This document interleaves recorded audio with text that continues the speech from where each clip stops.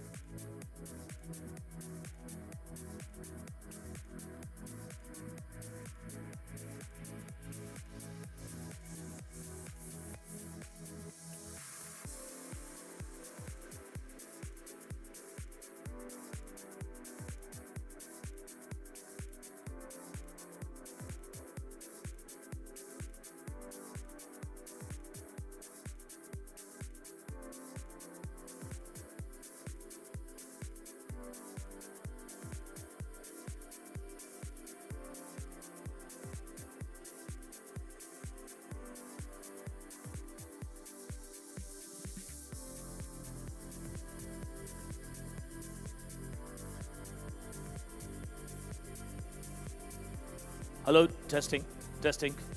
Okay, the people from outside. Who is outside? Guys from outside.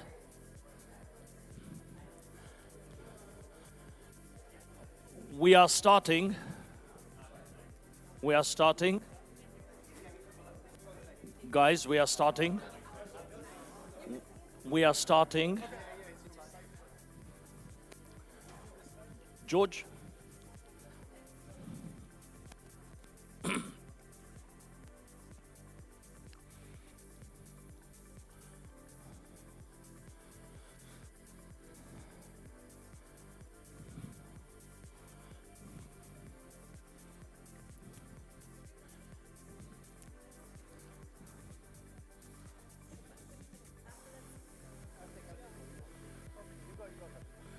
Depends. Is it going on your Facebook or LinkedIn? Excuse me, sir. Everybody, come. Come. Where is your cameraman? How is your cameraman? Atat. Abdulaziz. Hi. Sheikh, without you, not good picture. 2 steps back. Take it. Please come. Yalla. Come. Layla.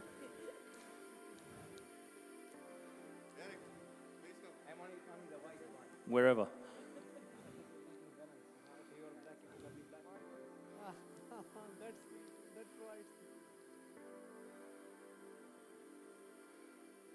Super, thank you very much. Okay, guys, let's have a...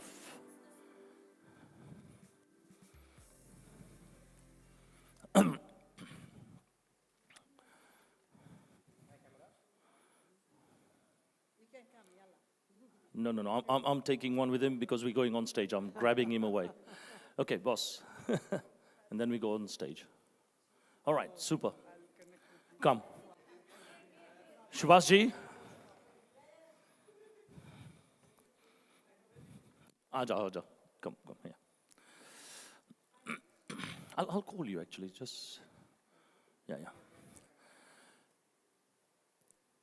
Okay, can everyone take your seats, please? Can you just rustle up the people from outside?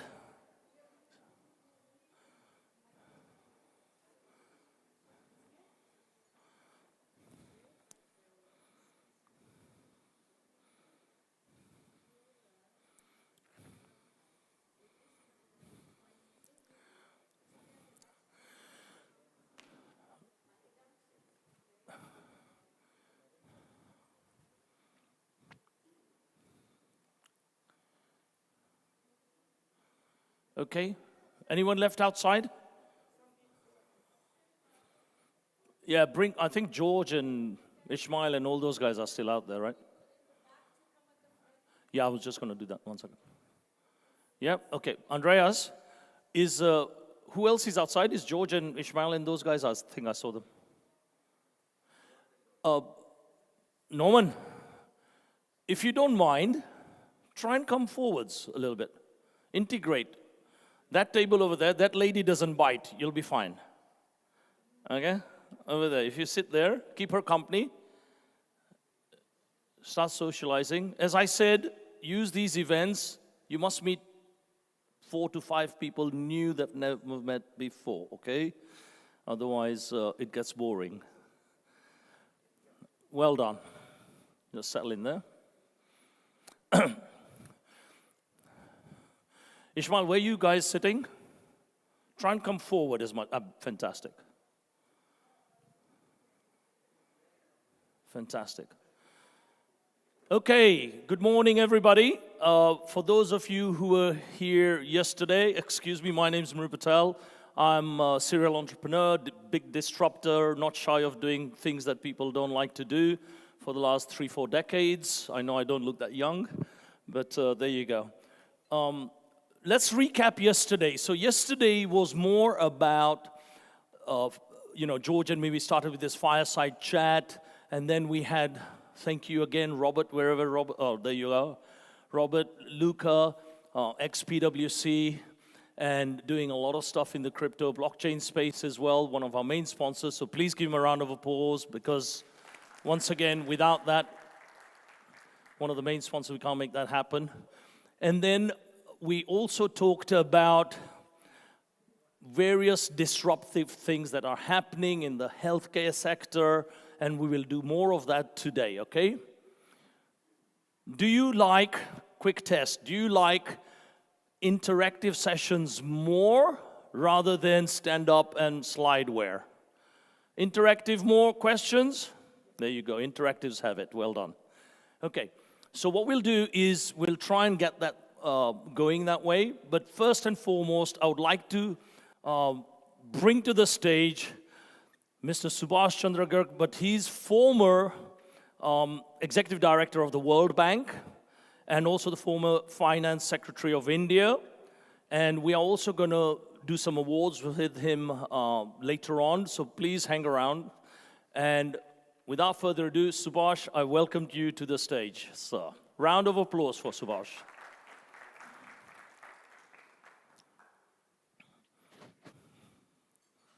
Okay. Thank you. All yours. Good morning, everyone. It's really a big pleasure to be here. I should have been here yesterday, but this corona and some other issues held me back for a day. But very, very happy to be here. And I see the industry leader, the policy leaders who are so much engaged in the big, big things of disruption which are happening all over the economy and the world today. And I'll try to sort of capture the policy and the fundamental issues which these days are witnessing. And so I will start with what big disruption which Satoshi started out when the world saw a new sort of currency called cryptocurrency or Bitcoin. The Bitcoin, before I come to that, let us say the economy is the goods, services, and assets. And the currency or the money is what makes the economy work. So if you are producing steel, or if you're building a house, or if you're delivering some financial service, that is what adds value. And that value taken together is the GDP, and the value embedded in the assets taken together is the wealth of the world. So basically, it's the real economy which makes the GDP and the wealth of the world in a way to be what it is. And the money, which is essentially two parts. One is the currency or the cash, as we know. So whenever you transact anything, you transfer cash from the buyer to the seller, or whether it's the assets, whether it's the commodity or anything.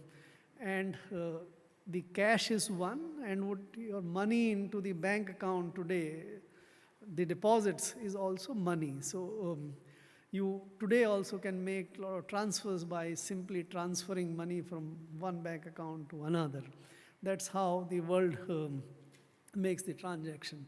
So the economy and the money, these are the two critical pieces of the economic function of the world.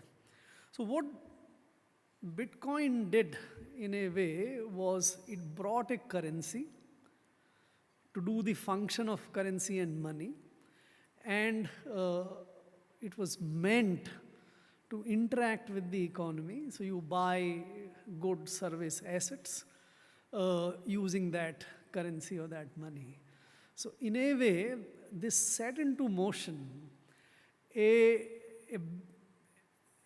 one of the, I think, if I can call the biggest disruption in the way the economies have evolved and functioned over so many. It started small, but it's gathering. The economy is becoming digital increasingly. It's not new, it's for quite some time that things are turning into digital. So today, your assets or your equity investments or your bond investment earlier, which were there in the physical certificates, today now are in dematerialized form, sort of stored somewhere in some dematerialized or centralized database company, so to say. Your cash or currency or money is with the banks. Banks keep them in their accounts, right? So that is the, and when you transfer that money from one account to another, it takes place digitally today. So most of the payments today, as I said, are digital payments. So digitalization of the economic processes has been taken. Now it's getting into the new levels or the NFTs today are in a way transforming the art into a digital art kind of thing. So the entire economic space is changing for last quite some time and becoming digital. There is still a lot of physical thing. So if we eat food, food is what we eat in physical form. We can't eat food in digital form. Or if you were to live in a house, that house is still physical. So there's a lot of physical thing still but the way transaction of physical things is also changing, is becoming digital. So today e-commerce enables transfer of or sort of sale, purchase, delivery of goods. So e-commerce is partly digitalizing the physical world of commodities and assets. So this transformation is taking place. So what Bitcoin did was to introduce a new currency. And the digital world basically operates in databases. So your assets of equity, your assets of bonds are all in databases. So the Bitcoin did two disruptions. One, it brought currency to substitute the official currency, cash or bank, so to say. It also, in a way, brought into being a very different way of managing databases. So earlier we were all managing the databases in centralized database form. The data was residing in one, so your land records or your money, equity or whatever were with somebody who was managing that centralized data. And whenever there was a transfer, that centralized agency was allowing the transfer to take place. So the two big bases of operation of the economy, the currency and the database, the Bitcoin coupled by, let us say, the blockchain technology, which is a very different way of organizing the data and transacting data. So these two together challenged or disrupted the biggest two way of the digital economy working, which is the currency and the databases. Now, so I today I would try to sort of lay down in a way how the policymakers see these two big changes which are coming. And is there a way to deal with it? And what is the likely scenario of these two big disruptions going forward? So let me first deal with currency part, and then I'll come to the database. Currency, as all of us know, is the biggest attribute of a sovereign, right? The sovereign, we have 200 odd countries in the world. Every country has its own currency. It's a sovereign's attribute. It carries the trust of the sovereign because everybody believes that this currency will be accepted for this value by anyone, and therefore the transaction takes place.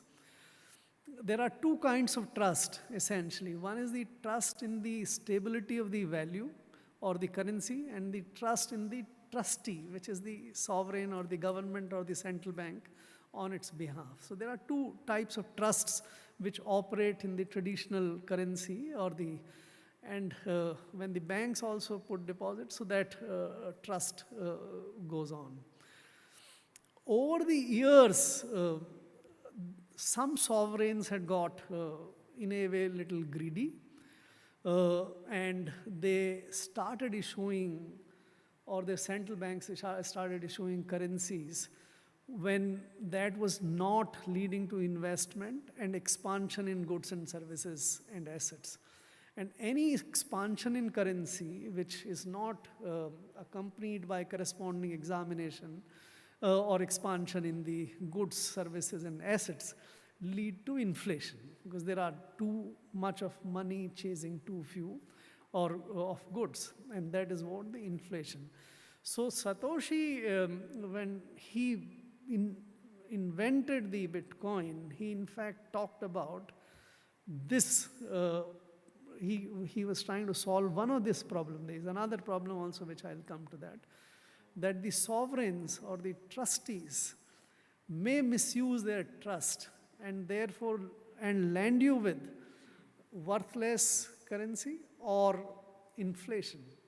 And therefore, if we can eliminate the sovereign and currency is shared amongst the peer-to-peer people only, or everyone, and everyone knows how much is there, and it expands by way of a certain process and then gets limited to a certain level, it would not lead to inflation in goods and services, and the weaknesses of the trustees can also be taken care.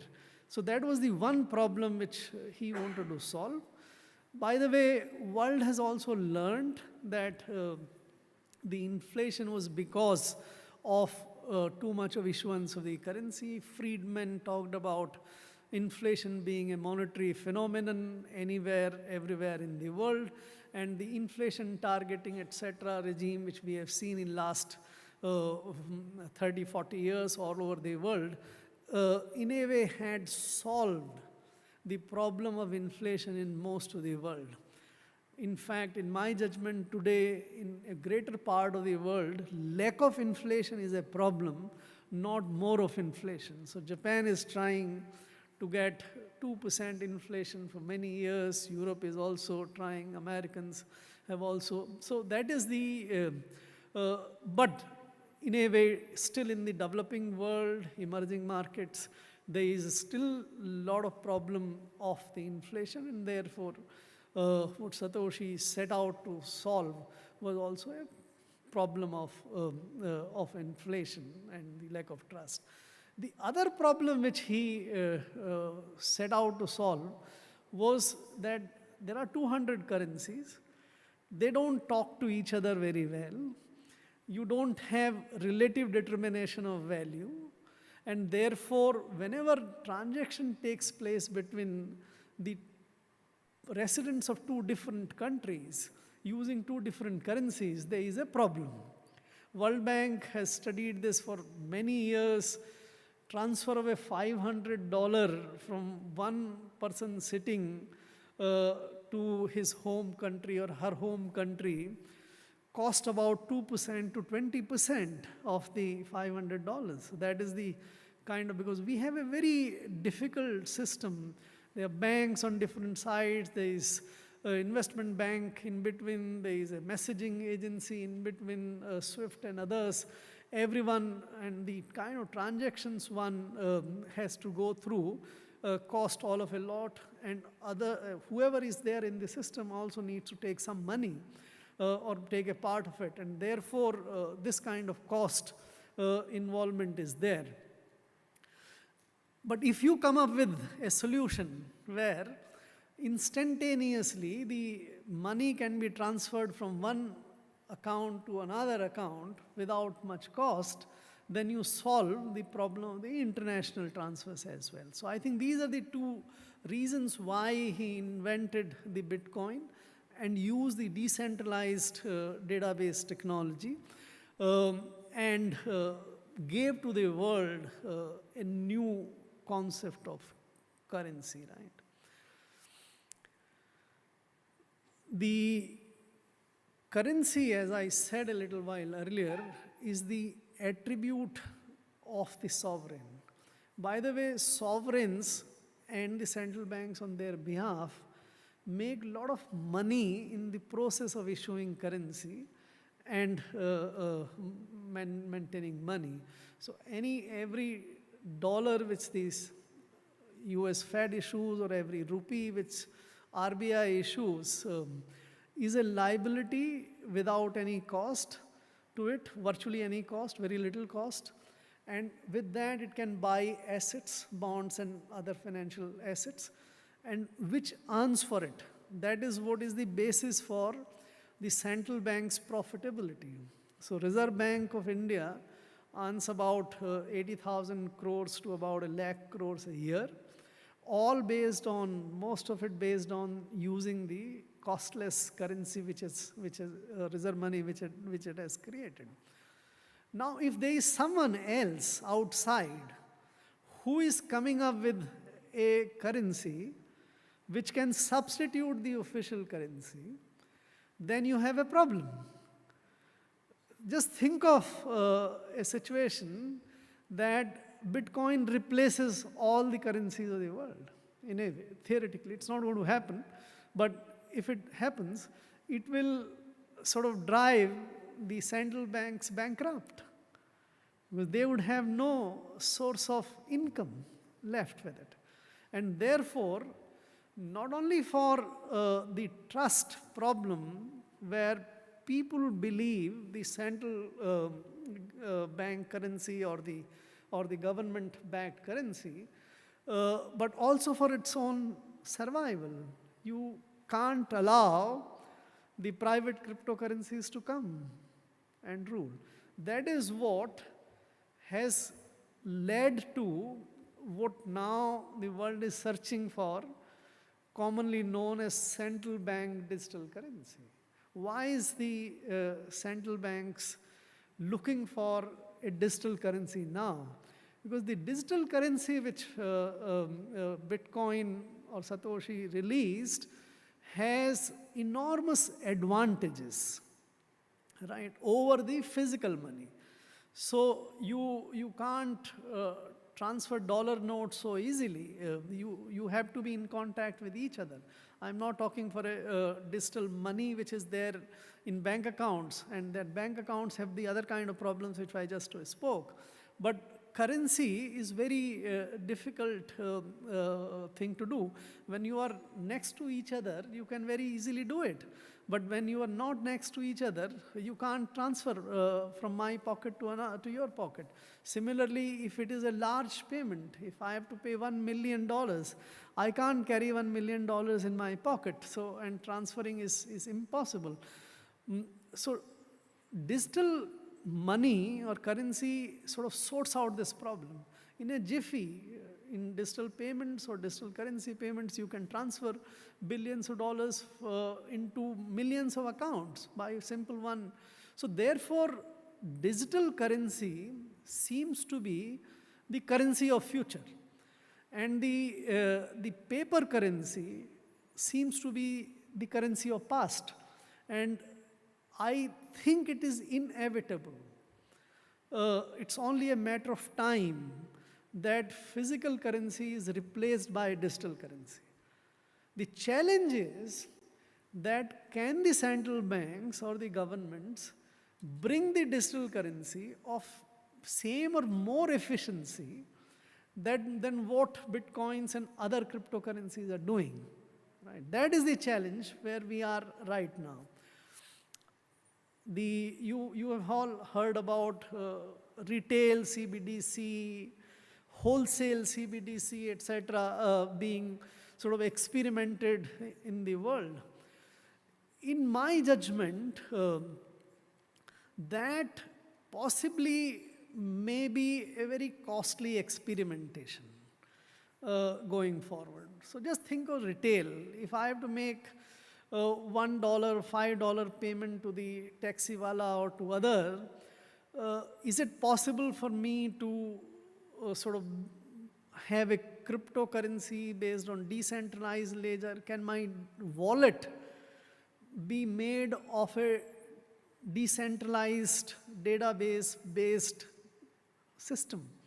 It's going to be very difficult. This is already sort of documented. It requires enormous amount of computing power. It requires enormous amount of electrical energy to and data storages, etc. How can common man have that kind of ability? Maybe times may come. Today what we have in our smartphones, 30 years earlier, the biggest powers did not have that much kind of. So it might come, I don't know, but it looks very, very difficult. So there might be other technical solutions. For example, the securities today or the bonds, billions, trillions of the value of bonds are all sitting in centralized databases in a demat form. And you can easily sort of make transactions in that. Is it possible that currency can also be a dematerialized currency in the same way like the securities and bonds are, and then as easily transferable as those are? And then, so I think what the central banks and the governments would be doing going forward is to look at various technical options, technological choices, and maybe the private industry, the blockchain industry and others can also assist that. But what looks feasible to me and what looks most likely to me is that the central banks and the governments would evolve a very easy to use digital currency. And that on the private cryptocurrency side, I find the problem of the trust to be growing much and much bigger in times to come. Anybody who sells a good today has to accept some currency or money in payment. There are Teslas of the world who say that we will take payment in Bitcoins. The second day they say, no, we will not. But very few of the sellers of goods and services have come on board to take payments. The function which the Bitcoin started to set out in 2008 of making payments using as currency has actually not materialized. It has developed as asset, which I'll talk about a little later, but it has not materialized as currency. In India, when we looked at the whole phenomenon in 2019, and I was chairman of that committee which recommended the bill to ban cryptocurrencies and encourage or lay the foundation of official digital currency. Our conclusion was that people will not trust private cryptocurrencies. It would be very difficult. Some solutions were coming like stable coins and other things, but those are very difficult to operate. We can discuss in question answer session that, but so my sense going forward on the currency side is that official digital currencies would evolve and come, and the non-official digital currencies or the cryptocurrencies will over the years die out and they will not survive. That's where my sense about currencies is. Now let me come to the other disruption and then merge the asset part of the cryptocurrency. The other disruption was this decentralized technology versus the centralized technology, right? The way we have in last 5,000 years or 7,000 years of our existence, we have kept somebody as, or mostly the government, as the in charge or the trustee of the assets which we create and the databases. So earlier, when it was gold, there was some sort of decentralized because everybody trusted in gold. But other than that, every asset, whether it is so today, as I mentioned earlier, so land records or property records or equity records, everything is, somebody is at the end of it trying to sort of build centralized database and then allow you to do transactions.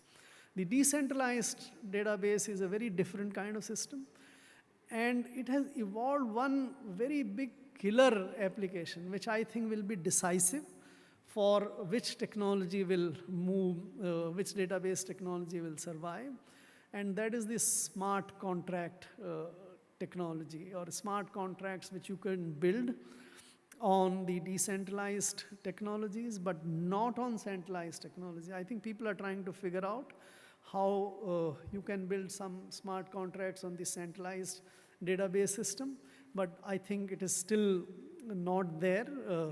And whereas the decentralized database technology has got smart contracts. So today, decentralized finance, where credit is delivered, or many other applications which are happening, and I can visualize virtually every kind of financial service can be used or can be delivered using these smart contracts as the base to settle all kind of relations and the interactions thereon.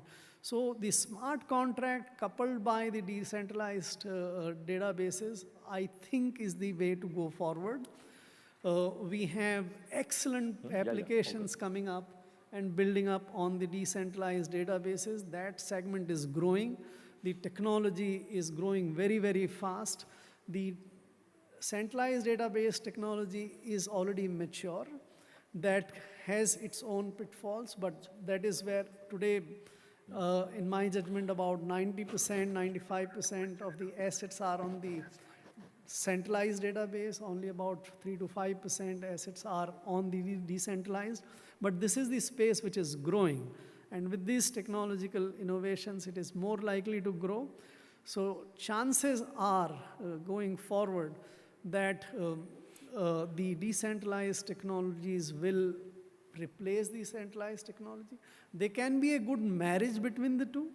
They can be good aspects of centralized technologies joining forces. I was speaking to Lucas, executive director here, and he was explaining that how they are trying to do a lot of merger of those technologies. It can happen.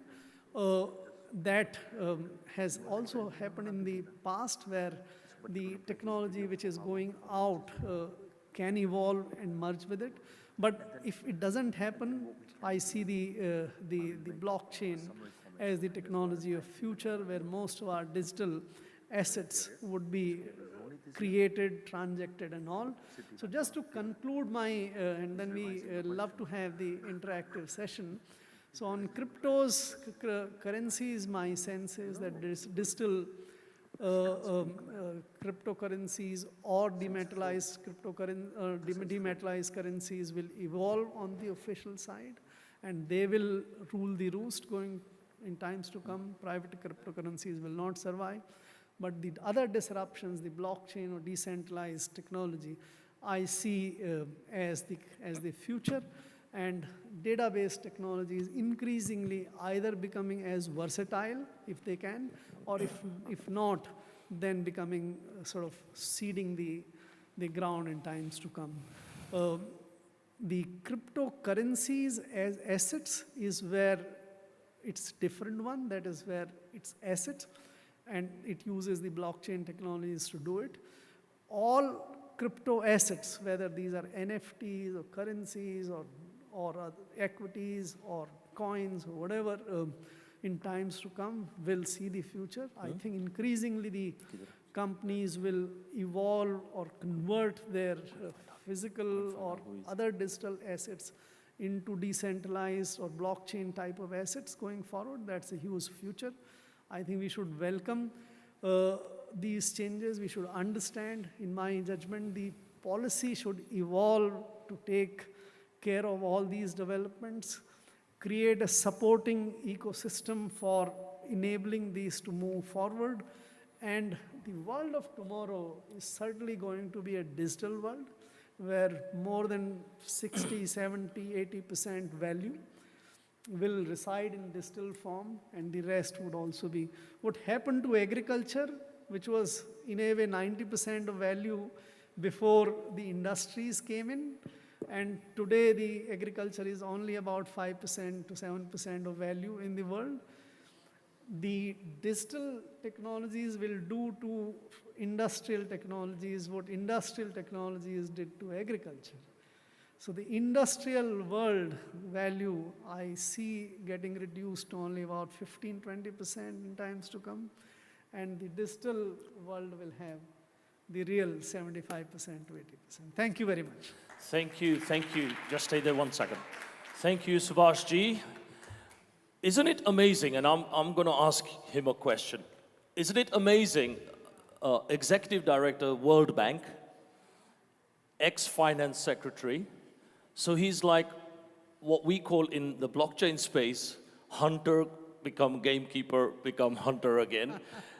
Would you have spoken like this when you were in the ministry, saying that, because we've been saying it for, well, at least 5 years publicly, I've been saying, you know, 90% of what you've said, decentralization's way forward, if you put digital currencies, this is the benefits, all the things you've said now, would you have said, and do you think the government gets it? Because CBDC, fully agree, is a distraction, even though Chinese yuan and even the RBI's guys are trying to do this with their currency, UK, Switzerland, they're all doing it. Waste of time, waste of money, okay, they're doing it with Ripple, some of them. But do you think, inside, and I have a horrible way of saying it, which is there is a kind of like a government, central bank, retail bank, treasury cartel, for want of better words, who says, you know what, and we've got a panel on this, by the way, you know what, anything that says digital currency and Bitcoin and all that, put all these misconceptions out, muddy the waters whilst we figure it all out of ourselves. Do you think that's really happening? This is why. See, I think it's a very interesting question. Let's take this. The governments in general, by their DNA, by their sort of mindset, are not future. I would say insecure. They're looking for their job protection as The well. government is a social institution created by the existing set of players. There is a social contract between the bulk of the people today and the government that you would do these kind of common services for us. And that makes the government's precedent-based rather than forward-looking base. And that's the reason governments will always react in the way they are reacting. Don't go very far. Look at 15, 16, 17 centuries. How did the governments of the day dealt with the observation that sun is not, it's not that the sun revolves around the earth, and it is the earth which revolves around the sun? Or how did they deal with the antibiotics and other things in the past? Everything was thought that this is going to cause problems. Or why go very far? In India, we had, I will come to that, we still have that mindset. Ours was an agriculture economy which used to use bullock carts, horse carts for transportation. When the automobiles came, there was a huge societal clash between the perpetuation of the existing system. You run on the bullock carts and the horse carts. Don't do automobiles. Automobiles are dangerous things to happen. They will kill the society. Even today, e-commerce, what we are witnessing the battle in e-commerce today is exactly the same. There are 3 crores, 30 million small mom and pop stores in the country, which works on the on the industrial system of distribution. That the goods will come, they will stock it to some extent, customer will come and they will sell it to them. Whereas the e-commerce allows the direct deal between the producer or the stockist to the consumer. And therefore, they get outed. They will probably be the loser in the system. And therefore, the government, which tends to work on popular vote, has to take care of 3 crore people or 30 million people rather than the 30 e-commerce companies which are disrupting. Absolutely. So that tension will always be there. Okay. But believe me, the governments ultimately embrace the technology, the forward looking. We always evolve. Some part may not evolve, but most of humanity evolves. That is what we need to do the conviction. Our technologists are finest technologists. They can think. They'll need to explain. They'll need to convert and there are some concerns which we need to also address. All these technologies tend to result into concentration of wealth into few people in comparison to the distribution of wealth and the income to all people. And therefore, how do we assure? Today is the big battle in the social media. Some of the companies happening where they are, they command something like 35–40% of the Nasdaq value. Yep. So this is how do we convince the people and the government that this new system will not be insecurity. I think it comes to insecurity because they think they're going to lose their jobs and protections and pensions. It will could lose. I invite you to sit down? Have a seat. We'll do two questions from the public. I think that'd be great as well. Let me get this over here. Let's take it to the next intriguing part. Again, myself and lots of people out there who are in this business we talk about is, and you touched on it really well. Why do people go into printing money? Okay? To then create a government bond or some security where they can earn and capitalize on it to sustain the economy of the country. You've been there in the finance secretary role doing exactly that. But people coming from out in the decentralized currency market, we see that is happening. At the end of the day, someone's got to pay for it. And the sustainability of that is not there. Now, with CBDC, and what you said was, governments got to embrace it somehow to create a digital version of it to do a similar thing, but in the digital world. And of course, it will impact a lot of the printing of the money types of models. What is stopping it? That's what I'd like to know. What is actually stopping it and stifling that? A quick one, and then we'll take a couple of questions from the floor. I think there are two reasons in my judgment. One, still, to be very honest, most of the government and the central banks don't understand the digital currency, system of currencies. They think, and you would hear it mostly, that we have solved the problem of digital payments. As I said, today 95% of payments in India are digital payments by value. And we have created enormously beneficial applications like UPI. By UPI, what UPI has done is it has brought all the bank accounts. There are about 80 crores or 800 million bank accounts in India, spread across about 125 banks. All those bank accounts have literally been made into one digital bank by UPI. And since there is one digital bank, by transferring money from your account to another account, the payments take place in jiffy. This is what the cryptocurrencies was set out to do. So in a way, payments are happening, but since currency is not digital, the currency has to be exchanged whenever payments are to be made. If you can make the digital currency also digital, then like digital payments using the account or the deposits in bank account take place, the currency can also be exchanged. In fact, if that happens, there might be a big disruption waiting for banks. But it's happening. It's So happening. it's The solution's there. So the solution, so my Yeah. understanding, one, the central banks and the governments don't fully understand. There is or, always, or the question is, are they doing this? We don't want to understand it. no, I don't think so. I don't think. Solutions are there. They are open. In fact, as I mentioned, in 2019, the law we drafted was to lay down the foundation of digital rupee in India. Like we have a coinage act for the metallic currency, we have a paper currency act for the paper currency.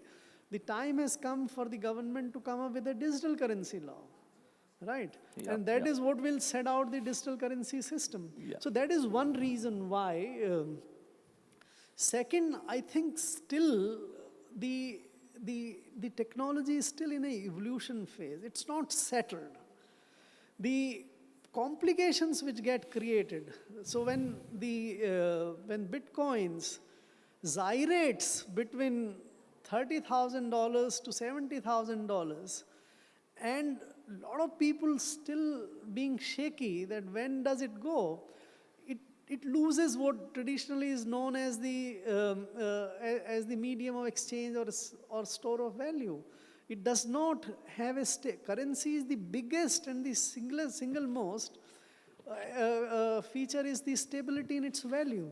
When the currency doesn't have that stability or value. No, but the stable coins have been doing it for some time. In fact, USDT, for example, trades more than Bitcoin, you know. So, the Indian rupee, stabilized Indian rupee, or what the Chinese yuan have been trying to do for the last 2-3 years now, and they've already piloted it. It's happening, you know, right down to the Sakwala. You will go and just do barcode and pay 1 rupee, and it can be done instant with no transaction cost. So India needs to do something, and something fast. Very true. So the stable coin is the Yes. coin for future, right? And the stable coin to some stable coin which can figure out the relative value of 2,000 or 200 currencies is the requirement. So there are two options. Either these 200 nations give up their currencies, like Euro has done for 20-25 countries. So either the world forgoes sovereign's right to do currency, because if they are there, then you have to determine the relative value.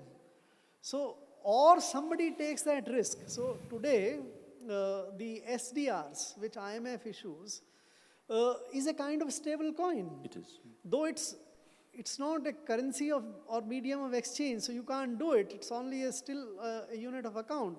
But tomorrow, imagine for a minute that the SDRs are issued as the global currency, right? You have a stable value, and that carries the value, same value everywhere in the world, and that can work as the global currency. As a digital version, absolutely. So what's Right. stopping it? That's what I'm trying to say. What stops governments and See, these EU governments, IMFs, all these people to adopt it? or even private space. Or even private sector. So, Yeah. for the stable coins, because the risk is not there of the stability of value. Sure.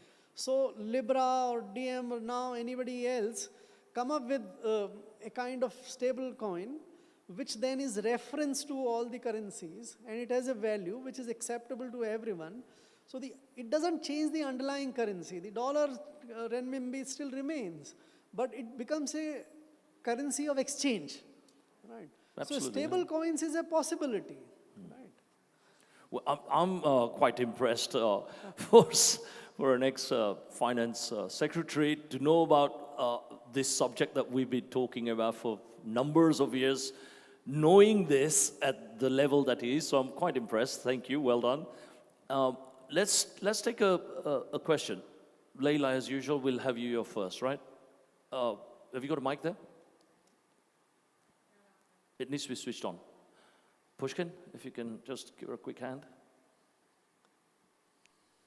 Just for information, I have written Well a done. paper for this conference, which I have shared with the organizers. Yes. And I would request them to share.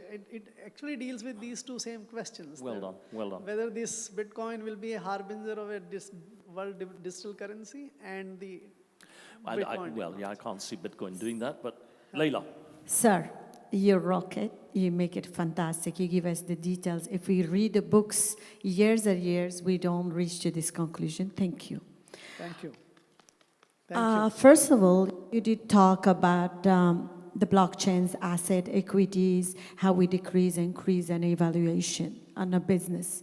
As a drop of the ocean in entrepreneur world, when we talk about assets, we have them physical. With the blockchain, we have everything virtual. And with instabilizations of the cryptocurrency, how we can evaluate those assets to make them real, and they are not just virtual, and the people are trading, and the market is not stable.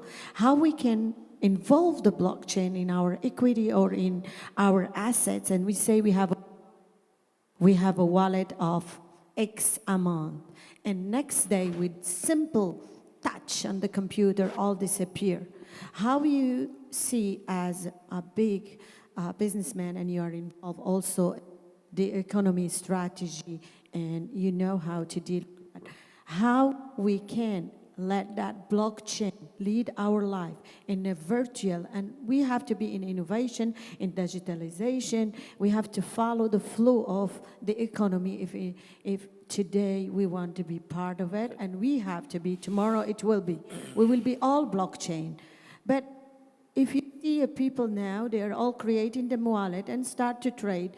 Today we find cryptocurrency Lumi, cryptocurrency so no really regularization sharp, and there is no legislation law to make the blockchain real asset. Okay. Thank you. Let me attempt to answer this. I was having conversation with Mr. Robert before we saw it. And it was very interesting. So what I was trying to communicate to him is that we have genes in our body, right? Every animal, every living being, plants, and genes are these self-executing codes. In which year, 30 years, 20 years, your eyes should turn this kind of color, or your hair should turn this kind of color, or in the early part, how your ears and others. Everything is self-contained and self-executing, right? Smart contracts of the day are like genes. They are self-executing. So if at this point of time, your interest is due, it will deposit, and you don't have to do anything. It can evolve into such things where even dispute resolutions, what the government does, regulations, etc., can also be built as part of the smart contracts. So the smart contracts can literally evolve as what the genes do it in our systems. So I think the database technology has allowed you to retain or have many of your assets on the click of button. Today, I think most of us have our demat accounts where our equities, debt, etc., is all, or fixed deposits for that matter, are all there. Some of these things are in a little bit of more difficult. Some of these assets are not on that kind of issue. NFTs are not. The distributed ledger technologies perhaps is more robust, more versatile. It can bring many other assets and digitalize and put it into the click of way you were saying. So I think if we evolve the distributed ledger technologies, evolve the smart contracts, and the governments learn to sort of regulate or bring the laws for the new digital economy, I think your expectation, or your ambition, what you're looking for would be a reality soon. Yeah. Also, I think there's a misconception in what you just said, that blockchain and currencies, blockchain does not mean currency, Exactly. and it's not virtual. Blockchain is not virtual, and we'll cover that in the next 2 sessions as well. Blockchain is a technology. It's just a technology. Don't think it's That's virtual or virtual currency doing this. Blockchain is not equal to currency, misconception. And blockchain is not a virtual world. Absolutely. So we'll cover that in the next 2 sessions as well. Okay, one more question, guys. Who has the longer hand, Mustafa or Sandeep? Mustafa.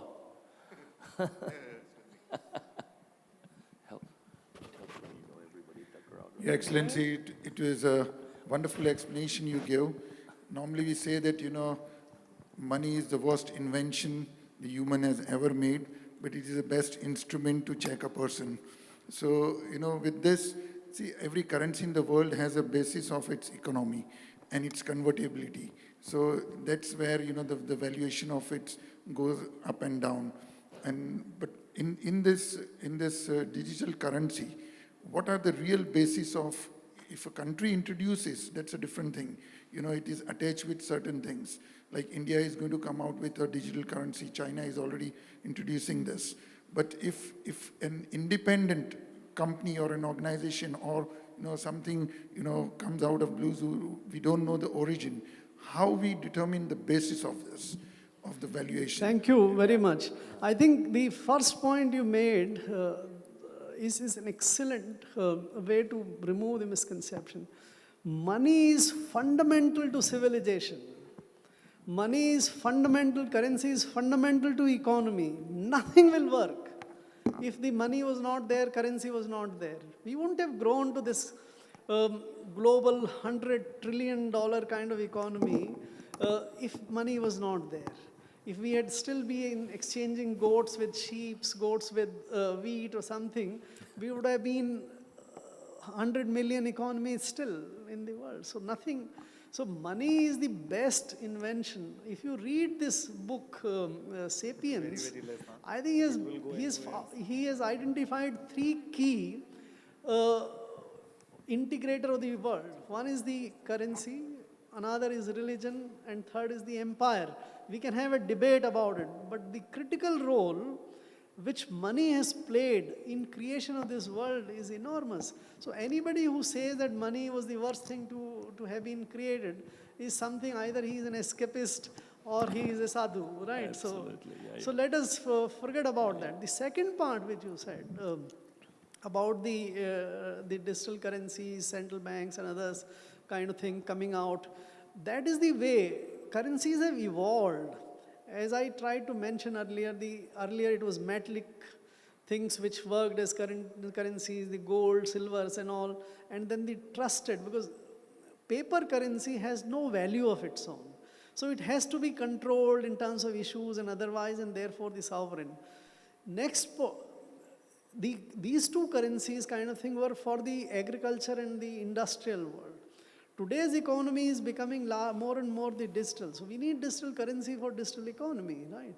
And therefore, central banks and the governments as the trusted institutions of people will create it. Private, I have doubts about the currency. I have enormous respect about their private ability to take on this blockchain, the distributed ledger technology, database management, creating a lot of value.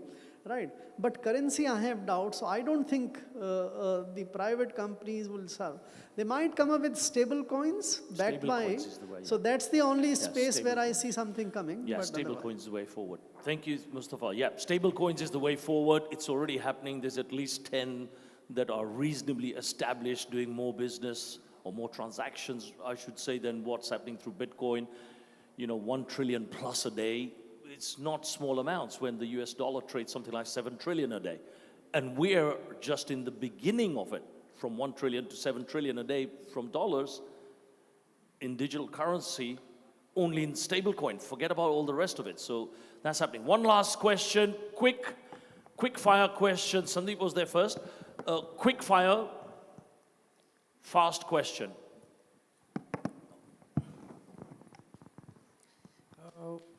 The digital currencies which Bitcoin and all others has come up is one of the biggest factor that the trust was lost. The trust was lost. Yes. The amount of money printing happening, the liquidity created for the world to live an extravagant life at a depth creation of next 30 years was one of the reasons this came up. So again, we are going back when we go back to the central banks coming out with digital currencies. Where is the trust going to come if they keep on printing or rather creating same effect of digital currencies again. I think I would love to support Bitcoin and others than trust a digital currency of a government, because printing still takes time. In digital world, you will create much more. So how will we go back to trust a government of doing that? I think excellent, again, excellent question. So, and we can't forget the real state of the world today. So after this corona hit, the US Fed has doubled its balance sheet. So it had $4 trillion of money created. Today it has $8 trillion of money, right? So, and many of the central banks in the world has created a lot of money into the system. But think of one thing, why is the inflation not there? Today, despite so much of creation of money, that to my mind is another big fundamental change which is taking place in the global economy. See, finally the inflation is the result of mismatch in demand and supply for the goods and services. If you have more demand backed by more currency or money issued and less supply, the inflation would take place. But if the currency is not in a position or money is not in a position to increase the demand, then the inflation will not take place. Then this entire money which has been created will go and sit into the valuation of the assets. Your bond prices will sharply go up, so your asset prices will go up, or it will come back to you. So US today, US Fed has $1 trillion sent back by the people and the banks to the Fed bank for keeping it. Right, so 1 trillion comes back because there is no use. It's not chasing any goods and services. There is no demand, additional demand which it has generated, except the transient in some. So the currency, if it is issued in disproportionately large number, but if it is not resulting into extra demand of goods and services, the inflation will not take place. And therefore, the trust is not a problem, even if you issue. The trust is about the honoring of that currency, of the value. That is still better placed in the sovereign-backed currencies than private-backed currencies. So I think digital, so tomorrow suppose for a minute that somebody were to demand from Bitcoin system that give me $50,000 for one Bitcoin which I hold. The system will not be able to, it will give you one Bitcoin against one Bitcoin, right? But not 50,000. The system which operates doesn't have $50,000. And therefore, that guarantee of the value of the currency will not be from the private system. Yeah. So my sense is that way that we'll probably go. To a large extent agree. I just want to comment that if we all go back to US and say, please pay us the debt, is that government in a position to pay the debt? No, you are right. Same situation. See, until 1971, when there was a guarantee that US said that any time you give me $35 and I'll give you 1 ounce of gold. So it was backed by the gold, but it couldn't deliver that gold, and that's why it went off that gold. Today, it also says that I'll give you $1 for $1. Reserve Bank says that I'll pay the holder of this 100 rupees note 100 rupees. So I'll give you back 100 rupees. Another note, a new note, nothing more. But it comes from the old concept when 1 rupee was exchangeable for 1 silver coin, right? So the trust, that is where the trust. Now, if either a central bank gives you a guarantee that I'll give you 1 rupee for 1 rupee, or a private guy gives you guarantee, who are you going to trust more? It may be personal choices, I don't have any argument with that, but the society by and large will trust in the sovereign and the government. Thank you. Thank you very much. Thank you. Thank you very much. The gold reserve thing is an interesting thing. 1976, I think they stopped all that gold reserve thing. 71, I was close, getting old. need sleep. Thank you, Subhashi. Round of applause, guys. Well done. Quite enlightening to see from, as I said, hunter turned gamekeeper. Okay, next session we have to add on to something Leila mentioned on virtual and non-virtual related subject. So, Derek Smith is the founder of Ember, UAE over here. Derek, please come on stage. And we're gonna discuss, or Derek's gonna present for like 10 minutes on applying NFT to non-virtual revenue, okay? So something that you mentioned, and how to do it for generating assets. And then we'll have a little fireside on that as well. So quick 10, mate? Yeah? Okay, catch you later. Well, 10 or so. All right. Good morning, everybody. For those who don't know about blockchain technology and NFTs, I think this is a good place to be. So, can we have a presentation? All right. So, I'm from a company called Amber. Let me just check how this thing works. Yes, there we go. Okay, so I'm the founder and CEO of Amber. We're an Abu Dhabi-based company at ADGM. And we've been building decentralized solutions for going on about 5 years now. So we believe that decentralization is the future of commerce and the world, really. And we've been building a number of things. We spent the first couple of years building a decentralized telecommunications solution to take broadband into communities that are underserved around the world. That has been fully commercialized, and we've spun that off in 2020. It's now a US corporation that runs with its own executive team. We refocused and have built a DeFi platform, which includes automated market maker and all of these good things that you expect in the space as basic infrastructure. We've also built an NFT tokenization platform. These things are not just there because we like building beautiful technology, but because we've got some real-world uses for them. So this talk is about one particular use. At the bottom there, we talk about our revenue rights. So we're using NFT technology specifically for that. We're also doing a few other projects in terms of luxury goods and so forth. So, today I'm going to talk about our AGM NFT. That's artisanal gold mining NFT token. And we're using that to solve a problem which a lot of people don't really take note of, and that is of artisanal and small-scale miners, specifically in this case in the gold industry, but we also can later on talk about other types of mining. So miners have been blamed for a number of big problems in environmental and social mismanagement. The use of mercury and cyanide, for example, and the damage that it wrought in the environment, which people don't realize how big artisanal gold mining is.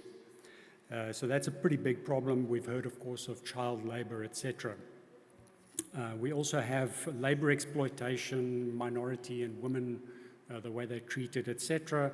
And so we're looking at solving a lot of these problems with our solution. Just so that you realize the size of the problem, the United Nations and the World Economic Forum estimate that there's somewhere in the region of 40 million people around the world that are directly involved in small-scale and artisanal mining, most of them in emerging markets. If you take into account the societies and communities around these gold mines that also feed off them, you're talking about several hundred million people in the world that are directly supported by artisanal mining. So it's a pretty big, a large chunk of the people on the planet that are involved in this. And of course, the environmental damage in places like the Amazon and so forth. Everybody's seen these pictures of the gold mines on the Amazon River and what it does to the environment. So we're focused on using blockchain and NFT to address a number of these problems. So We want to create a public and transparent record of some of the operational processes, as well as the transactional records of the financial aspects of ASM mining. So by logging the certifications, we're not talking about putting things on the blockchain. Of course, that's not true. The blockchain is not a database. The blockchain is a transactional record. So by logging data which comes from external sources on the blockchain and references to that data so that somebody can actually look it up, that's quite an important tool to be able to use in something of this scope. You're not talking about centralized organizations. If I was Anglo-American, it's very easy for me as Anglo-American to say, well, I've been certified for this, that, or the other, or these are my transactional records, because I'm a listed company. It's pretty easy to communicate that to the world.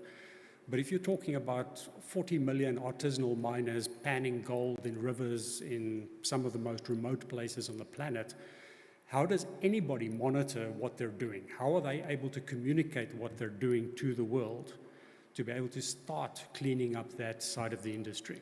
And that's really what the AGM NFT is about. We don't just look at the commercial side of the business itself. We also have a significant program around the communities with social and environmental programs that we run through our foundation, the Amber Foundation, which are focused around these mines and these communities. So we're looking at doing things, I referenced earlier the telecommunication solution that we developed. So we're looking at putting in place, first of all, community wireless solutions that give people access to the internet in these remote communities. Then we also look at education and clinics and so forth, various social programs within these communities so that the benefits of the gold mining is actually communicated into the local community and you don't just end up with an extractive industry. And that's a big problem you've got in emerging markets is things like gold mining are highly extractive. The capital leaves the country and it's gone and you don't have anything staying behind in the upliftment and the improvement of these communities, especially in rural settings.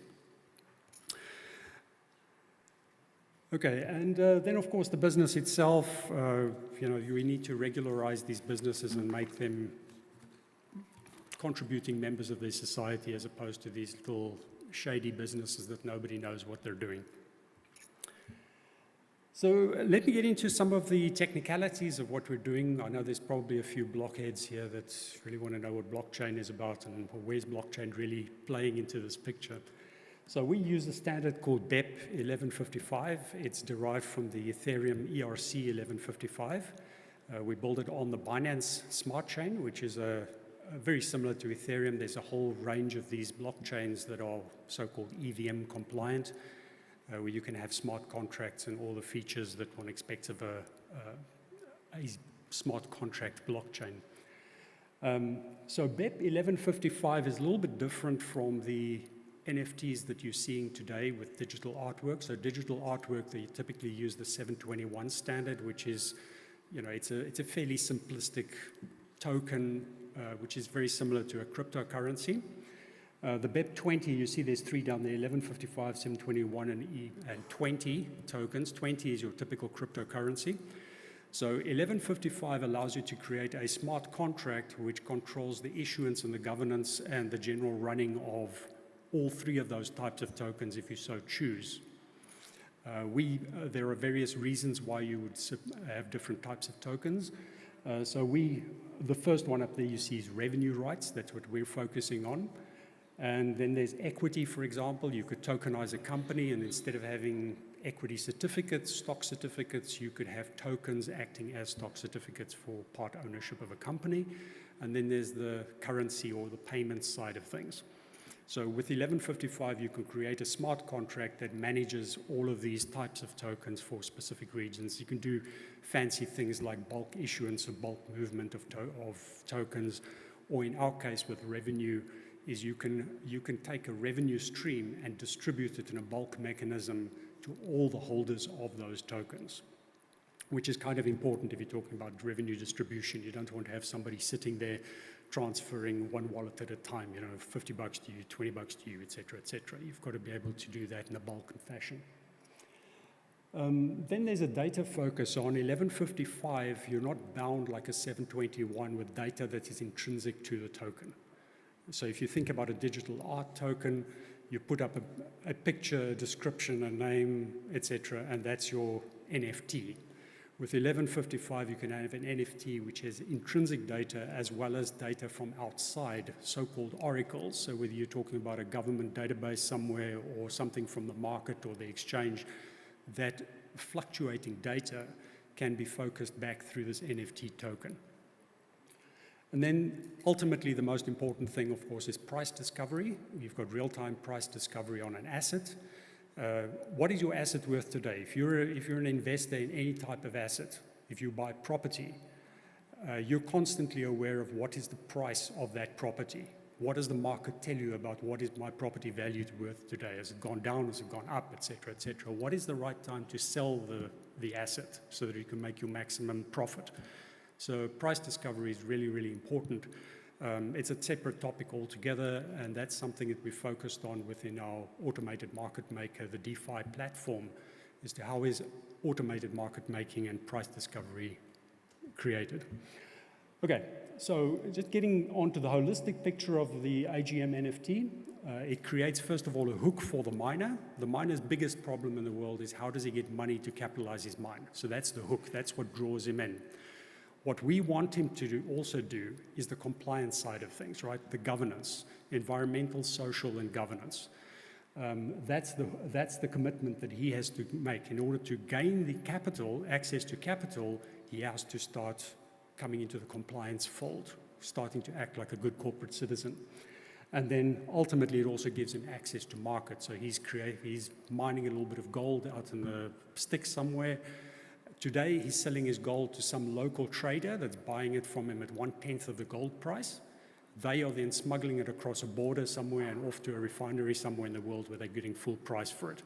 We want to shorten that access to market so that he's getting a fair price for his gold, but he's not smuggling his gold, he's paying taxes, he's taking care of his laborers, he's taking care of the environment, etc. That's the ultimate picture of what we're doing here.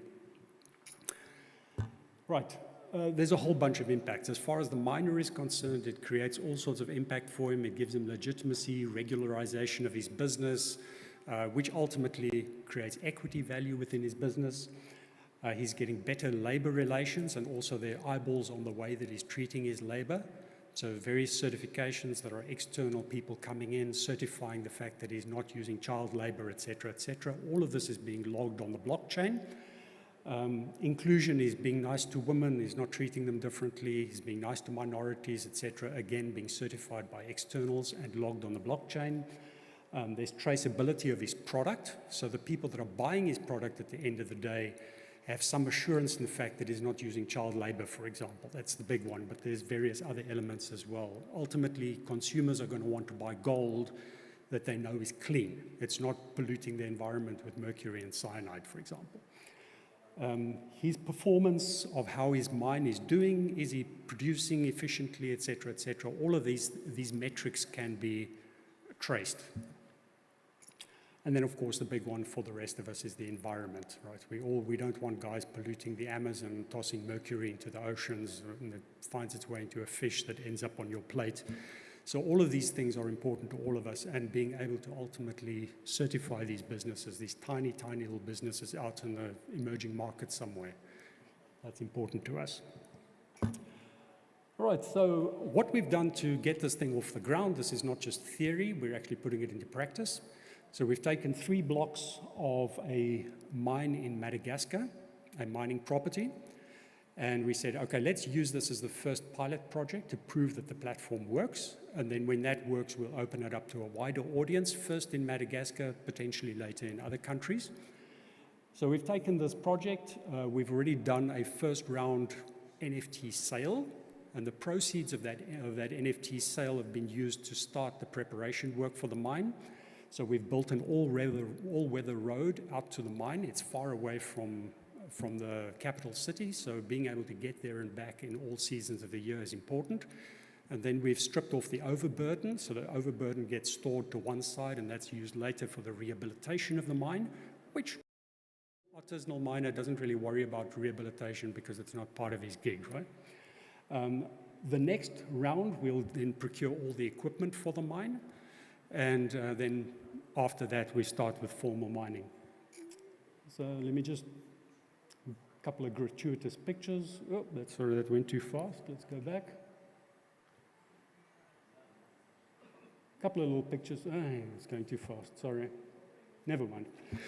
Final thing, of course, is we've made sure that we have the backing of both the national government and the communities around us. So in Madagascar, we've got some various MOUs that have been signed with federal government, the national government, as well as with the 5 mayors of the surrounding communes within the Mananjari district where we are. This is very important because if we don't have the buy-in both of national government and of these local communities around, you know, the mine ultimately becomes a self-standing extractive unit. So we're really, really important for us to have the buy-in of all these communities. So we've already gotten to that point. So thank you. Let's get on. Thank you, Derek. Thank you. We've got time for one question. Who wants to ask a question? Whilst someone thinks, I will ask you something. So I kind of like lost it in the number of slides over there.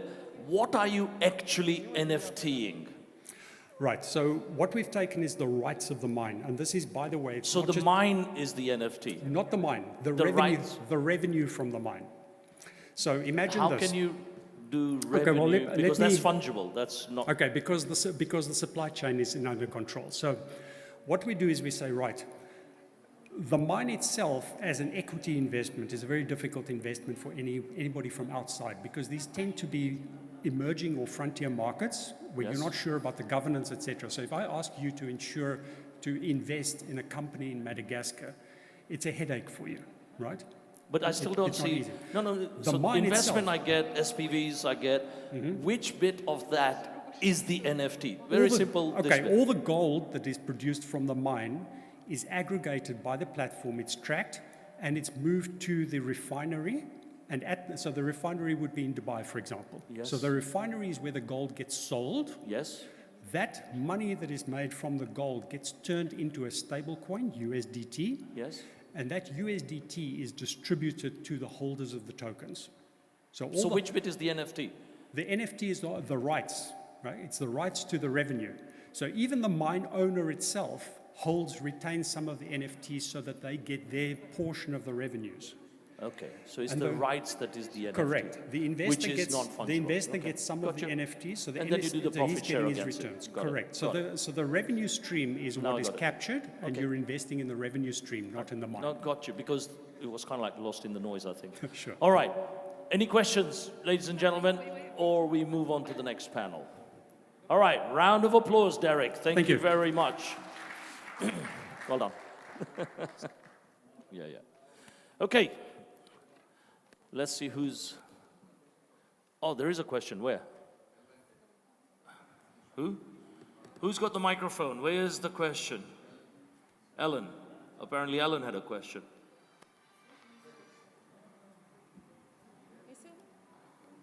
You got a question there. Well done. Go for it. Derek, stage is all yours. Oh, here. Uno, dos, tres.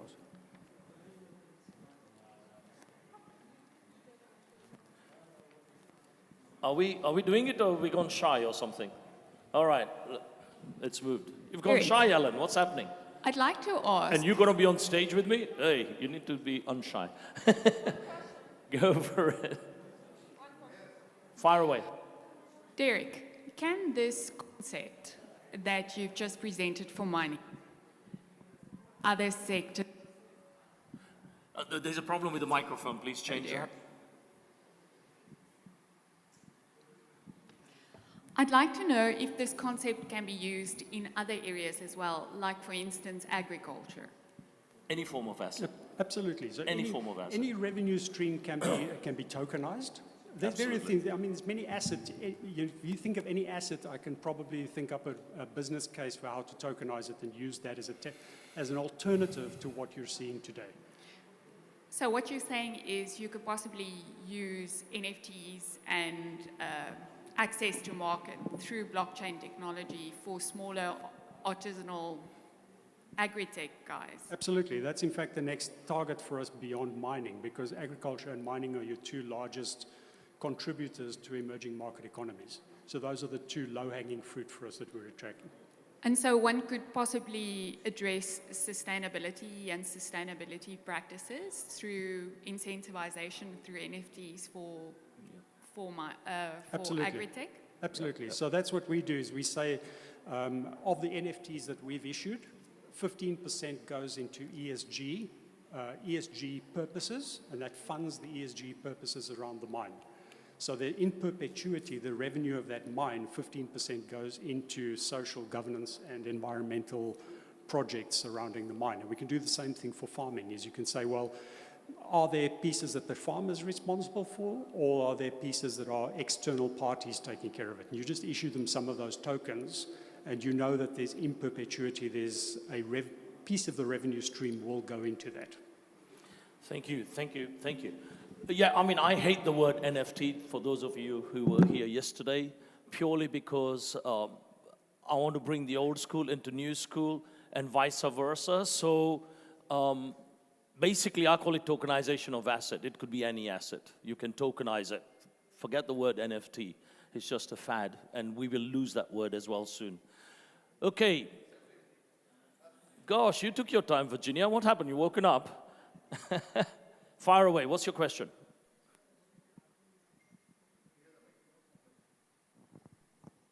Well, I wanted to figure out how to word my question properly. It's actually two quick questions. Put the mic closer, please. Yeah, one of them is, are you sure that this NFT would this NFT be considered a security from the standpoint of taxation? And the other question is, if it's linked to the revenue, and say it's the revenue from the facility in Abu Dhabi, if you sell 5,000 NFTs, so you have 5,000 parts of the revenue. If you sell another 5,000 10 months from now, then how do you prevent the watering down of the value of the NFT? Because now instead of one 5,000th, you've got one 15,000. Okay, so I mean, Derek, you've got the mic there, and I'll give it a word. All right, so there are different ways of doing this. The way we've selected to do it is we've said, okay, the mine itself consists of several blocks. So that this relates back again to the license that the government gives somebody to exploit a piece of land. So we've taken 3 blocks. We started with the first block, and we said, okay, for the first block, we create 10,000 NFTs, 10,000 tokens, which are all equal, by the way. They're in a series of NFTs, right? It's not like digital art where each one is necessarily unique. So each one token gets 1/10,000th of the revenue stream that is coming from that block of the mine in perpetuity. And yes, it is a security, undeniably. I wouldn't even try to argue against it. Absolutely. And by the way, this is not unique. Revenue rights on mines is something that is well known in the capital markets, right? You can go and buy revenue rights on mines from all around the world. This is nothing new. The only difference is it's tokenized, which means that if you hold 1 or 2 or 20 of these tokens in your wallet, I know where to send the money to when I get those revenues. So I can program the distribution of the revenues, and I can distribute, let's say we produce 50 kilograms of gold this month. We bring it to Dubai, we refine it, and we sell it. 50 kilograms at $50,000 a kilo, $2.5 million, and we've got, let's say there's people that hold multiple tokens. Let's say there's 1,000 token holders. I can distribute that $2.5 million to those 1,000 people the click of a button, because of the 1155 standard allows me to do that. And by the way, the cost of that distribution is a fraction of what it would have taken if I'd taken the actual money and sent it through bank wire transfers to people's bank accounts. And the efficiency is a very big part of what this brings with it. Super, thank you, Derek. And I think, Virginia, you pose a very, very good question there. A lot of people use NFT because it's a fashionable thing. And a lot of people don't realize, is this a utility, is it a security? That's why I only use the word tokenization of asset. Be it a building, silver, gold, whatever it is. It's like doing any SPV and you're just tokenizing it, right? You have shareholders with unique numbers. Building has a land registry title, unique. Number of shareholders, unique. Shareholding distributions, dividends, unique, right? Based on your shares. So the sooner people realize this is a security, the better it is for the world not to see scammers, okay? And I like to call it out as it is. Because there are a lot of people under this fashion, like any new technology, will try and find a way to scam. And that's what gives this market a bad name. So the sooner people put them down as a security and be honest about it, like Derek said, yep, it's a security, you can't hide from it. Game over, right? Okay, next panel, guys. We are going to be talking about tech history and the crypto ecosystem. And we are going to talk about the characteristics and some of these misconceptions people have. And with Subhashji over here, we talked about some of the misconceptions from the government side and how central banks, treasuries are also trying to portray some of this to protect, things like that. So now we are going to debate it amongst us. We've got flown in from UK, my young friend, Ismail Malik, come on down. CEO and founder of Blockchain Labs. Know him for, God knows, 7 years in this blockchain space. Been on various stages together around the world. Ronit Ghosh, Global Sector Head, Co-Head of FinTech Group Citibank. Ronit, is Ronit around?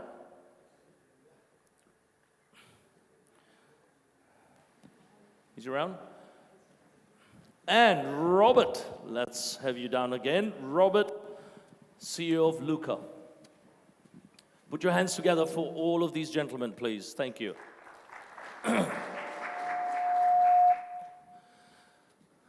Fuck. How are you doing? See you again. Wherever you want. Where would you like to be? Let's have 3 more mics, please, guys.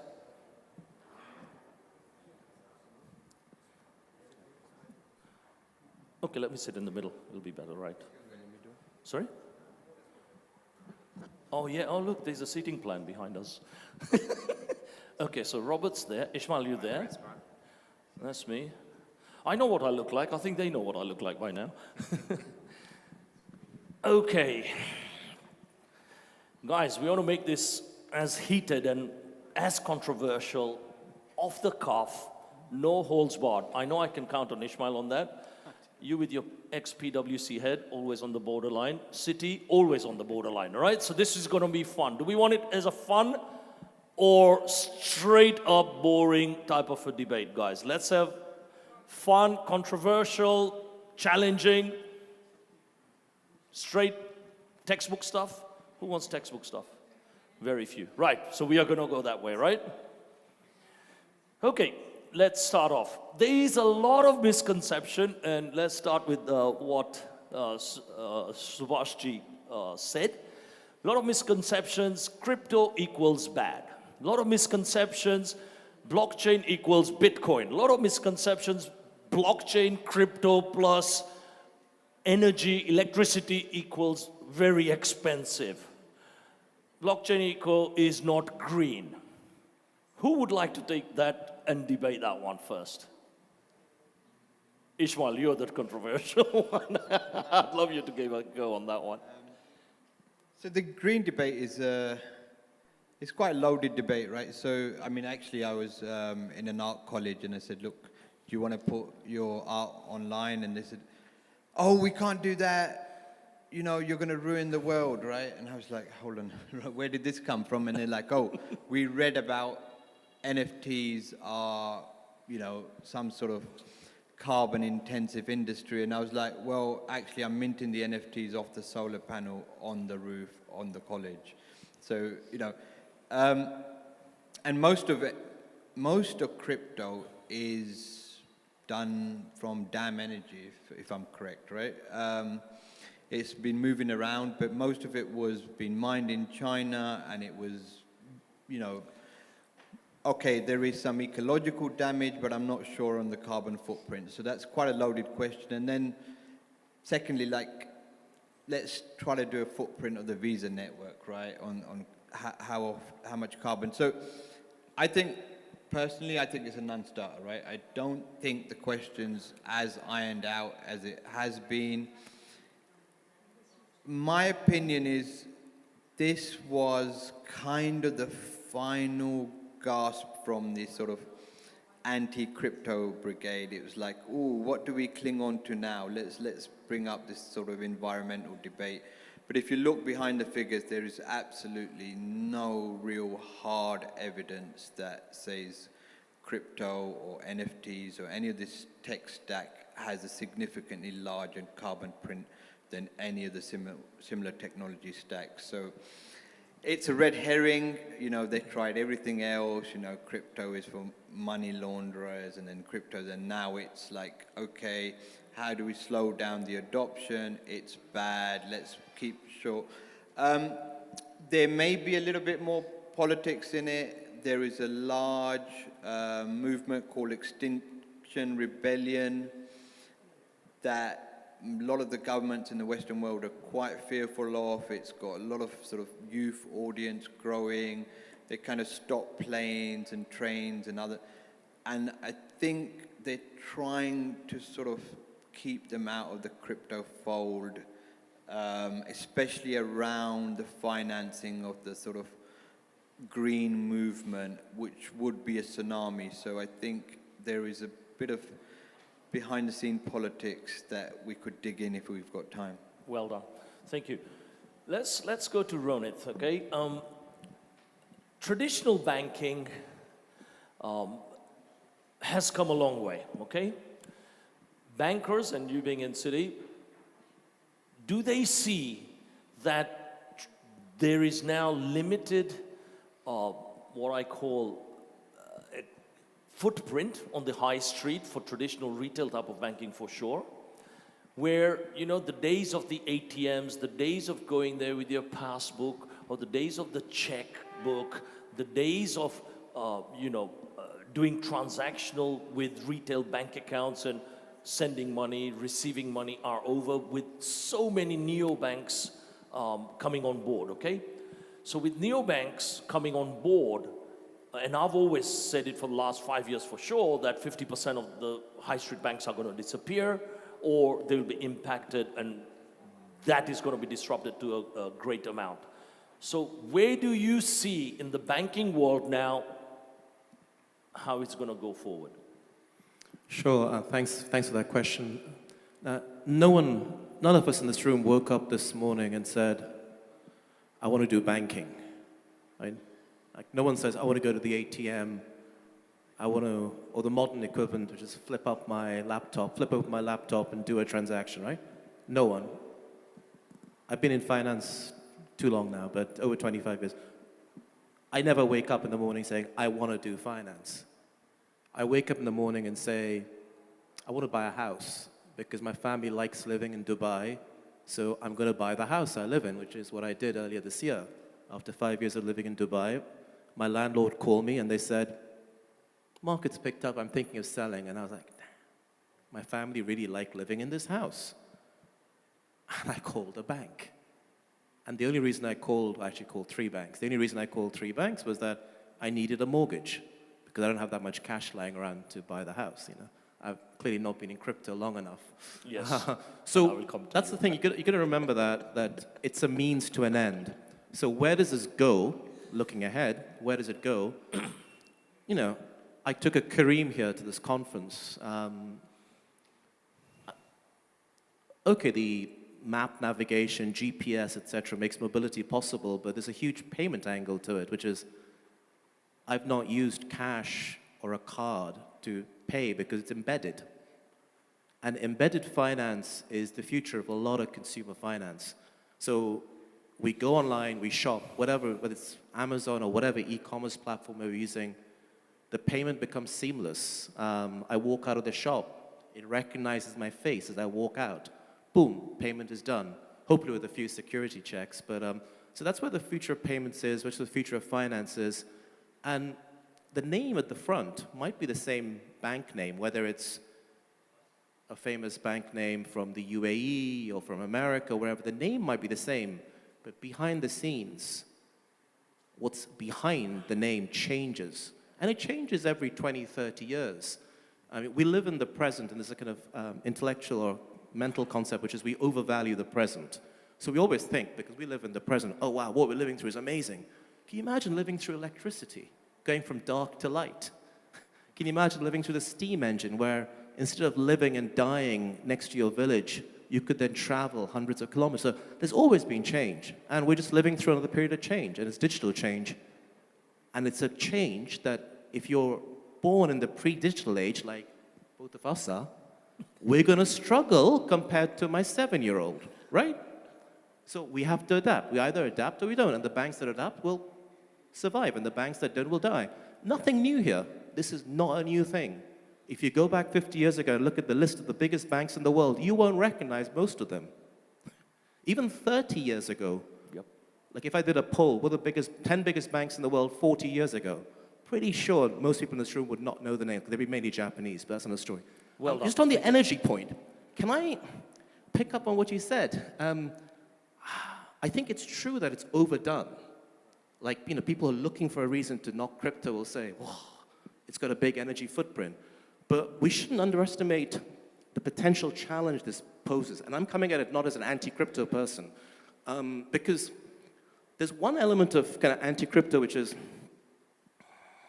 it's whatever. We just don't like it. It's new, right? And a lot of banks will be in that, and a lot of governments and central banks. But what the difficulty ESG places for crypto is that it's another immovable. So if you're like, if blockchain and crypto is one immovable force, you're hitting another immovable force. And in many parts of the world, particularly in Europe, and also among the younger generation, this is a massive issue, which 2 years ago I didn't fully comprehend. Today it's a massive issue. A lot of people will not, particularly on proof of work, blockchain, will not engage. And so this may be a big opportunity for proof of stake, but I'll just leave it at that. It's already happening.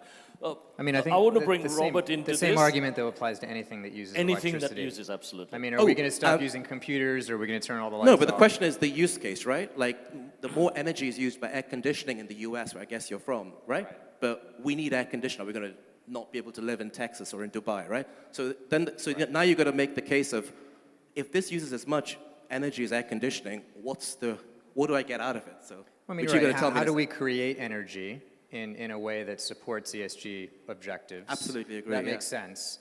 Crypto is just one of every. I mean, who working remotely or living remotely in the last year wasn't using electricity or a computer? Yeah, but the question is, all like, the same arguments. what's the apply to value we're other things getting from beyond it? Crypto. So in a way, it's done crypto a favor. It's pushed crypto towards ESG. So they've shot themselves in the foot. We've suddenly now got a renewable grid growing around crypto. So it's brought crypto 5 years forward, right? Much forward, a lot so, forward. So, you know, I've just launched a project, NFT Solar, and we just got a niche for doing NFTs minting via solar. So I would not have done that had it not been for this ESG backlash, right? Yeah. I mean, the surplus of energy in Canada. Look at all the mining operations that are setting up in Canada because of that. You know, there's a number of other.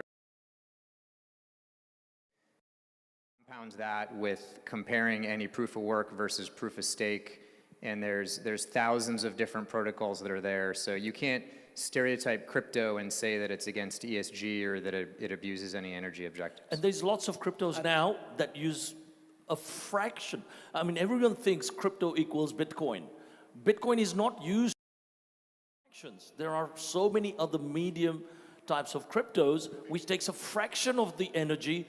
75,000, if you see Solana just now, 75,000 transactions per second. Unheard of. This is Visa level transactions. How much energy, how much XYZ does it use? It's not Visa level transactions. 75,000. Go check out Solana. That's why it's gone 20x in 6 months. So Solana's been a great story, but come on, it's not Visa. I think, you know, we need to accept it. Even when I was there, internet.com days, we were saying, who's going to buy these things on eBay, well, actually eBay didn't exist at the time. Who's going to buy online? And we want to look and feel and touch what we buy. And I remember talking to the Toys R Us, Woolworths, and all these people saying, yeah, it'll never happen. We want to go there and take our little Johnny there and sit on a car. Look at them, they disappeared.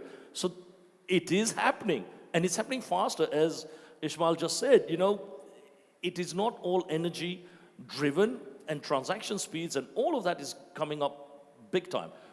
I would like to hear from you, Robert, on some of the use cases, because you're more into practical consultancy work and doing some real life projects, some use cases. I mean, if you know, smart contracts were a big theme today. Look at all the paper that's saving.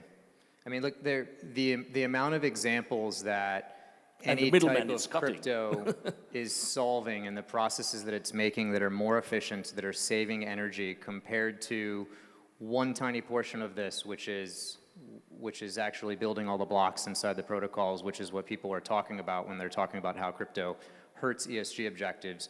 All of those other things outweigh them 100 times before the work that it takes to mine all the blocks. So can I be a little bit controversial? Yeah, go for it. So how about crypto creates these controversies to keep itself in the headlines, right?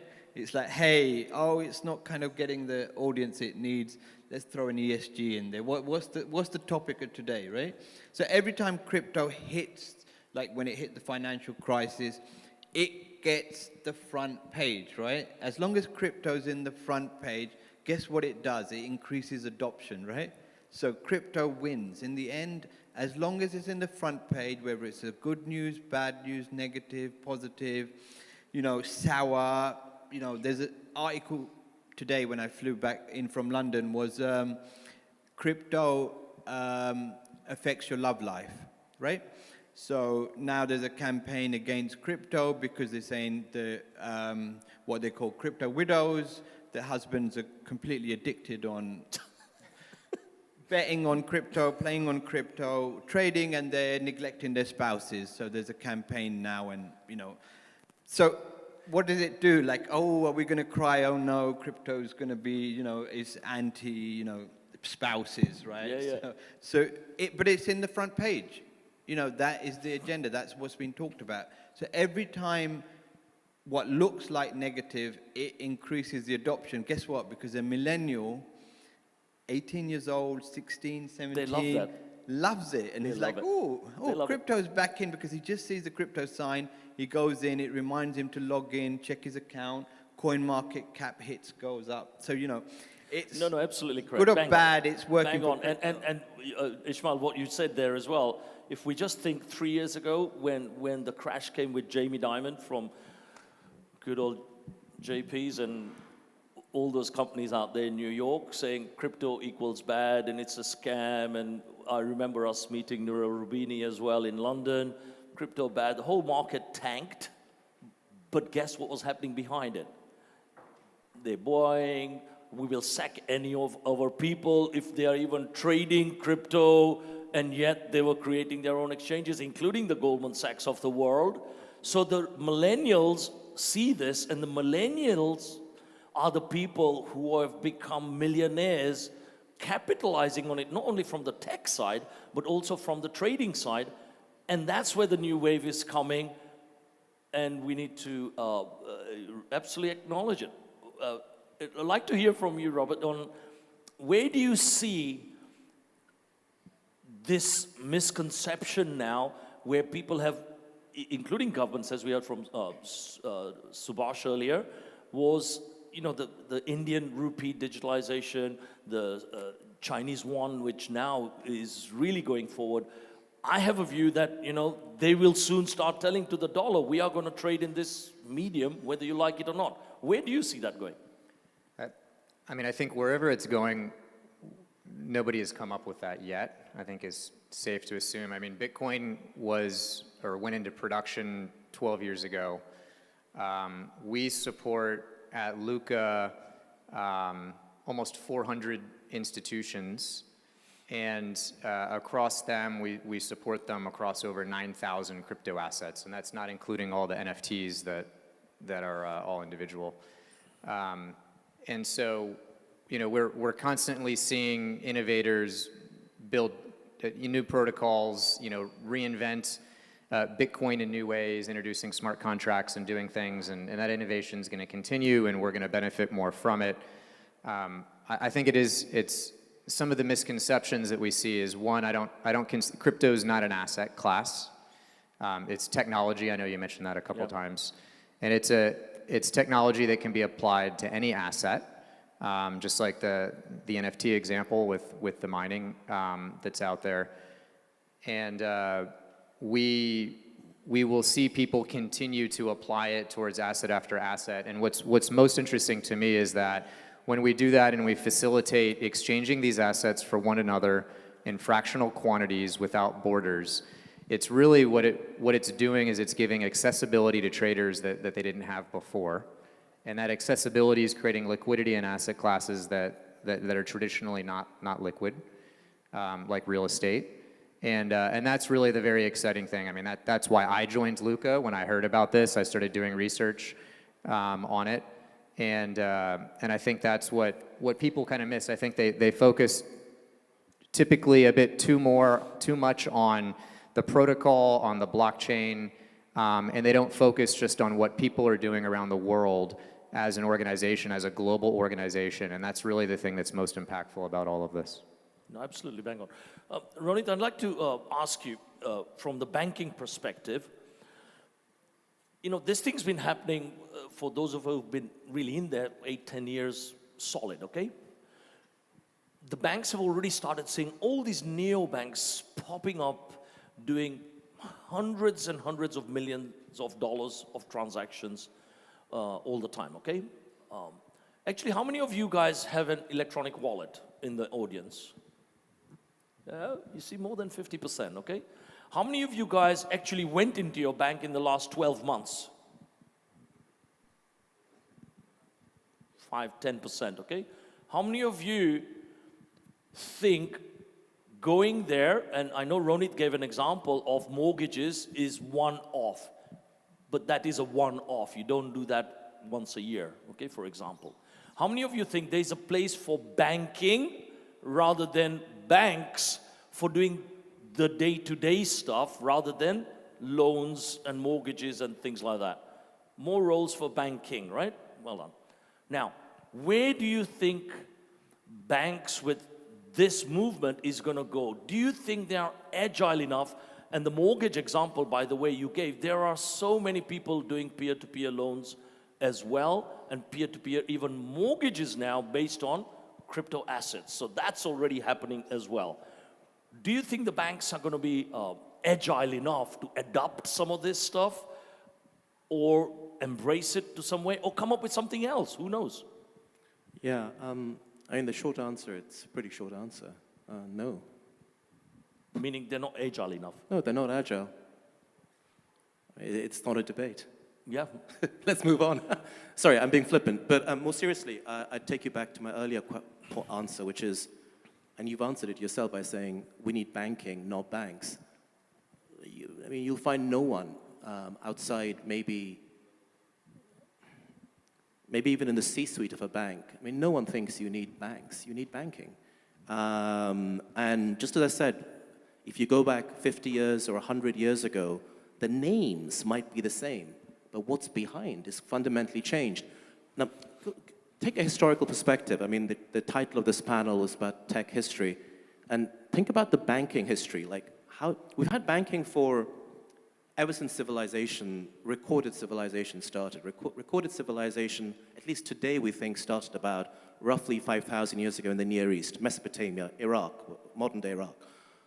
The first piece of writing, it wasn't a love poem, it was a contract. It was an IOU, it was a debt contract, which is, you could say, an early form of money. So the oldest piece of writing was money. Where was money stored? Who did banking? You did it in a temple, or the equivalent of a temple. You move forward, governments or centralized power in some societies would basically issue tokens, which began to be called coins, about 600 BC, what's Anatolia today, Lydia, And form factors of what's money constantly have changed. What we consider banks, the word bank, where does it come from? It's an Italian word for bench. Money lenders, bankers would be sitting on benches in Renaissance Florence, Renaissance Venice. That's how banking began in modern Europe. The 90-day bill, which is a very standard banking instrument today, it took 90 days to go from Venice to London on horseback, et cetera, et cetera. The reason I'm giving this history lesson is not because, well, I did study history, but the other reason is banking constantly changes. Most modern banks in, let's say, in Europe, which is like where the oldest banks are, really grew up with industrialization. They funded industrialization. Or if they were retail banks, they were mortgage lenders, they were community banks. They weren't banks. They were actually a backlash to banks. They were the excluded. They were in England, where we grew up, I guess, 19th century England. Ordinary people didn't have access to banks. The big banks didn't want to deal with them because big banks dealt with rich people. So they created what became building societies or credit unions in the US. Banking always changes. Now we're in a digital age. We've been in an information age. So the digital age will create, whether it's crypto, whether it's neobanks, it'll create digitally native companies. Now the banks will try to respond to that by saying, I'm going to have my own digital bank. Like a lot of you said you had digital wallets, but whose digital wallet are you using? I use a big tech company's digital wallet. I stopped using my physical wallet because of the pandemic. It's hot here, right? So I go out my shorts. I put trousers on today to come on stage. I don't carry a wallet. I carry a phone. And that phone company's wallet is what I use. So this could be interesting. I totally agree with the premise that we're in a digital age, an information age, but will it be crypto? I have an open mind. Full disclosure, I own quite a few coins, but will it be crypto? Could it actually be the irony of ironies that we're all sitting here talking about decentralization, but we end up with really centralized companies? These big tech companies are way bigger than any bank. The bank I worked for, the JP Morgan you mentioned, and actually, will we all end up being sort of digital serfs to these big tech companies or CBDCs and governments? Yeah, because decentralized banks is already happening. You know, I've done one 3 years ago. Decentralized banking is happening because people want banking rather than banks. Yeah. And they don't want the big pyramid, multi-layer, big glass, 50,000 employee expense way of doing things because it costs. At the end of the day, it's like the cost of the client. They want convenience. And this is what the crypto guys on this panel, if I can call them that, need to solve for. Because if big tech gives me convenience, I will use big tech as a consumer. Absolutely. Not big bank or crypto. Absolutely. Whoever makes our life simple will win. And that's what's happening with quite a lot of the, when I don't want to call out advertising free for companies and wallets. It's when we talk about crypto businesses specifically, maybe separate them from crypto, and because they're the ones that have been innovating the most and using crypto, and when they're intersecting with banks, which is happening this year around the world, which is very interesting, it's truly a clash of cultures. And why are they not agile, for example? Why are they so slow? What I'm trying to say. It's because they're managing risk, really, in my opinion, right? And they have to do that, right? There's capital requirements, there's licenses, there's all kinds of governance over it that's making sure that they're doing things responsibly, and that when they're offering a loan, that they have an ability to actually service that and do the right thing, and they're not going to default, and that the borrower is not going to default, and so on.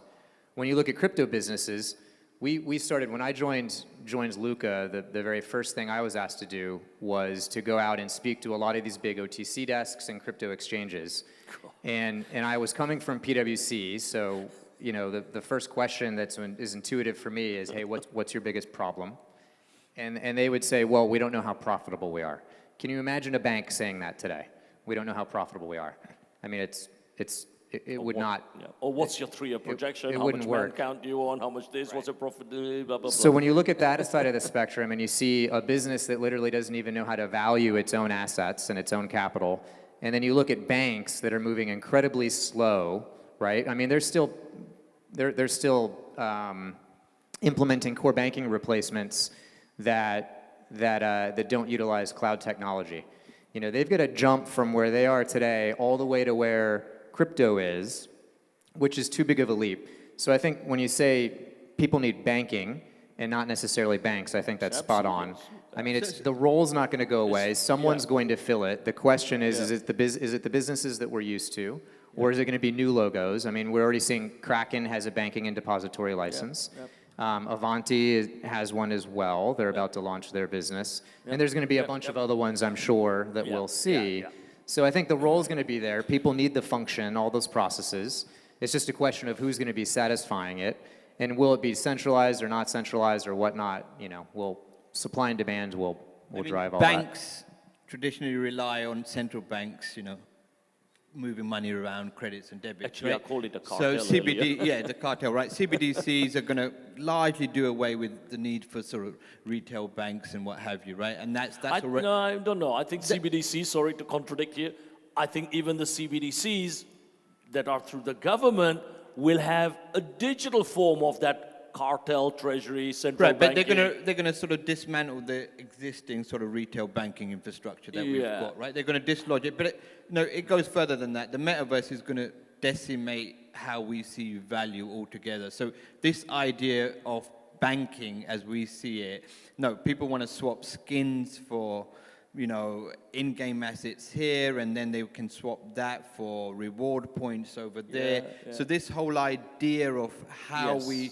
swap and translate value is completely alien for a generation growing up, right? Absolutely. But it's happening, right? If I offer my kid money, he says, I don't want money, I want a skin, or I want some V-Bucks, I want something else, right? So the banking may remain for asset management, you know, transfer. So all these legacy sort of industries that are managing money, managing debt. But for a millennial generation growing up, or, you know, the generation, you know, following the millennials, you know, the idea of a bank or even the word bank has no relevance to them, right? So, you know, we're entering. So when Zuckerberg moves and says the metaverse, there is a lot behind that, which says, hey guys, we are finally got the tech stack to move away from how we look at value, right? So the disruption is going to be 10x bigger than we're predicting, because we're kind of preaching to ourselves. We're kind of finding a place for an ancient institution that And I see that this side really of 5 fit. years, by the way. I see this side of 5 years. Completely agree with you. But it's a question of transferring value, storing value, managing value. 100% agree with you. But the key thing I'm trying to say is, don't think of the bank as something that's existed for 5,000 years. It changes. And this is the problem of, we always think there's today and there's been the last 5,000 years. No. I mean, in the 1960s and 1980s, we thought we were reinventing banking. In the 1830s, we were reinventing banking, where an ordinary person could get credit in that first industrial urban area. That was revolutionary. We've got to stop thinking that we're the first revolutionaries. But I 100% agree with you that we don't need for it to be a bank. Yeah. Okay, we are running over. So one question. Who's going to have the queen cashew? You've had a question before. Sorry. Anyone else? One question, new face. Just give out your name. Microphones, where's the microphones? Microphone at the back over there. Microphone at the back. Today would be nice, thank you. Super. Just to announce your name, please. Good morning, Bilal. Hi. I've got a question for Mr. Robert. So basically, you guys were talking about banking, and we all know that banking basically have existed for such a long time to build trust into years and centuries. The government have a lot of support and power into it. How can we assure today to make people trust cryptocurrency and blockchain and other currencies other than banks? Good question. Yeah. Yeah, I mean, it's the same way with a bank. Whatever bank you choose to bank with as an individual, when you're picking a business to interact, to hold your crypto, the same decisions still apply. I mean, if you are going to choose Kraken or Coinbase to act as your bank, even though, you know, Coinbase is not a regulated bank, but in many ways they're filling a lot of the same functions that a bank would serve.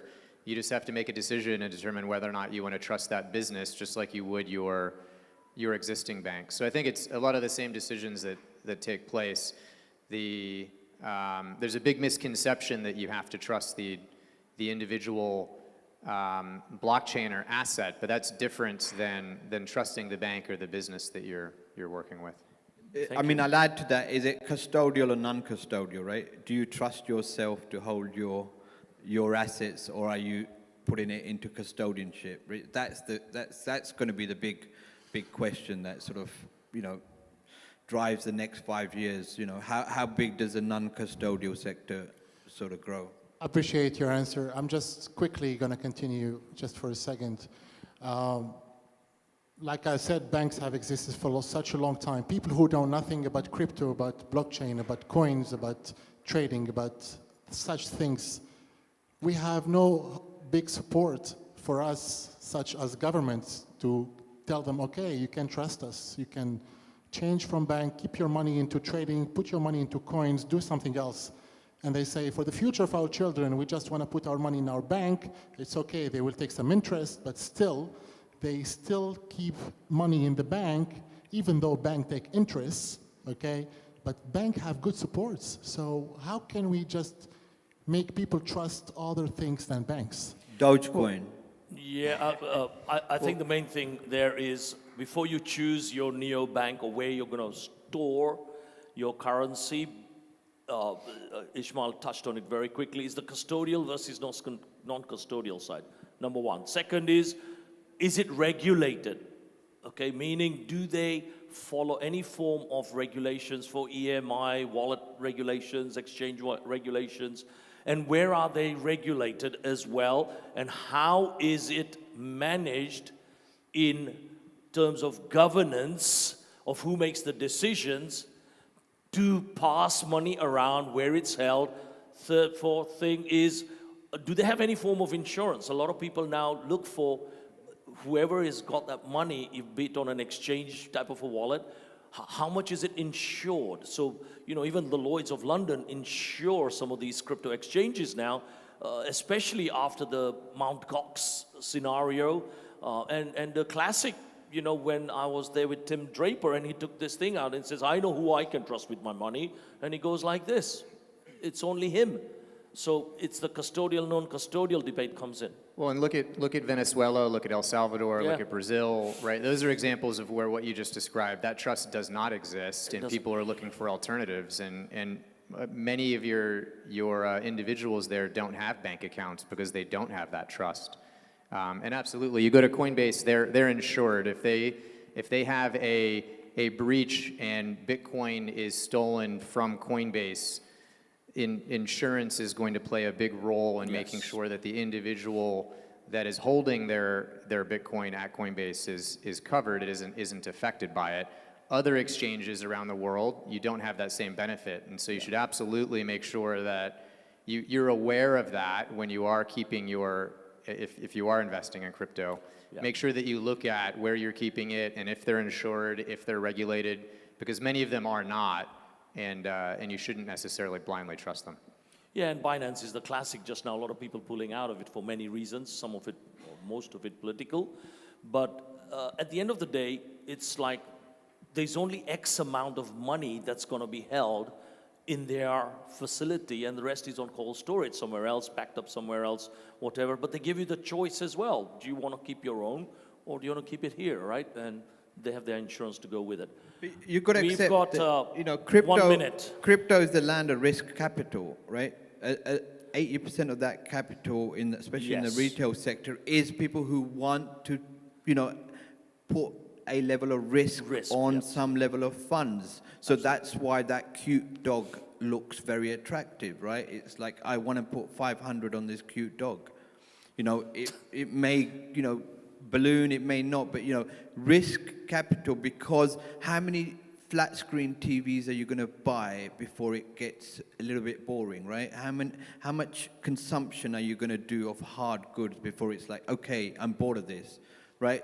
So it's like, okay, I can put 25% of my risk capital in here because I don't want to buy any more hard goods. There is a deconsumption going on between buying more and more fast fashion junk, you know, that there is a sea change in how people are consuming, and one of that consumption methods is, hey, I like to see things on my Blockfolio, I like to see cute pictures, and this is an acceptable form of consumption. Right? Thank you. Okay, round of applause for our panel, guys. Hope that was good.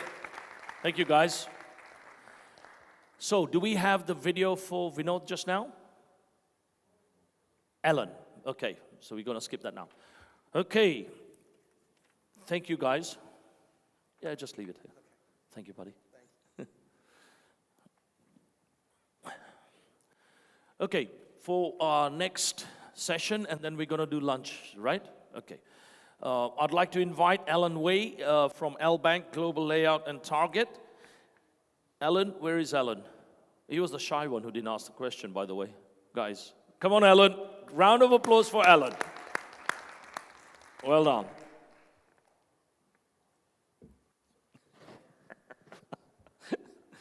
Let's have some fun. You have 20 minutes, okay? Okay, thanks. You want to do that? It's on. Hello, everyone. My name is Alan Wei. I came from China. I have been here to Dubai for what's this? Oh, how to use this? Up, down. That's it. How to use? It's not working? Yeah. Center one, yeah. Just play. That's okay.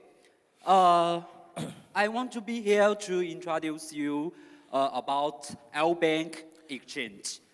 Before, we are mostly focused in China market, but now we are going to make L Bank global. And it's very happy to tell everyone here, in these 2 months, we make L Bank already a very, very big increase in more than 20 countries. And as you know, L Bank the info is a cryptocurrency exchange. We launched in 2015, and until now, it's a very long time. But before, we are mostly in China. If you ask any Chinese guy in China, they will know L Bank. But for the global, we just start. We are also new here. But it's okay. We will make it popular in global market. And for now, our team members already make global. We have China, Shanghai, and Hong Kong. And now I also set an office in Dubai, and also have a partner in India, Turkey, Canada, USA, Russia, Nigeria, and Indonesia, Australia, Philippines. Like part of our teams, the customer service teams is in Philippines. And for me, I come here to Dubai because Dubai is so international city. And in here, Dubai, I find my partner in Nigeria, in Indonesia. It's very, I get a lot here in Dubai. And this is our milestone.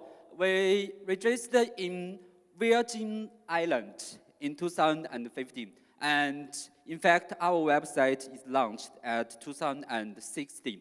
And until now, we already have more than 6 million users in our bank.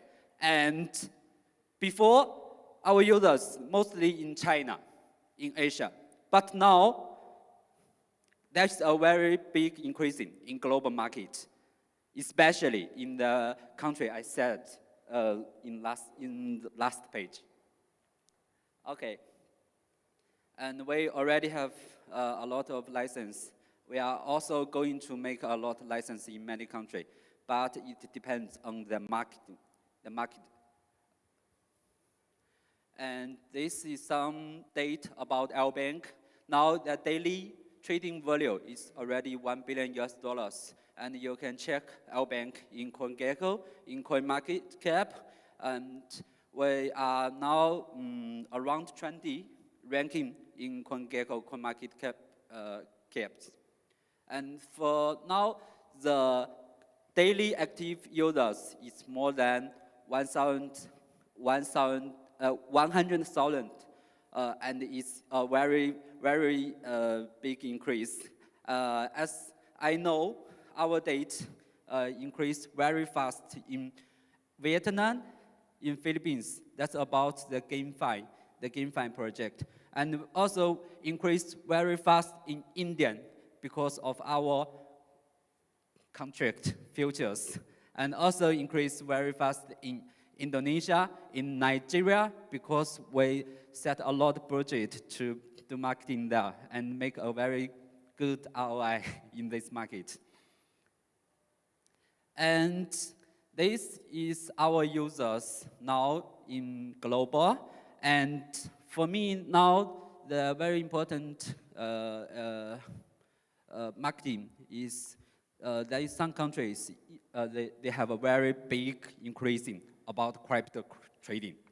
We all know that, like Vietnam and Philippines and Brazil and Turkey, very, very fast increase. And, okay. Before this month, we do an event in Nigeria because our marketing in Nigeria is very good.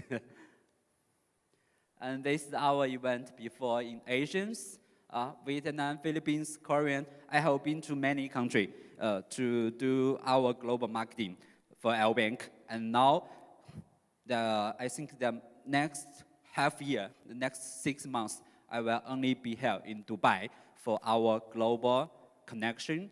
And maybe you don't know me before, but I think and I believe you all know me in the next few months because I will be everywhere, any conference and any event about cryptocurrency. Okay. And what we are doing here is also looking for partner. We are looking for partner because we are going to make our bank global. We find local partner in any country. If it's okay, we do marketing there. We find the local partner. Like we find our partner in Nigeria, in Nigeria, at here, Dubai, because they travel here, Dubai, and we think it's great to cooperate together, and we make it. The marketing data is very good now. That's what I'm doing here too, looking for our partner in any country who can cooperate with us to make our bank global.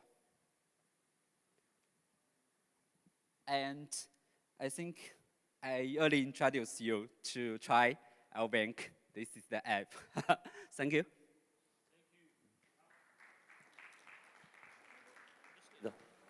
Thank you, thank you.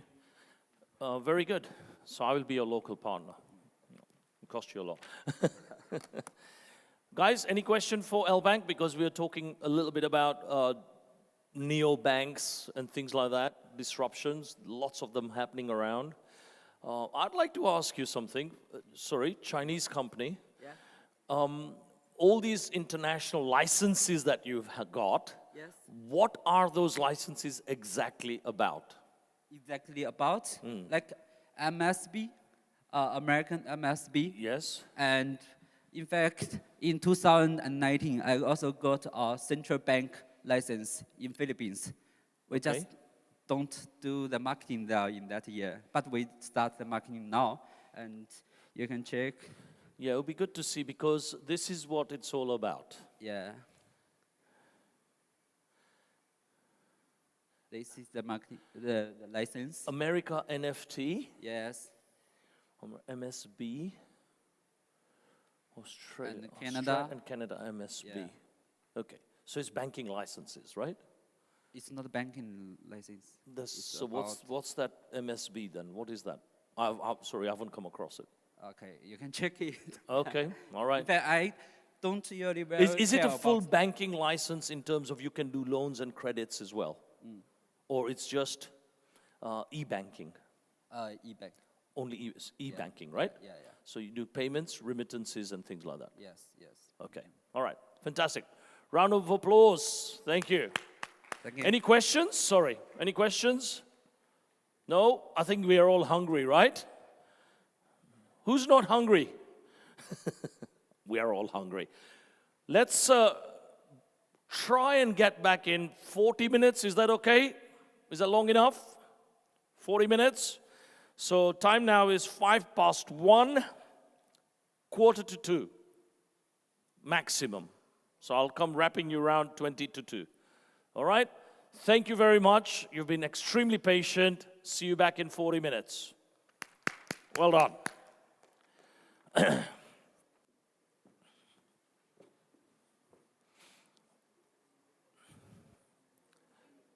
Okay.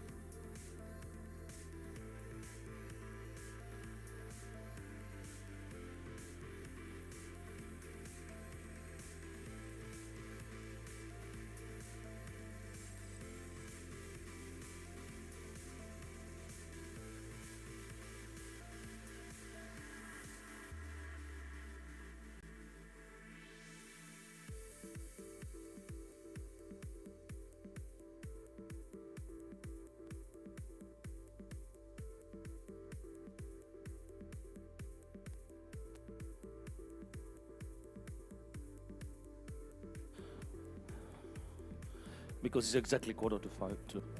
Yeah, I know. Okay, guys, we need to come in, rally some people in. Rally some people in.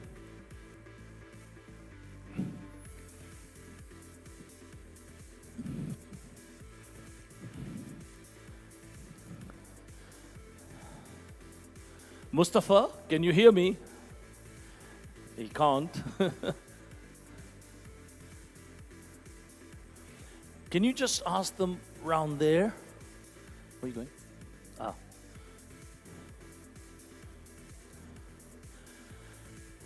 Sandeep, please, can you just ask Mustafa and Table and a few others to start rolling in, please?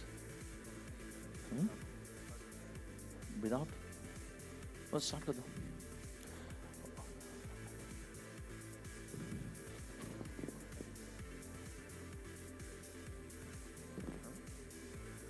Yes.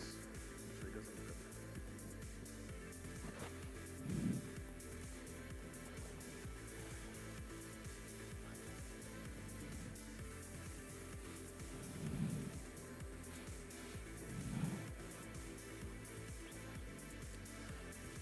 Okay. Where's Pushkin? Pushkin, are we ready to roll? Are we ready to roll there? Video, streaming, everything on?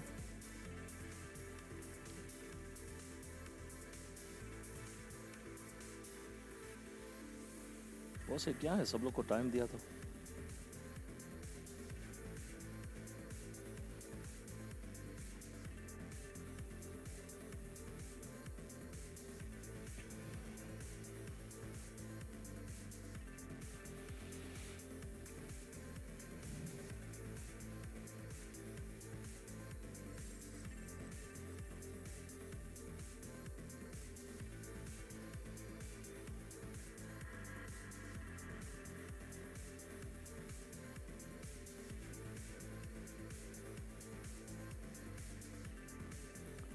Pushkin, are we ready to roll?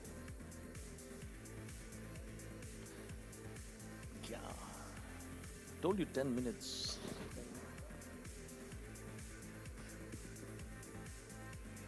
Yeah, of course, but let's be ready now. Okay. But Subhash is not here. You need to go and call Subhash.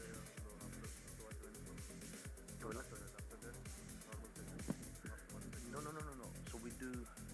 Okay, so we can do the healthcare and then do the awards. Good. What do you miss, Nick?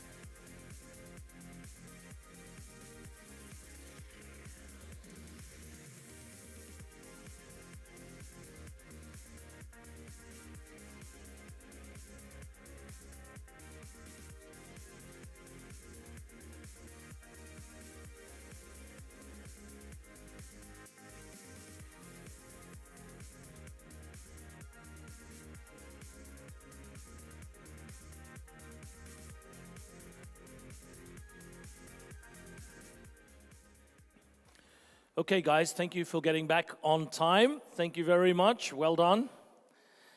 So our next speaker, unfortunately, due to health reasons, couldn't make the flight, but he's a very important speaker. So he is, I would call, the visionary and the help and the support for Pushkin at Vertex. And he's helped him a lot to say, why don't we do this event? And supported him tremendously. That's why we did this event as such, okay? So the gentleman I'm speaking about is Mr. Vinod Kashyap. And Vinod has taken time out, especially even with the health-related issues, to record his session and send it over to us. So let's act that he was here, and with a great round of applause, Mr. Vinod. Thank you. Good morning, everyone. Afternoon. First of all, I would like to say thank you to Vertex Events who have organized this 2 days international conference on blockchain. In fact, they deserve a big congratulations for organizing this conference after the lockdown time. We are still grappling to come out with the COVID situation. Thank you, Vertex, for organizing such a fabulous event on blockchain. Now, please allow me to share my screen.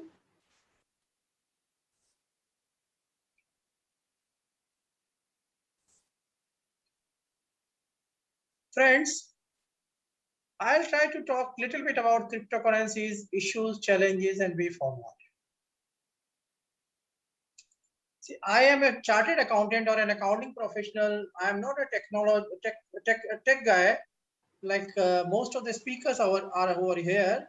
In fact, I wanted to make a presentation on issues and challenges relating to accounting professional, but then I thought there will be mostly, say, technology people. So I tried to include some of the challenges which are relating to technology area. That also I've tried to incorporate in my presentation.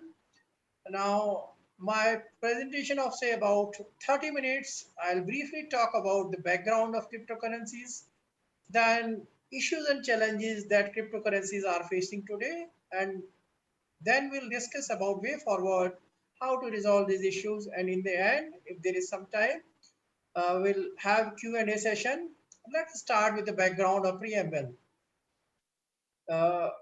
Most of you are familiar with cryptocurrencies, but this session is being, this conference is being watched world over by many people who may be accounting professionals or who may not be familiar with cryptocurrencies. For them, cryptocurrency is a digital asset that is based on a network and that uses strong cryptographic encryption techniques for carrying out secured financial transactions and is distributed across a large number of computer systems, which are more known as distributed ledger systems. Now, cryptocurrency is not a new term. In fact, the white paper on Bitcoin, a peer-to-peer electronic cash system, was released way back in 2008. So almost a decade has passed since the inception of cryptocurrencies. Now, today,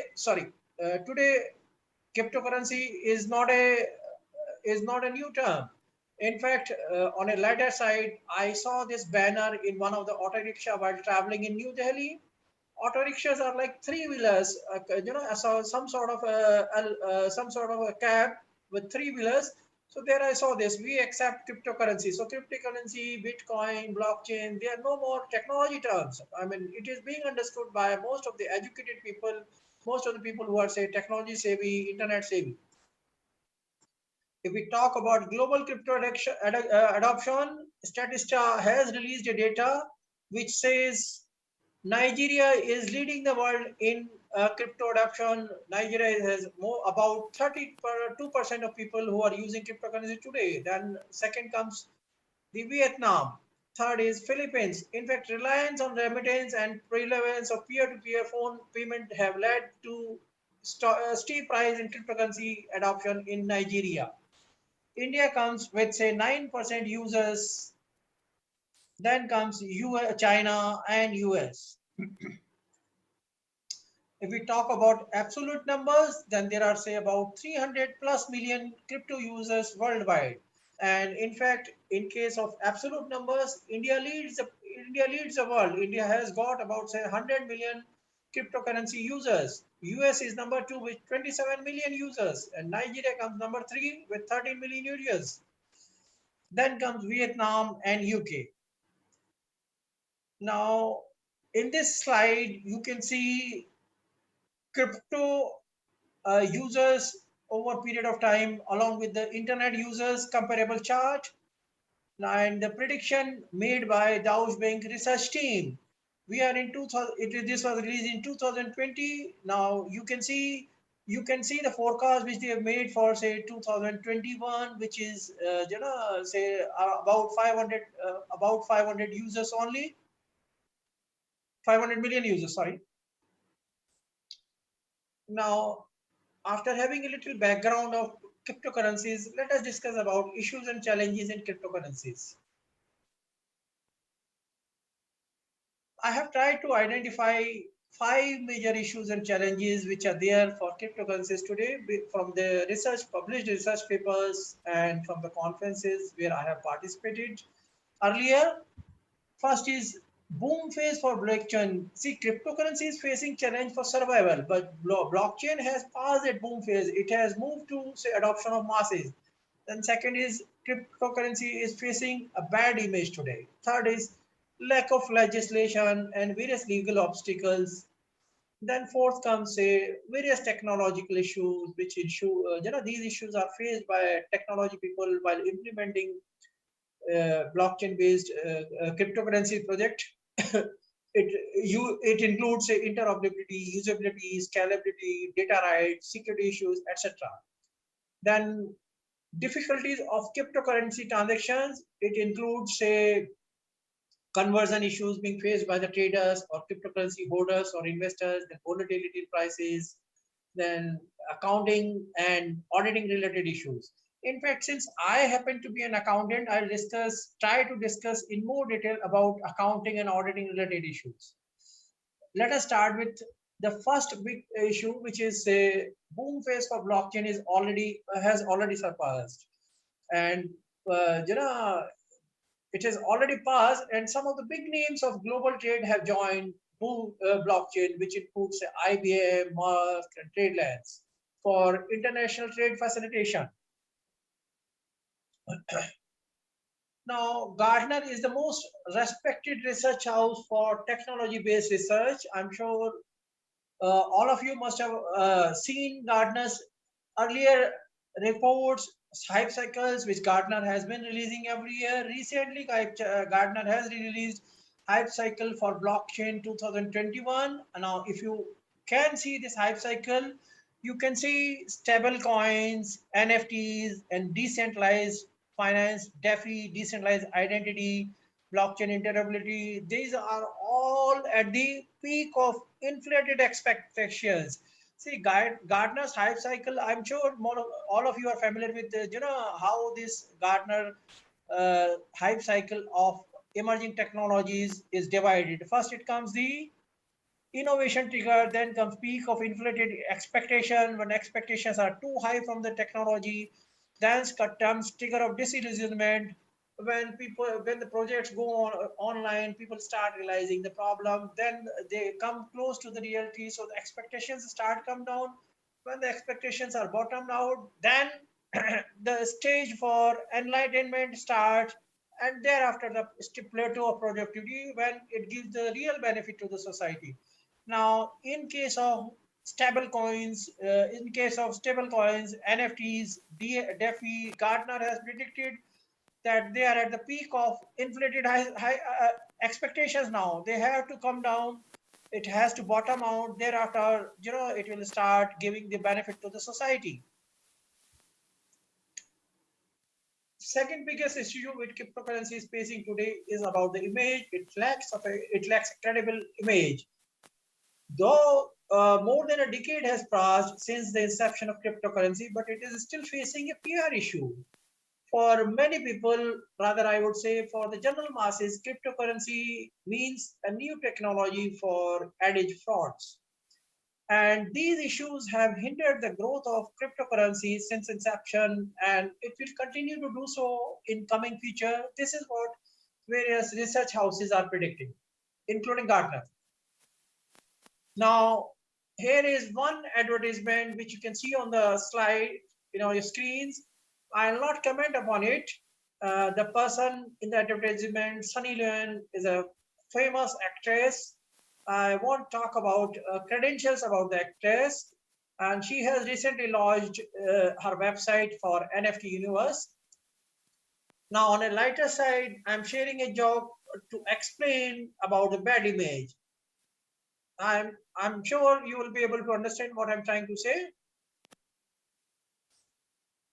Now, get rich quick scheme is another issue which has spoiled the name of cryptocurrency. Now, we have seen many reports coming in the media.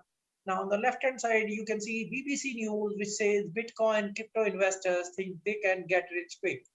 The Dogecoin founder says crypto is a get rich quick cult to extract money from the desperate and the navy people, novice people, new people who are new to the investment of cryptocurrencies. Now, Gary Chancellor, who happens to be the chairman of SEC of USA, he has said that this asset class is rampant in fraud and abuse in certain applications. Additional parliamentary authorities have added to prevent transactions, products, and platforms from falling during regulatory cracks is required. So Gary Kessler also is of the view that cryptocurrencies are rampant in fraud and abuse in certain applications. He is not saying all the applications, certain applications.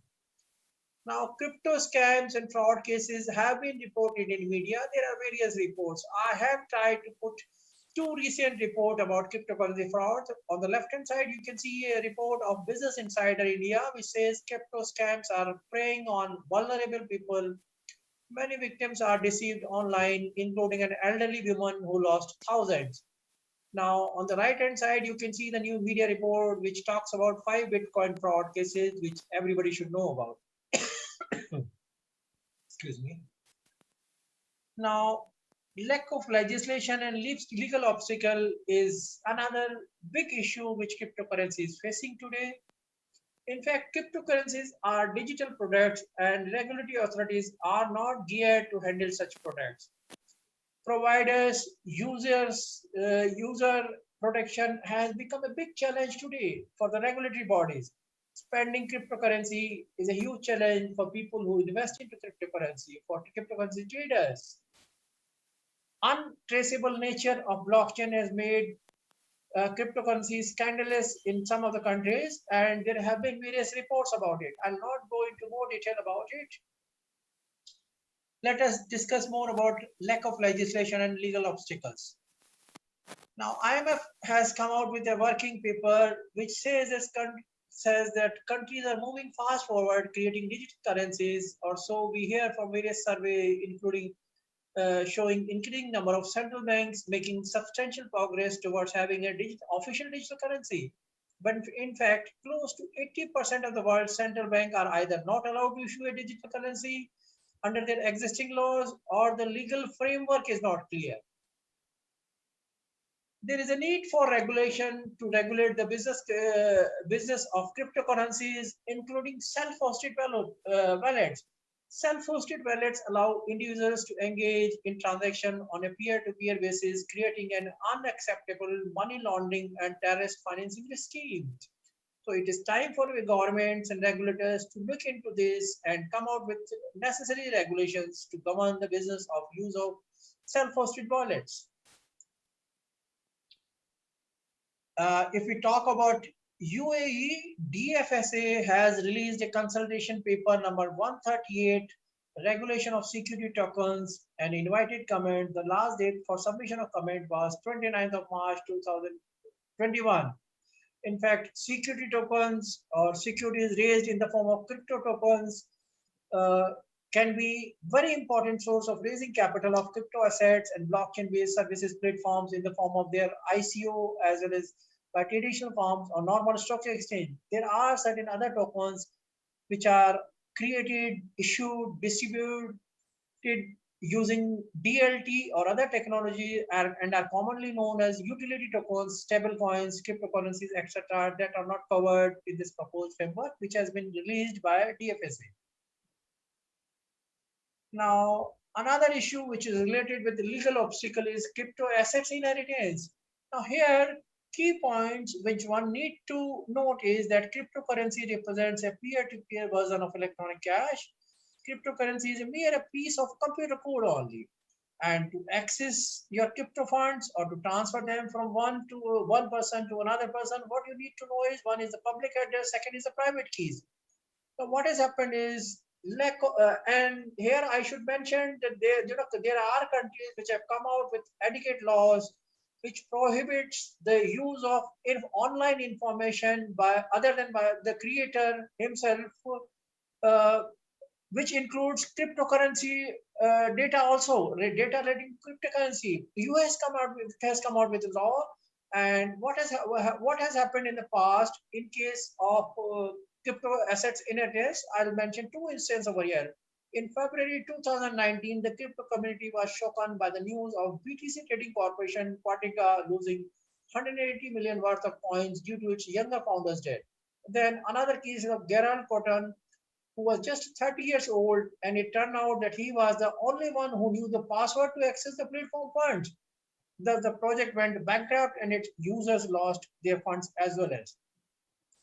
So, technology people should come out with innovative solution to address this issue, which is acceptable to at large, which is acceptable to the regulators. And regulators need to come out with adequate regulations to regulate the crypto assets inheritance. Now there are technology issues also in cryptocurrencies. I am not a technology guy, but I have, based on my reading of research papers, based on the what I have heard in various conferences, I have tried to identify some of the technology related issues which are say which are which are which are presenting obstacles while implementation of cryptocurrency project. One is relating to lack of regulation. Second is it's an emerging technology. It is still evolving. Third is technology needs to evolve more into a mature system, which is widely scalable and acceptable by the masses. Now we talk about technology related issues. There are four major issues. The first issue is relating to interoperability. The technology has been divided to make multiple uses of it in different industrial domains that are separate from cryptocurrency. The second major issue is related to standards. Actually, standards are the key to ensure blockchain's progress. They provide a baseline for interoperable systems. Third is, in fact, ISO is working on developing the standard, which I'll discuss later in one of the slides. Data rights have become top in educated masses since EU has come out with data GDPR. Thereafter, many countries has come out with data protection right, and data right has reached the level of becoming a digital asset. So it holds immense value not only for individuals whom it belongs to, but also to the organization who hold this data. Security, although blockchain is more secure than any other traditional computer system, but still financial breaches, data leaks, losses are happening in case of cryptocurrencies or in case of blockchain-based system also. Now, there are difficulties which are being faced by the users in cryptocurrencies transaction. These include some of the banning of cryptocurrency by some of the countries, conversion related issues, conversion from cryptocurrency to flat currency or or vice versa. And price volatility is very high in case of cryptocurrency, and investors have lost a lot of money in trading in cryptocurrency. Then another issue which relates to accounting profession and which is my core strength is relating to guidance on accounting, reporting, valuation, and auditing of cryptocurrency transaction and digital assets. This I'll discuss in more detail because this belongs to my domain. Now, what is required in case of guidance on cryptocurrency transaction and digital assets? Guidance that is required is on accounting of cryptocurrency transaction and digital assets. Second is reporting of cryptocurrency transactions and digital assets in financial statements. Third is valuation of cryptocurrency transaction for financial reporting and taxation purpose. And fourth is auditing cryptocurrency transaction and digital assets. Now, lack of guidance has resulted in inadequate disclosures of cryptocurrency transactions. Although Ministry of Corporate Affairs in India has come out with disclosure requirement in financial statement, which are like a company needs to disclose the profit or loss made on cryptocurrency transaction. They also need to disclose crypto assets held as on the date of balance sheet. And third one, they need to disclose advance or loan if any taken for purchase of cryptocurrency assets. Now, on the right hand side, you can see the relevant page of annual report of a company, 5paisa Capital Limited, which is a listed company in India, and it's how it has disclosed those cryptocurrency transactions. In fact, in India, earlier the cryptocurrency transactions were banned, but the Supreme Court of India released the ban on 3rd March 2020. Thereafter, the transaction in cryptocurrencies have become legal. So individuals and companies were allowed to do transactions in cryptocurrencies, and there is a guess that a lot of company has entered into cryptocurrency transaction. But when a company enters into cryptocurrency transaction, they need to disclose it appropriately in their financial statement. Now, lack of guidance means companies have not been able to disclose it appropriately in their financial statement. I have tried to share one sample financial statement of 5paisa Capital Limited. Now, the most prominent newspaper, business newspaper of India, the Economic Times, has come out with this news recently.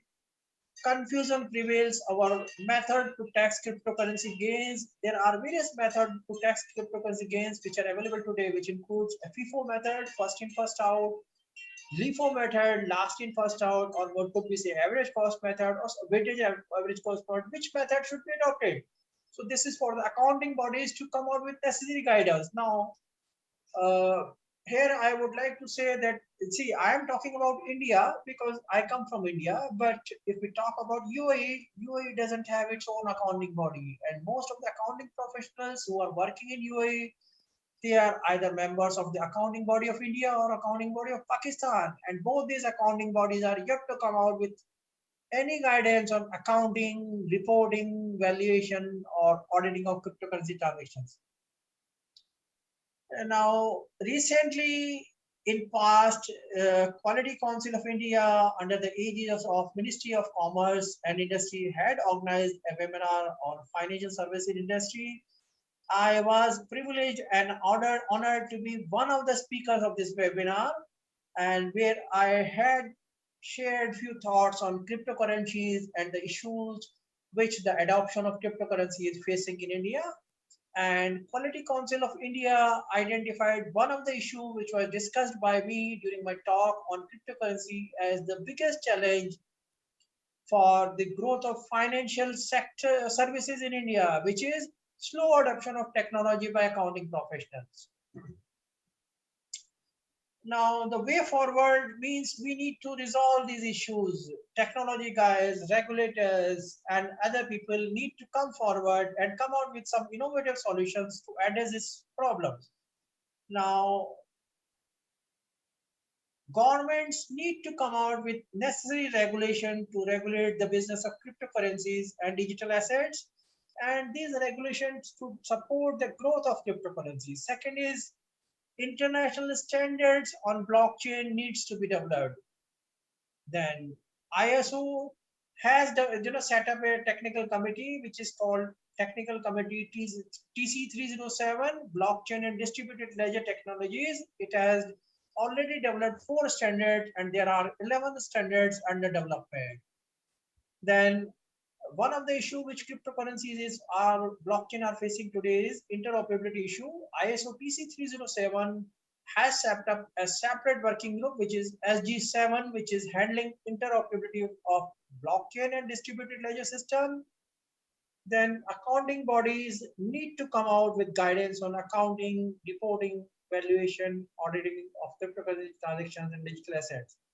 Apart from the guidance, accounting bodies also need to revise auditing standards to recognize the use of emerging technologies, including blockchain technology for collection of audit evidence. In fact, North America, or if I talk specifically about accounting body, AICPA US has amended AUC 500, which is on audit evidence, to recognize the use of emerging technologies in collection of audit evidence.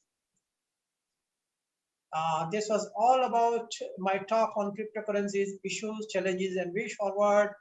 I would have preferred to come there in person and share my thoughts in conference, but due to my health condition, my doctors had advised me not to travel, not to undertake international travel. So that's why I'm recording my session, and this recorded version will be played during conference. Now, in case you have any questions, what we can do is I'll share my email address. You can share your question. I'll try to answer your question and queries. And you need to give me a reasonable time of say 24 hours to answer to your questions and queries. Thank you. And now here is my email address. Please note it down. And in case you have any questions or queries, please share your question and queries on my email address. Thank you. Thank you, Vinod. Hope you get well very, very soon. So on the 10th and 11th, we look forward to seeing you over here live. So once again, we have the next panel. I'm going to have a break. I know you're bored with me, right? Yes? Okay, so the next session is all about healthcare innovation. And Ruchi is going to moderate that. Is Ruchi in the house? Oh, well done. Ruchi Dana, partner of Dana Group. Oh, welcome, Ruchi. Then we have my good friend Raza Sadiq and Siddiqui Ali. Oh, sorry. Dr. Rada Siddiqui. Dr. Raza Siddiqui, sorry. Dr. Raza Siddiqui is about to check me for the health from the RAC Hospital. Welcome him. Round of applause for Mr. Raza, Dr. Raza. Take a seat. Take a seat. Welcome. Sorry. Oh, yes. We're doing that. This guy is mine. So, okay. Hello. Siddiqui, welcome. Welcome. Hello. And finally,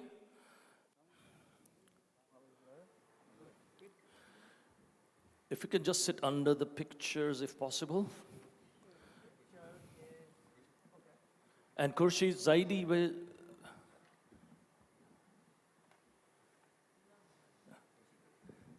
Okay. You're going to moderate this session? Yeah. Well done. Thank you. Thank you. And hi, how are you? Nice to meet you. All yours. So we have 25, 30 minutes, okay, Rishi? Sure. Thank you so much for the introduction, and I'm really pleased to be here. It's one of the first completely physical events that I've been to recently. So thank you, Mr. Pushkin, for arranging this. And it's a pleasure that we have a very, very diverse panel here. We have people from the healthcare background. We have people from hospitals as well as pharma. And I'm a doctor myself, so that would be interesting as well. So let's just start off with a brief round of introductions. I'll start off with my introduction first. So I'm Dr. Ruchi Dana. I'm a medical doctor and a Stanford MBA. So we have a family business here, and we're a family of doctors. And in terms of healthcare, we make a number of investments, mainly into deep tech and digital healthcare startups. And apart from that, we also have a hospital in India, in Jaipur. It's a heart and multi-specialty hospital. But since we're a family of doctors, healthcare is something that we understand. We are able to do the due diligence, so it really helps us quite a lot. And we can also do pilots at our hospital, so that again is like an extended benefit. So let's go on to Dr. Raza. Could you please introduce yourself? Yeah.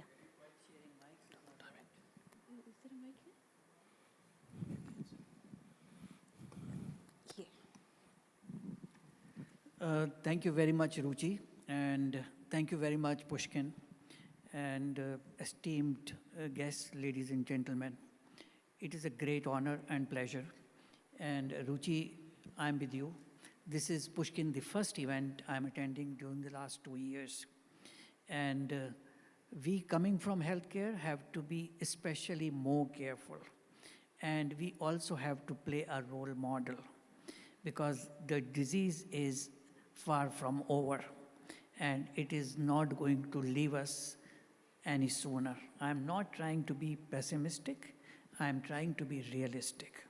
So we have to live life, which is very important, but we have to live life with the new rules and precautions. So thank you very much for giving me this opportunity.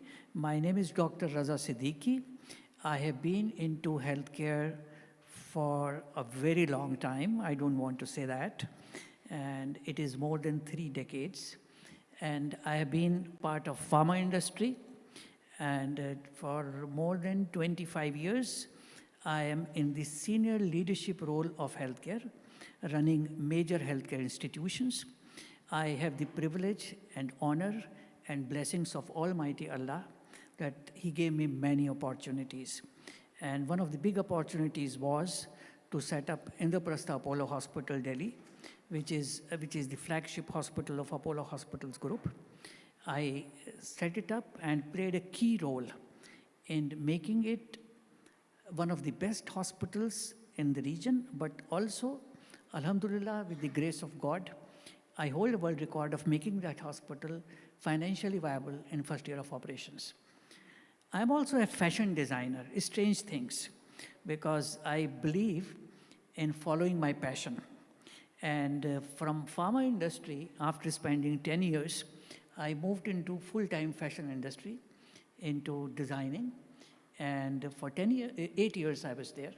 But then I realized that it is my hobby, it is not my passion.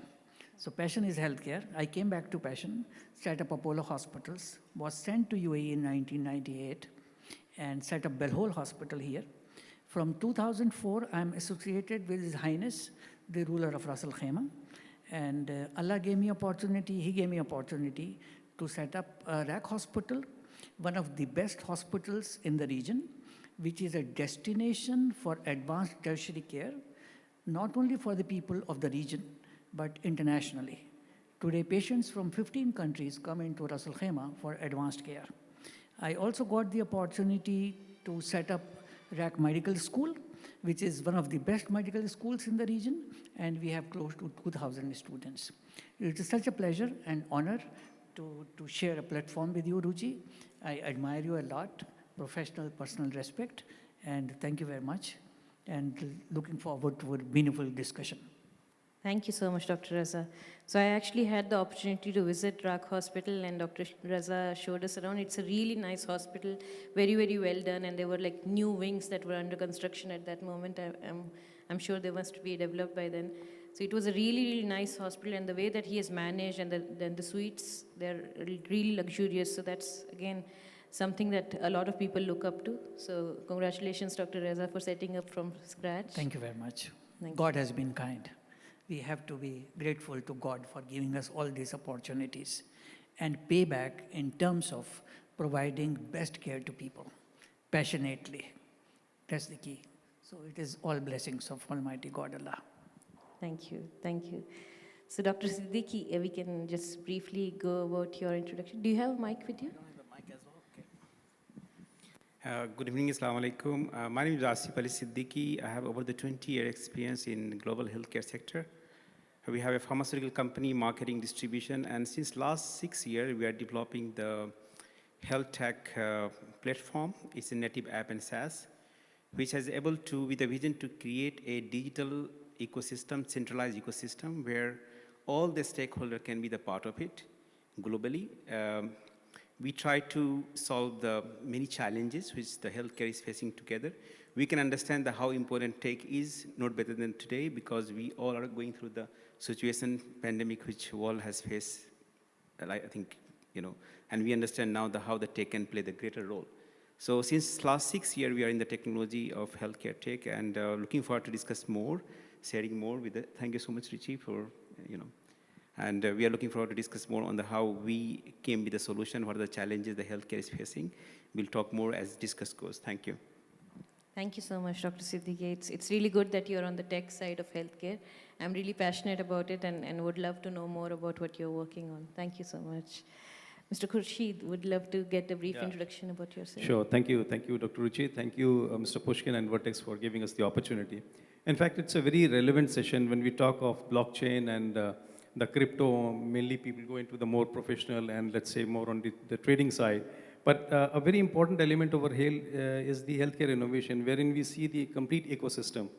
We are talking not only of the pharmaceutical drugs, we're talking right from the research till the supply chain, logistic, till it reaches to the hands of the patient. So it's a very pertinent issue. I think it's very right and relevant moment to have a good informative discussion, and our seniors from the industry, people like Dr. Raza are around.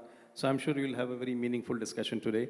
Myself, we are Pharma Solutions, so we are into the in-licensing, distribution, and marketing across the Gulf and the Middle East area. And we are more into the critical size of the business, which means the oncology, cancer support, HIV products and all, and which are more, let's say, critical in nature for the emergency cases. So how we adapt to the technology, that also we can touch base upon in today's discussions. Thank you. Thank you so much, Mr. Khurshid. I think it will be a very, very interesting discussion with all of us. So, Dr. Raza, let's start off with you. So I'd just like to know a little bit more about how the past couple of years have been for your industry and your business. Yeah. Thank you very much. This has been one of the most challenging periods of not only us, but everybody's part of life. This is for the first time in the history of the world that one healthcare disaster has practically shut down the entire world. And for us in healthcare, it was a huge challenge on multiple fronts. Like, for example, it was, all of us were taken by surprise. So people were panicked. For me personally and our team, it was a big challenge, and the first challenge was to keep the morale of the team, because we are the backbone of the society in terms of falling back for anything. People were anxious, people were nervous, people were scared, and people were scared to death. That is the real phrase for this. And healthcare workers are also part of the community and society. So for us, first and foremost thing was that the morale of the people has to be kept. So what we did was, healthcare is all about innovation. Healthcare can never be stereotype, and it is very, very important for all of us who are interested in healthcare. Healthcare has to be always evolving.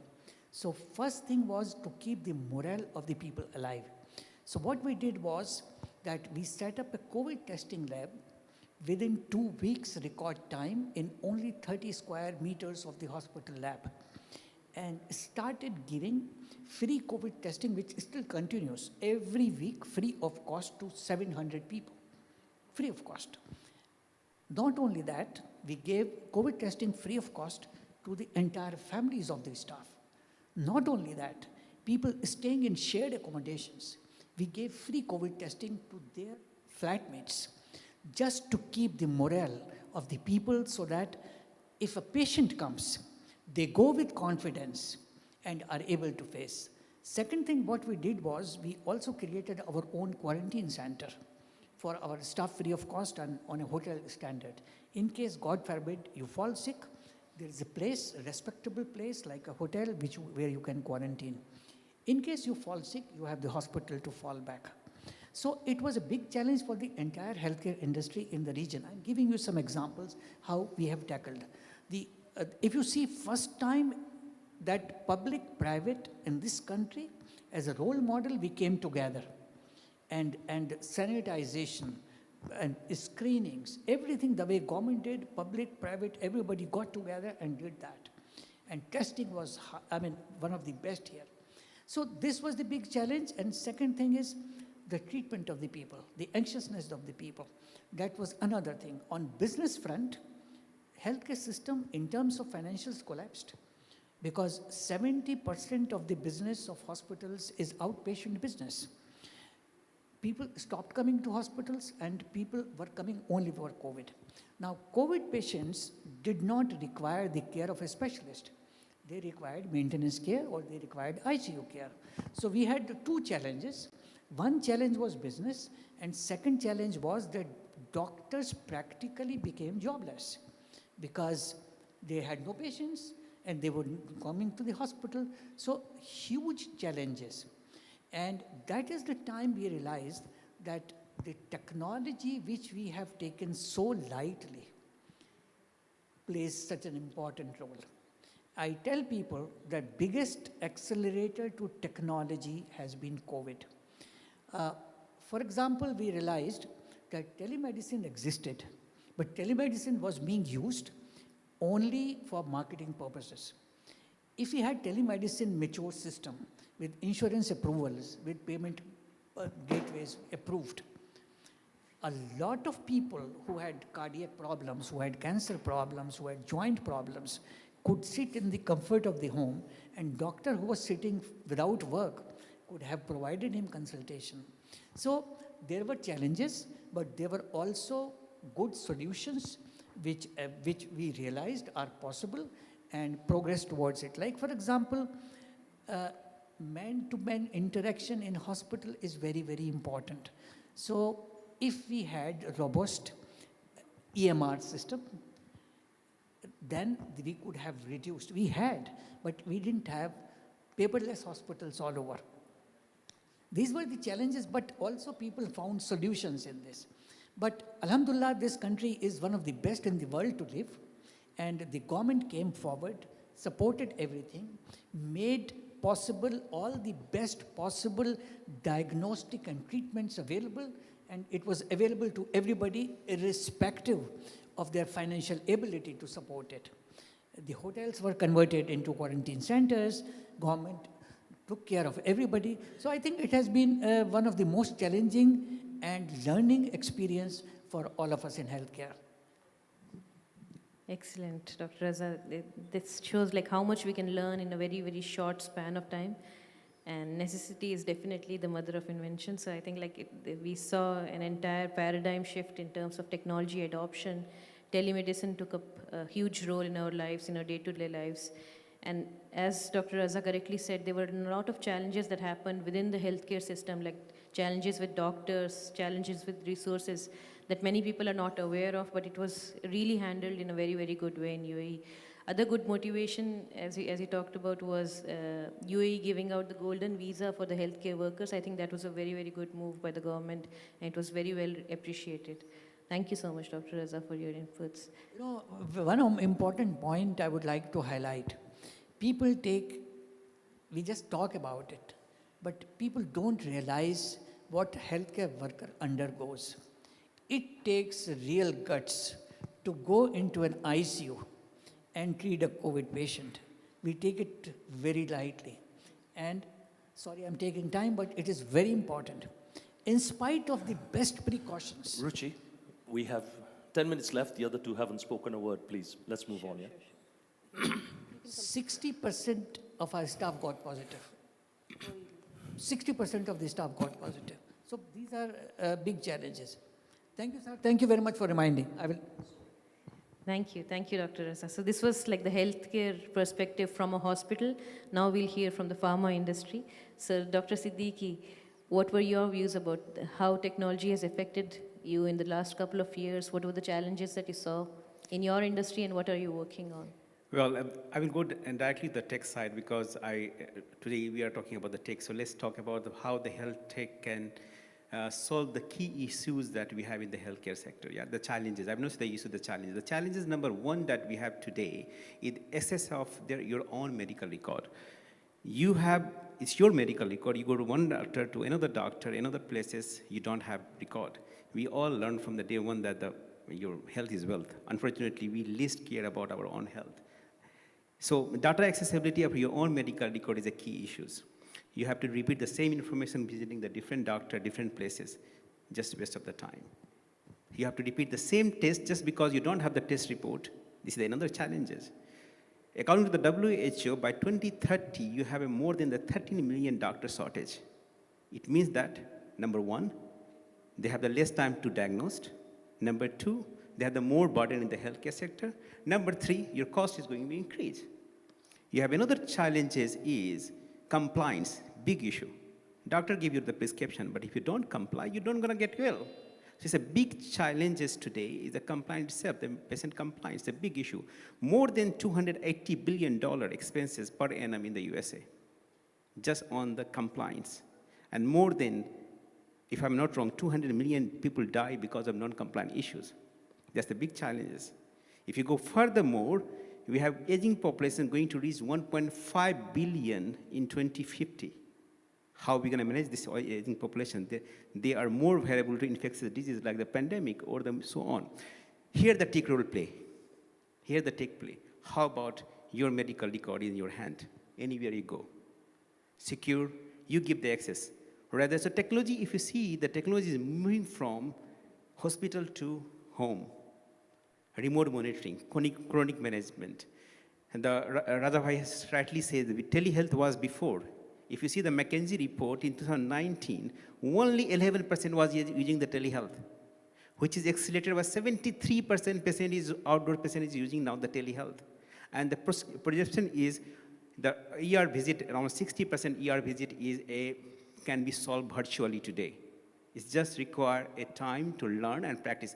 We can understand now how the virtual can play the better. So here the technology is going to play a role. A, reduce your cost. B, increase your accessibility, not only on your record, but also in the healthcare providers. Today you are sitting here, you can have the second opinion from the doctor from the India or USA. You don't need to fly anymore. You can have virtually. That's the technology going to play the role. And again, then the help to the doctors. AI has coming very strongly in the healthcare sector. Early detection of your disease. Managing your hospital as well. How you can utilize base of the AI system and machine learning to manage your ICU operation theater, ICU patient. If you see the room occupied in the hospital is very high. How you can manage all these things? Cost, these all are the machine learning and the AI can play. We go on and you can see that how the AI is playing in the healthcare sector. So we came with the idea, how about we have a single platform. We have many things, single platform that integrate all the stakeholders together, which include the doctor, patient, laboratory, lifestyle, everything, and patient-centric. That give a accessibility to the patient of your data. Centralized, you go anywhere in the world, you have the access. This is number one. Number two, how can we fix the, shift the disease management from acute to the prevention? That's what we have to think about it. Not like I have a headache, I have to go to the pharmacy. How can I prevent the headache before the headache came? And that can be only built if you have the community who are more conscious about the healthcare. There is no other way, right? Unfortunately, this community doesn't exist today, nowhere. So what we can do is we can create the virtual community. Yeah, we have a community for social, Facebook. We have a community for LinkedIn professional. We have a community for politics. Why not the healthcare, which is more important in our life? There is not a single healthcare community. We came with the idea we will have the one platform which also create the community, healthcare community. That lead you to understand the mental health, which we all are going through, right? So when we have a community, healthcare community, which will talk about healthcare, conscience, mental health, which is a big issue today in our society. So think about how the technology can play the bigger role. So all the solutions, we came with the one idea, and this is called the health interface. It's a very simple, we call high to health, and we believe that this is the future. We are going through the future. This is the future. It's a $1 trillion market. When we talk about the digital, it's not a small thing. It's a very, very big market. It just required to put all together. Thank you so much. If you have the further, we will definitely share more idea about it. Thank you. Thank you, Dr. Siddiqui. I think that was very insightful. One of the best applications of blockchain in healthcare is data. And till now, a lot of focus has been on data on the part of the hospital workers, like the EHR, EMR records and all.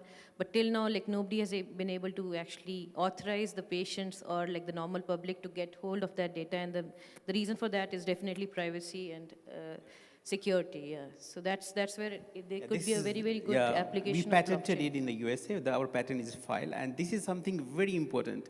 Like in the financial world, if you're able to keep your thing in your hand, why not the healthcare data? This is also the money, right? So you can secure today, in the technology came in a way that you can secure your data highly encrypted and put in your hand of the patient. And whenever it's required to the doctor, you give the access to the doctor your health record. And you can revoke the data as well, like, okay, access for the 2 hours, 3 hours, or the 1 month, and you can revoke it if you don't like to have this doctor, your family doctor, to have your data. So this is something that technology has given us that leverage today to build this kind of, things. Exactly. In fact, I had invested into a company in the UK. It's actually it's using blockchain for genetic data. So if you talk about like the genetic mapping of human beings, the cost has reduced quite significantly, and eventually like the entire human population will be genetically mapped. So it's really important to have individuals own their data, and blockchain could be a very, very good way of people to actually own their data and sell it off as tokens or anything for the clinical research organizations, pharma companies and all. So that's an interesting company to look at. Thank you so much, Dr. Siddiqui. It was a really pleasure speaking to you and learning more about what you're up to. So, Mr. Khurshid, would love to know more about how you have tackled the last couple of years and what do you see in the near future for your domain? Sure. Thank you. So, as Dr. Siddiqui just pointed out, yes, technology is very important and integration of the data is very vital. Now, in our sector, when we talk of the life-saving pharmaceutical products, technology, one cannot see directly how we are linked to that technology. But adaptation is very important. It becomes crucial how technology keeps on evolving, as we all know, but with this blockchain and crypto, how the regulators and the governments, they adapt to it. In this case, we've been so lucky that United Arab Emirates have been so futuristic and so advanced in terms of technology that it helped companies like us. For example, we've got a very rare disease product, and the registration becomes very vital for the product. So with those serialization, 2D, what is availability, and all those technology have been adapted so fast that we get a fast-track approval because the product deserves that kind of. Not only that, the logistics and the supply chains, the UAE government has evolved such a formula about the counterfeit, how you can always control that counterfeiting, through the free zones or the mainland. That all has come through the government of the UAE. Now, we as the pharmaceutical players, we feel very blessed because when we are talking of ethical products and ethical drugs, and we internally as a private sector can adapt to the technology, but if the government supports you, then it becomes a win-win combination.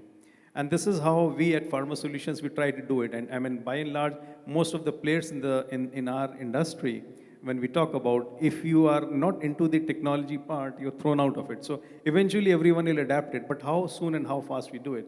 And that is what separates the ordinary into the extraordinary. Change is always the constant thing, as what we say. So we have been able to adapt the technology, one, from the registration, as I said, from that point of view.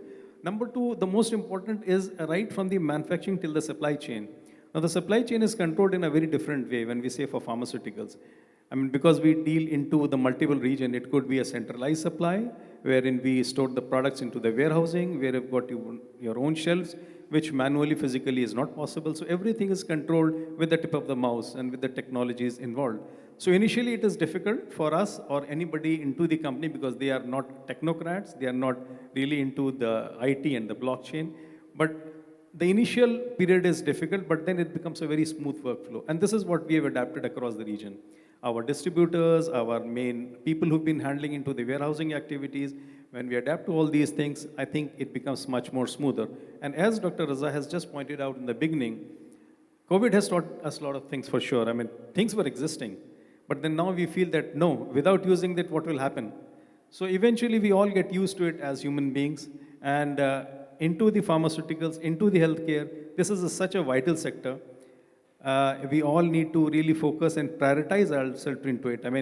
Fashion, trading, and obviously the financial part is an important aspect. But healthcare, life-saving in particular, becomes much more important with these technologies. And we need to continue to be the key and important players into this. This is what I feel. Thank you so much, Mr. Khurshid. I think you rightly pointed out counterfeit drugs is a very, very important application for blockchain. Absolutely. And it's getting a wide adoption as well. And you from the pharma industry would know more about this. And it's worked well in the region, and honestly. And people have been, because there could have been misuse of certain products which are much more popular than the others, and a lot of lookalikes get into the market. And the gray areas, still this is happening. But this is how we separate the developed and to the developing nations. When they adapt to these type of technologies, you can control it in much effective way. Exactly. I think that was a very, very fruitful panel discussion. We learned a lot about technology, the uses of blockchain, how we have adopted to various new technologies, and how we have moved forward as an entire healthcare ecosystem. It was really good to hear both from the hospitals and the pharma industry. I think on that note, we'll just pause here for a moment and let the conference continue. Thanks again. Don't run away. Don't run away. Yeah. Let's have some interaction, all right? Sure. Okay, so we have time for 1 or 2 questions. Quick fire, keep it short, sweet, no lectures. Question, and let the panel answer, short, sweet, okay? Give you time for more questions. Who would like to have, where's this microphone? Yeah. Questions, anybody? Who's going to be brave? No? Timur, I was going to say that. It's not like you to be quiet. I was just about to fill the gap for you.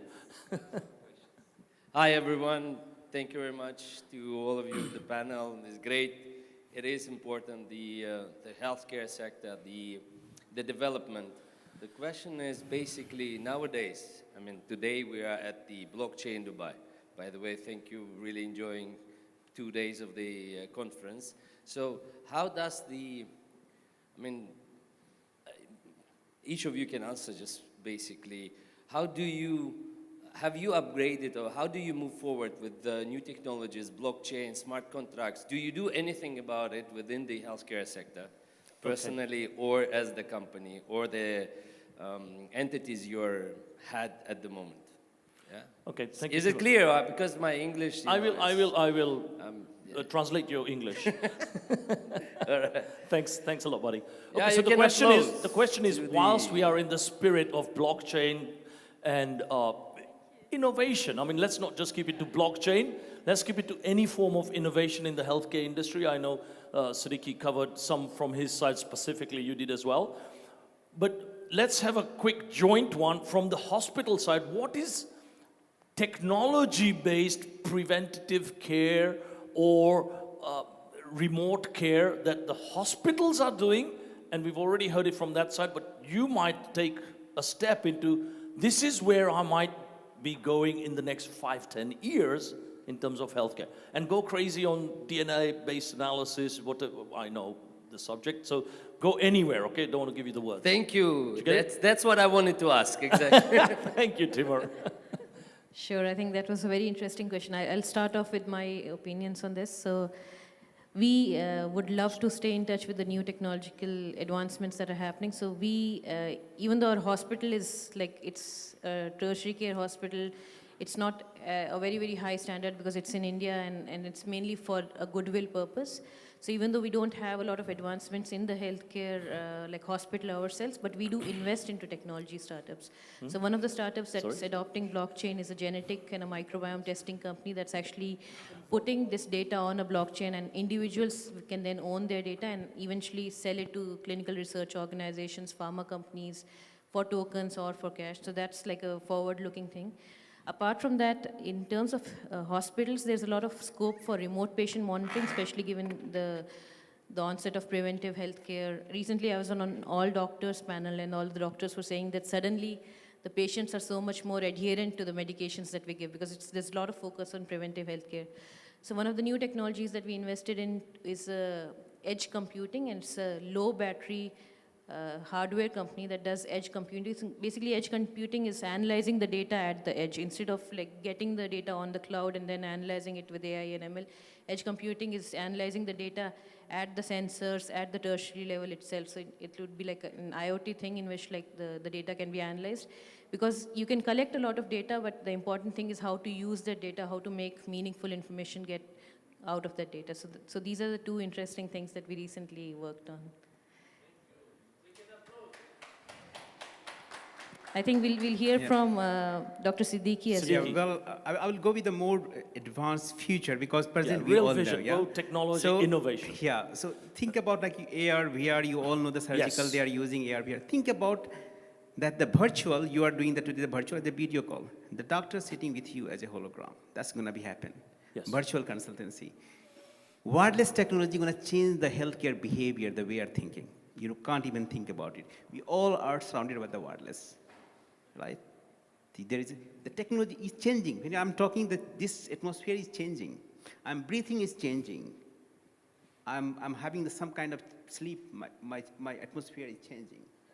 Think of recording all this wireless through technology. You don't need any device anymore to capture all these vitals. That's gonna be the technology. It's coming up very soon. You don't need any more device, wearable device, where your pulse or your ECG or anything can. This technology will become soon that you don't need any devices anymore. Your atmosphere, this is going to be capture all your vitals, where you're moving. Think about the mapping of whole your childhood to today where you are. And in one click will give you how many times you go to the hospital, what kind of diseases. And that predict you where we're going to reach. Think about you are the chronic patient and you are having a carbohydrate and give you, look, do some exercise, otherwise your sugar level is going to be. This is something coming. This is already there practically. AI is already there. So the technology, healthcare is going to be yes, but there is some questions in the healthcare, especially in the AI. The transparency is a key issue. That the doctor believe that the black box is not going to be the solution. They need some kind of the explanations, how it happened, where the technology is coming. That is why the machine learning, deep machine learning, these are playing the major role. I believe this era is going to be healthcare technology era. It's not. This is one of the major big impact or the positive impact has given the COVID to the healthcare sector. That the technology regulator, they have accepted it before telehealth. I don't think that many regulator has accepted. The insurance company, they feel that they can save the huge amount of cost in the outdoors patient by virtually. They are negotiating with the hospital, look, I'm going to pay you the virtual consultancy, 50% cost than your clinic visit. And they're saving the cost. So this is coming up very strongly. Thank you. Thank you. Just to, last thing, it's not even a question. The thing is that what makes me surprised, with all this innovation, technologies, implementations, the new machines and everything we have now and we're trying to implement within the healthcare sector, but we still, when it comes to education, our kids have to study for 5, 7, 15 years in order for them to become a doctor. And none of the new things which are implemented now or even in future are now being recorded and kids are studying with them. So when they go out from the universities with the degree, they don't really know how to operate with all these new technologies and the machines. This is what surprises me, and then obviously it comes down to people within the healthcare sector, educational, who can actually advise that now you can, yes, you do. Being a doctor is like, that's why it's PhD, right? It's a philosopher. So he takes into consideration his experience, not only the knowledge, before he goes into details. So that's what I think they need to study less and have more practice. That's it. Thank you very much. Thank you, Timur. Okay. Thank you. Ladies and gentlemen, let's give the panel and Ruchi, thank you for moderating that, a great round of applause, please. Thank you. Well done. Thank you, thank you, thank you. Thank you. Okay, we're going to do some awards now, very quickly, before we go to a really nice, heated debate type of panels, which is what we love, all right? So we're going to do something very controversial. I'd like to invite, where's Pushkin? Pushkin, we need you here. His Excellency, my friend Abdullah, please join us over here. Okay? And before you run away, please come on stage. Actually, the panel from the last one, Dr. Raza Siddiqui,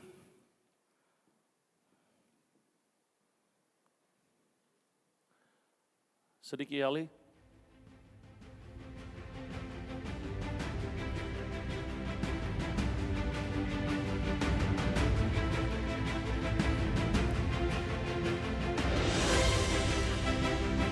Khurshid. Oh yeah, I just saw you, sorry. Ellen Wei.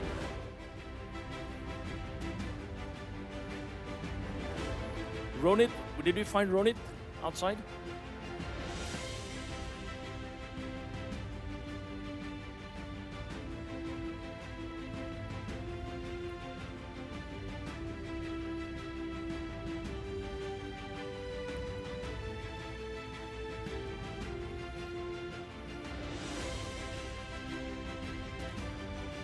Derek Smith.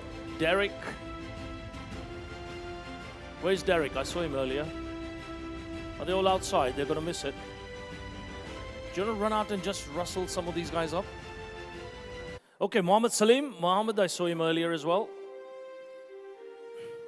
Well done, Mohamed. Salim. Timur. And this is nothing to do with your question, by the way. Come on down. He walks in just for the award. Sergey.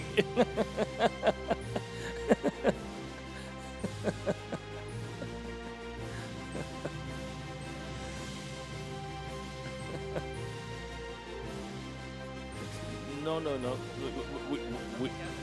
It looks good on the camera. Yeah. Sorry? No, wait. You've got this. Oh, now it's...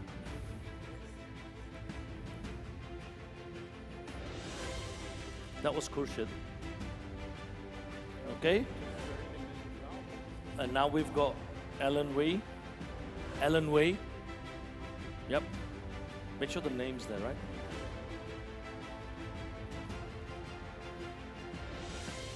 Ellen's on stage already.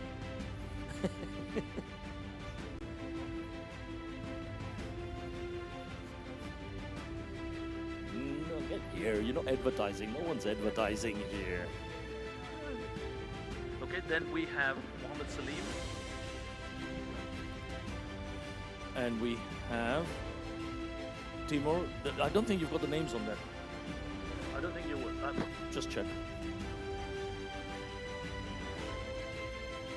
That's okay. Without the names. Actually, he knows.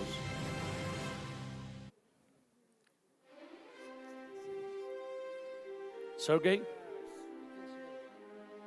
No, got you. I've got you.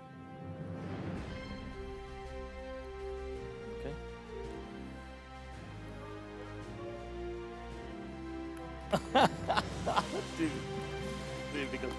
All right. Mohamed Salim.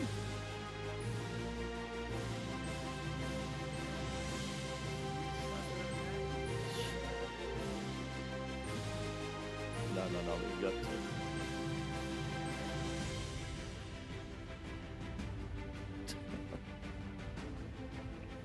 We've done ours yesterday. Okay, Mohamed Salim. Derek, where's Derek? Oh, there he is. Woo, woo, woo, woo. You will see some of these speakers on the next panel. Okay, Derek, Timur. Yeah.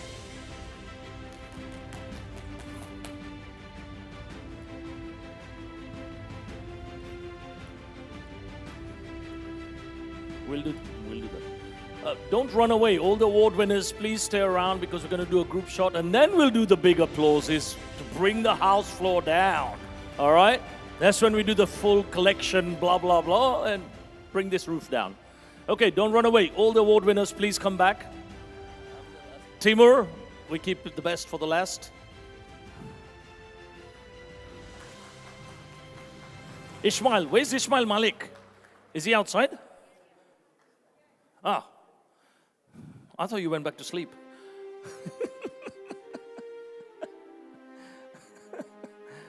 Ishmael Malik. I think we're done over there, right? Adam's not here, right? Adam Jerry is not here, right? Okay, Aslam will pick up the trophy for Adam Jerry. Aslam Khan.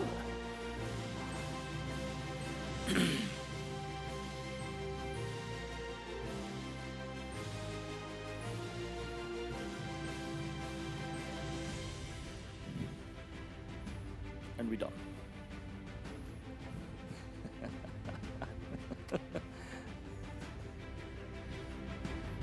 Have you met him, right? Very good friend.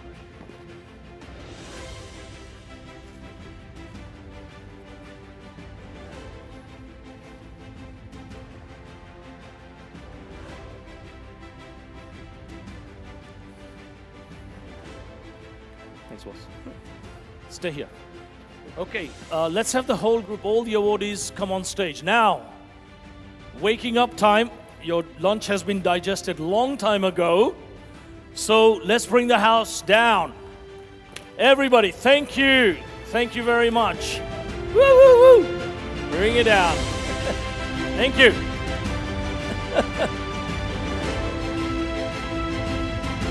All the awardees, please. One group photo.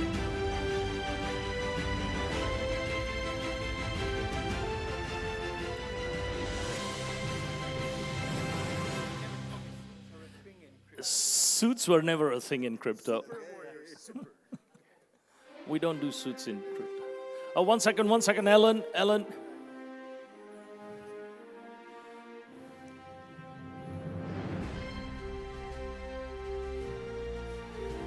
Actually, this is a big one compared to yesterday, right?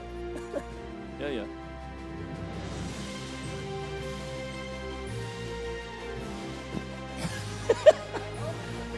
You didn't think I'd do that, right?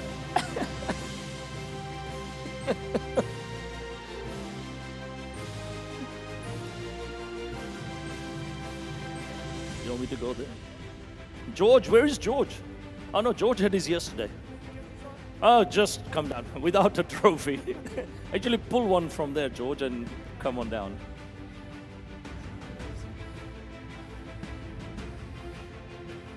Okay. Thank you.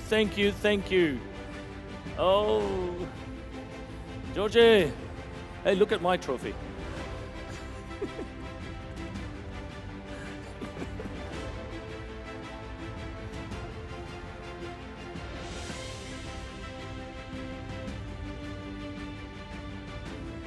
Okay, thank you very much. Thank you. No problem, buddy. Not a problem. Okay, Mohamed, you can stay here. Salim. Don't all run away. So, for the next panel, before you escape, George, Mohamed, Salim, on the stage, Timur, don't run away. Pushkin, where's Pushkin? The man of the moment. Pushkin, where are you? Okay, let me sit here. Yeah. You have one? No, there's one there. Give one on that side. Pushkin, George.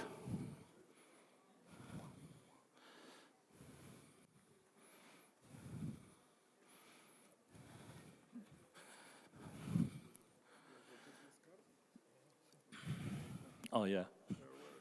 I've got mine.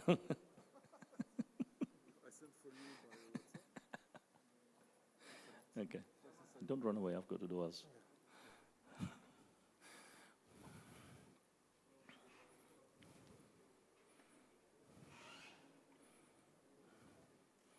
Okay. Is Pushkin on the stage? I'll see you in a bit, yeah? Where's Pushkin? Where's Pushkin disappeared to already? Where is he? No, he needs to be in here. Georgie, can you go and drill out Pushkin from outside? Tell him he's on.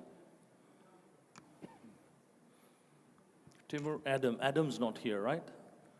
I didn't see Adam. Aslam, do you want to join on behalf? Okay, I'll handle it. I'll handle that.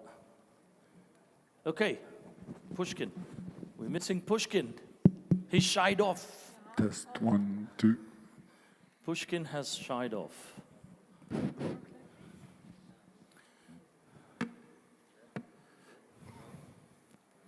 No. Your voice is a bit. Yeah, it's working. Is that okay? Is that one tested? Can you find Pushkin for me from outside and get him in? Excuse me? Try and find Pushkin from outside and get him in, yeah?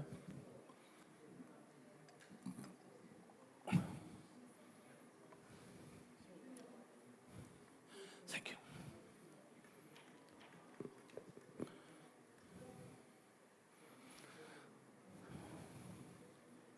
Okay.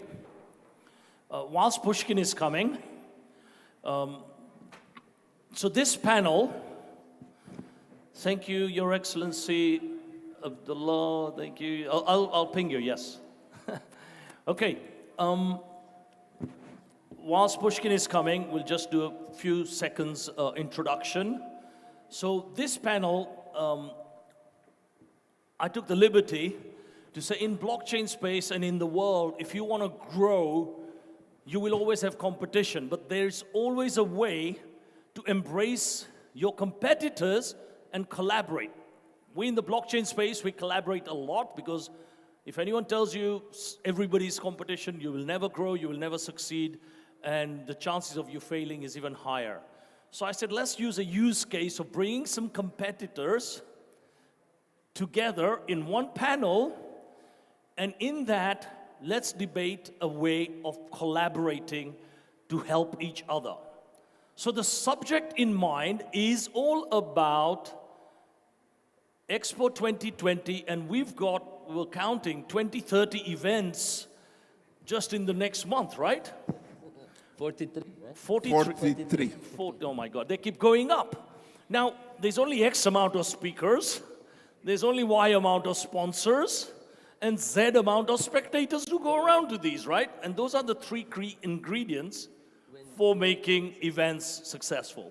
So how do you collaborate and find a way that this is the market size, how everybody can have a win-win, okay?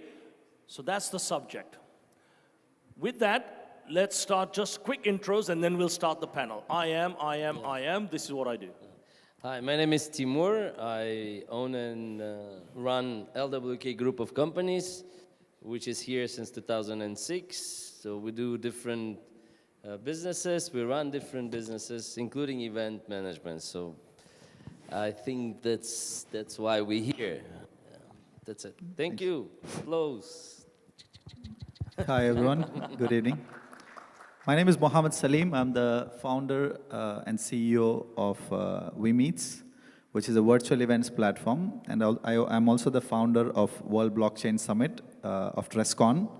So I also founded TressCon in 2016. And last year during pandemic, I moved my role to build WeMeets, which is a virtual events platform. So I play both sides, from the event side and also from the software side now. So we were the first blockchain event in Dubai in 2017. And this year we're hosting the 5th edition of the World Blockchain Summit in October on the 13th and 14th. That'll be at the same place. Thank you. On the 13th and 14th. 13th and 14th of October.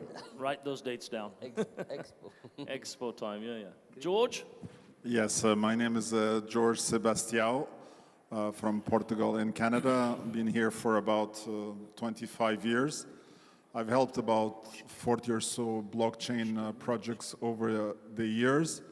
I also am the co-founder of several organizations. One is called GBO, founded in London and Oslo, called Global Blockchain Organization, which is part of ADO, Alternative Development. And it's really trying to promote usage of blockchain and use cases, whether they happen to be in private industry or government.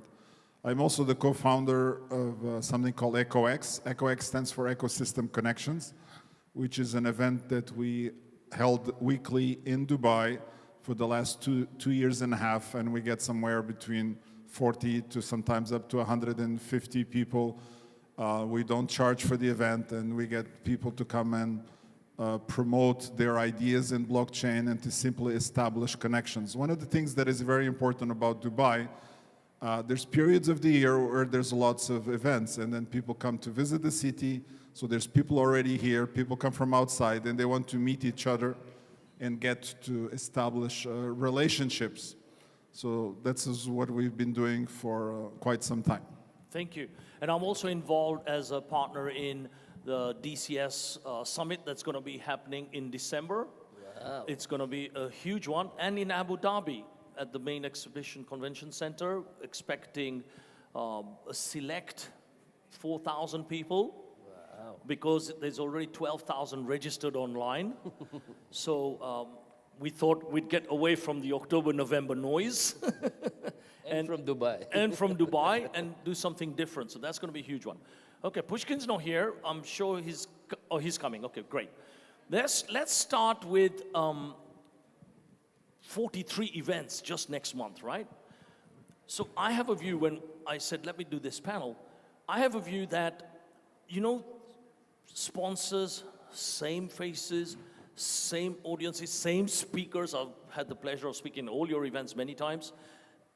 How do you attract and how do you say, you know what, let's control costs. Instead of flying one person, he goes back, comes back flying, hotel costs, all the way through to, you know, paying for X, Y, and Z, or the next day you've got sponsors competing on another person's platform. How do you think there are chances of collaborating to make this happen?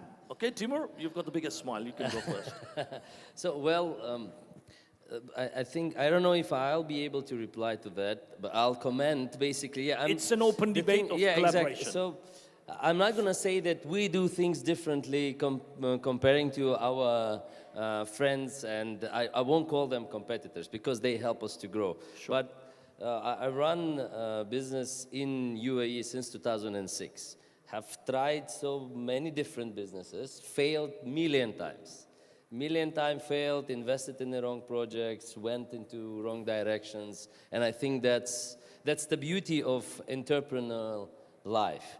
Well, when it comes down to events or organizing events, and I can say that a very small amount of our events, even though if they look posh and expensive, actually generated any income, honestly. I mean, they usually either really minus, zero, but it depends what is the main reason you're doing the event. So whether you're trying to entertain people or you want to get involved in that community. That's how we got involved in 2017 into blockchain, crypto, so sort of trying to understand and learn from. But you're completely right. The market for blockchain and crypto community is very small.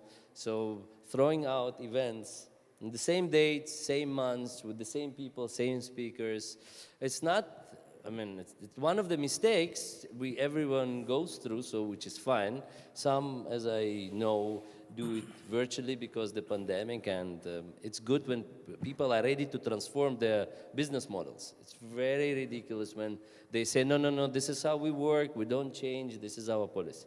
So answering the question, how within that community to succeed is only to partner up. Partner up and join forces. It's the same community, same speakers, venues are the same. So you go around in Dubai, choosing the venue, and you create demand.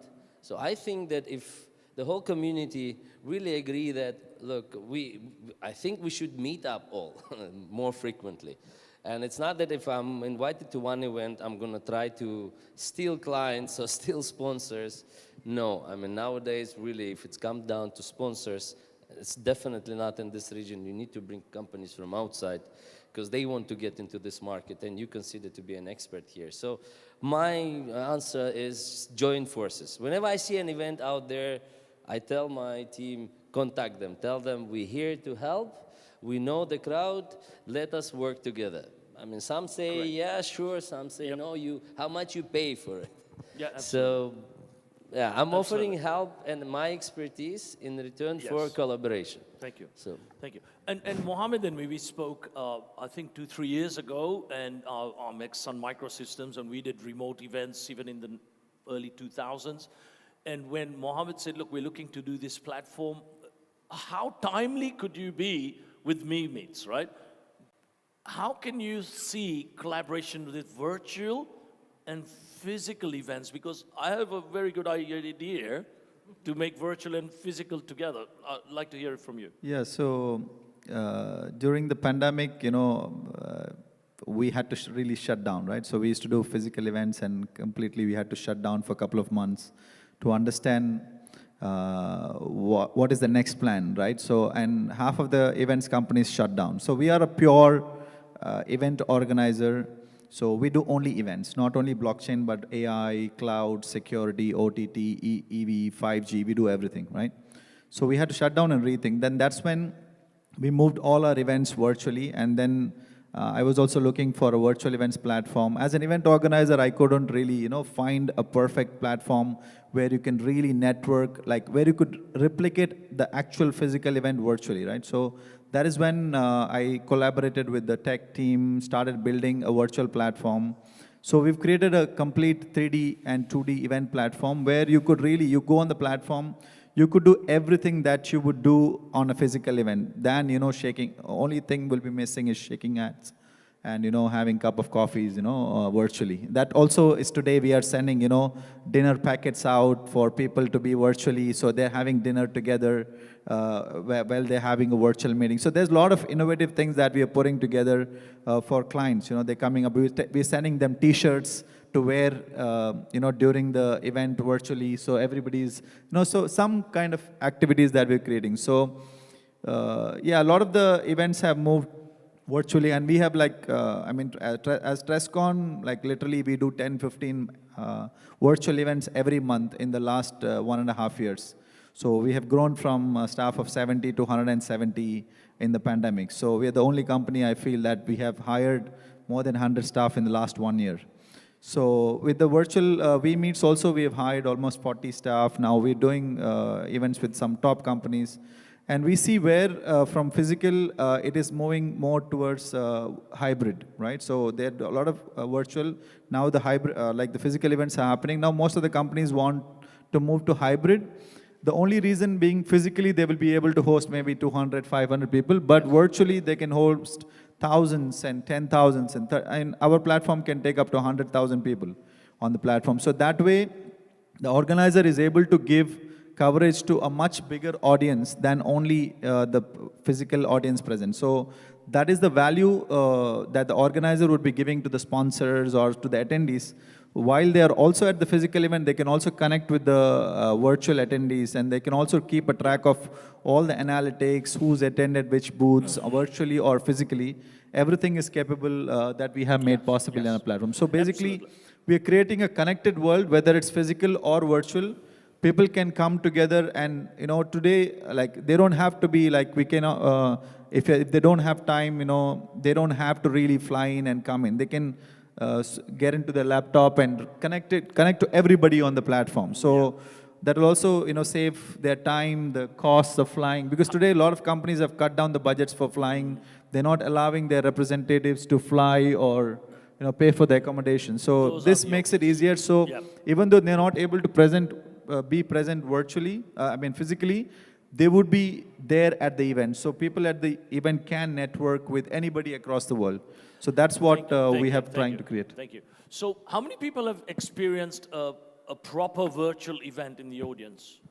Not watching a YouTube live streaming, because Zooms and that is not, okay. So it's about 20 people, 20%.